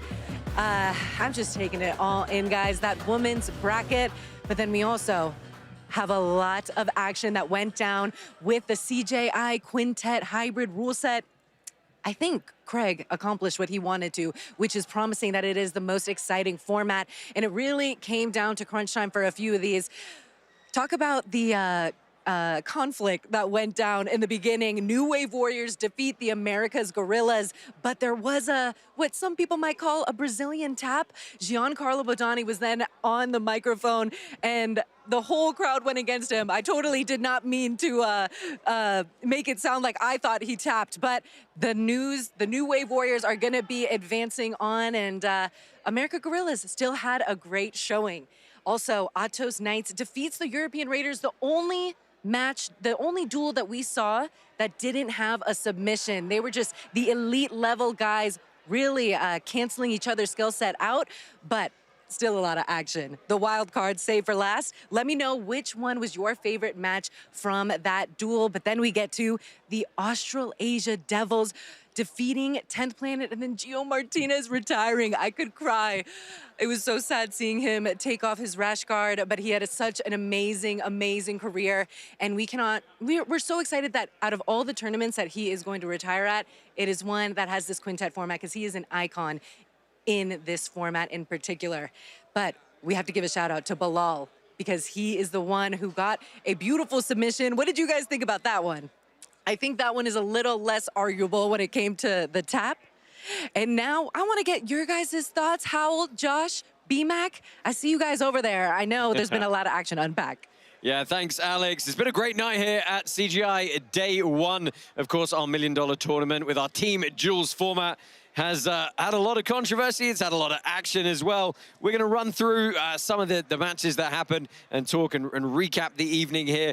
First up, of course, we had New Wave Warriors taking on Team Americas. Guys, what stood out for you in that one? Of course, the controversy, Taylor Pearman, Giancarlo Bodoni. Yeah, that was definitely the most talked about moment from that part of the show, at least, you know, whether Giancarlo tapped or not. I mean, unfortunately, it is what it is. You know, Giancarlo had to go out. The judges called it. But incredible series, though. The whole duel was really, really interesting. You know, you had a couple of double eliminations, yes, but a couple of great submissions as well. This, of course, Giancarlo got that crushing rear naked choke against Gavin Corbe. And that's where the weight difference really comes in this absolute style quintet tournament. But yeah, with Taylor and the leg lock, and there's a look at it. You see the hand tap, tap, tap. So it's a tough one. Brandon, you know, how did you feel about this matchup and the outcome in the end? Well, we're taking a look at that crazy arm lock off the rubber guard right there. This was way closer than I think most people thought that it was going to be, and as well as the Atos matchup we'll get to in just a second. But this was absolutely a razor-thin decision, and you know, we really didn't know which way it was going to go when it came down to the No, and it was interesting to see the kind of form that people were in. You know, there was lots of talk, hey, can you put Mica Galvao in and he can just run a squad? Hey, that doesn't work like that in this kind of format. And we saw that through as a theme throughout tonight. Team Atos taking on Team Europe in the second one. Another match where people thought, hey, Atos might just steamroll them. And yo, Team Europe. 5 straight double eliminations. That was not a walkover. No, absolutely not. And you know, we said it. We said it in our previews and stuff about how overlooked and how solid the European team were. They showed it. I mean, you know, look at the credentials alone on the Atos team, just how many World Championships they have combined. And every single match ended in a double elimination. Yeah, they took the decision win, but it was a lot of fun in the process. You gotta wonder, what does that do to the mindset of the Atos team coming into tomorrow against these New Wave guys? Right, I mean, you know, New Wave Atos is a much bigger match than Team Europe. I gotta say though, I think that the Atos Europe actually played out really well. You know, you had most of the matches, you had guys, well, the first 3 matches, excuse me, 3 of the 5 matches, the weights were pretty even. But you do have, of course, Kaynan versus Owen Jones, and then Paul Ardila versus Diego Pato, the massive 99 kilo guys going up against the 66ers. And that was what we've been waiting to see here, right? Yeah, and the third matchup of our team tournament, Team Australasia taking on Team Planet. Team Australasia, they look really clean. They found their way to ultimately to a decision victory. But again, another series not without controversy. Yeah, this was a really good matchup. Lucas and BJ going back and forth. Ryan Aiken had his moment, but really Declan proved himself to be the hammer for that Australasia team. He looked outstanding. That was probably one of my favorite matches of the entire day. Honestly, the Declan Ryan scrap was just great from start to finish. Ended with double elimination, but of course it was back and forth. It was so entertaining. Yeah, it was really nice to see the big guys move well. This, of course, was the tap from Gio Martinez. Controversy. Well, I mean, that was less controversial than the Bodoni one, for sure, right? Yeah, but sure. Kyle coming back and taking out Bilal with that brutal heel hook. That was the nastiest sub of the night, no question about it. I thought he broke his leg in the process. Yeah, Kenta Iwamoto rounding out the night, putting Kyle Bame to rest at the end there. And of course, we had one more match of the evening. B-Team taking on Daisy Fresh, the only match of the night that did not see its way all the way to the judges' decision. Really, Nicky Rod coming out, getting the job done, and putting them one ahead, a lead they were able to defend throughout. Yeah, it was not easy for him either. You know, this was the first match, the technical encounter between Joseph and Max Hansen, but Brandon made it physical, was kind of hucking Nicky around a little bit, but that beautiful arm drag to the back, and then, you know, the tried and tested rear naked choke. Great squeeze, fantastic submission. But then Pixley made it ugly against Nicky Rod as well. That was rough. Look at that. Got some air miles with that one, and it wasn't the only time he hit that foot sweep. Really went after him, just showed absolutely no respect. Nicky Rod had to fight out of so many submission attacks, those Darces. But yeah, overall, great series, and B-Team, the only duel where they didn't have to field all 5 competitors. Yeah, that has set our brackets for the end. We're going to check in with Nicky Rod. He is backstage with Philly Fresh. I'm here with the $1 Million Man, Nicky Rod. Nicky Rod, first day of CJI 2, $1 Million Man is back, and you delivered. How are you feeling? I feel fantastic. I'm just excited for the opportunity to compete and do what I'm best at. You're a competitor. When I say you're a competitor, you're a thug out there, dog. I was a little nervous the first round. Brandon came out aggressive. You never got flustered. There was a little moment, took his back. How do you feel at that moment? I felt like, you know, years of training kind of coming all together to climax on this guy's back. That sounds a little... Hey, you! But yeah, we showed up and came all over him, I guess. I don't know, we had a good time. Yo. Nicky Rod sounds crazy right now. But look, tomorrow, how do you feel going into day 2, and what you guys got to do to get the job done? Yeah, we got to just show up, everybody do their job, do what they're best at. The best thing about my team is that wherever my guys are best at, they're the best in the world at those positions. So they get to where they want to be, and they're going to take out the competition. You heard it here. The $1 Million Man is on a mission. You guys tune in tomorrow, live and free on YouTube. Yes, thank you, Phil and Nicky Rod. He has really got the chance to be the man of the moment again tomorrow. Guys, we've set our semi-finals for tomorrow. Atos, New Wave, B-Team, Australasia. Very quickly, any predictions for us moving into those matches? Oh, man, come on. This is so... I gotta ask, I can't not ask. After what we saw today, so hard to make any predictions, because if you think you know how something's going to go, it just shows that this CGI2 quintet format is going to turn in on his head. It's so difficult to predict how it's going to go, but I'm super excited to see it all go down. I got to think that Ethan Krellinson not playing today is going to be a factor tomorrow. Not because he maybe comes out rested, but because he hasn't had that first adrenaline dump of stepping out. So here negative, yet. potentially. Potentially. Now, Krellinson, he's a gangster, and that B-Team squad obviously had the biggest, most dominant win of all the teams today. So just something to think about, something to watch for. Yeah, especially because there are some familiar faces between the two squads as well, so that will be interesting. Guys, we've had a great night here in the Thomas & Mack Center in Las Vegas, Nevada. We do thank you for sticking with us for the evening, and I hope you'll join us again tomorrow, same time, pre-show at 5:30 p.m. Pacific. Main event starting at 6 p.m. Pacific here, live from Las Vegas. From Alex Wendling, Philly Fresh, myself, Josh Palmer, Hal Teague, and Brandon McCatherine, thank you for joining us, and we'll see you again tomorrow.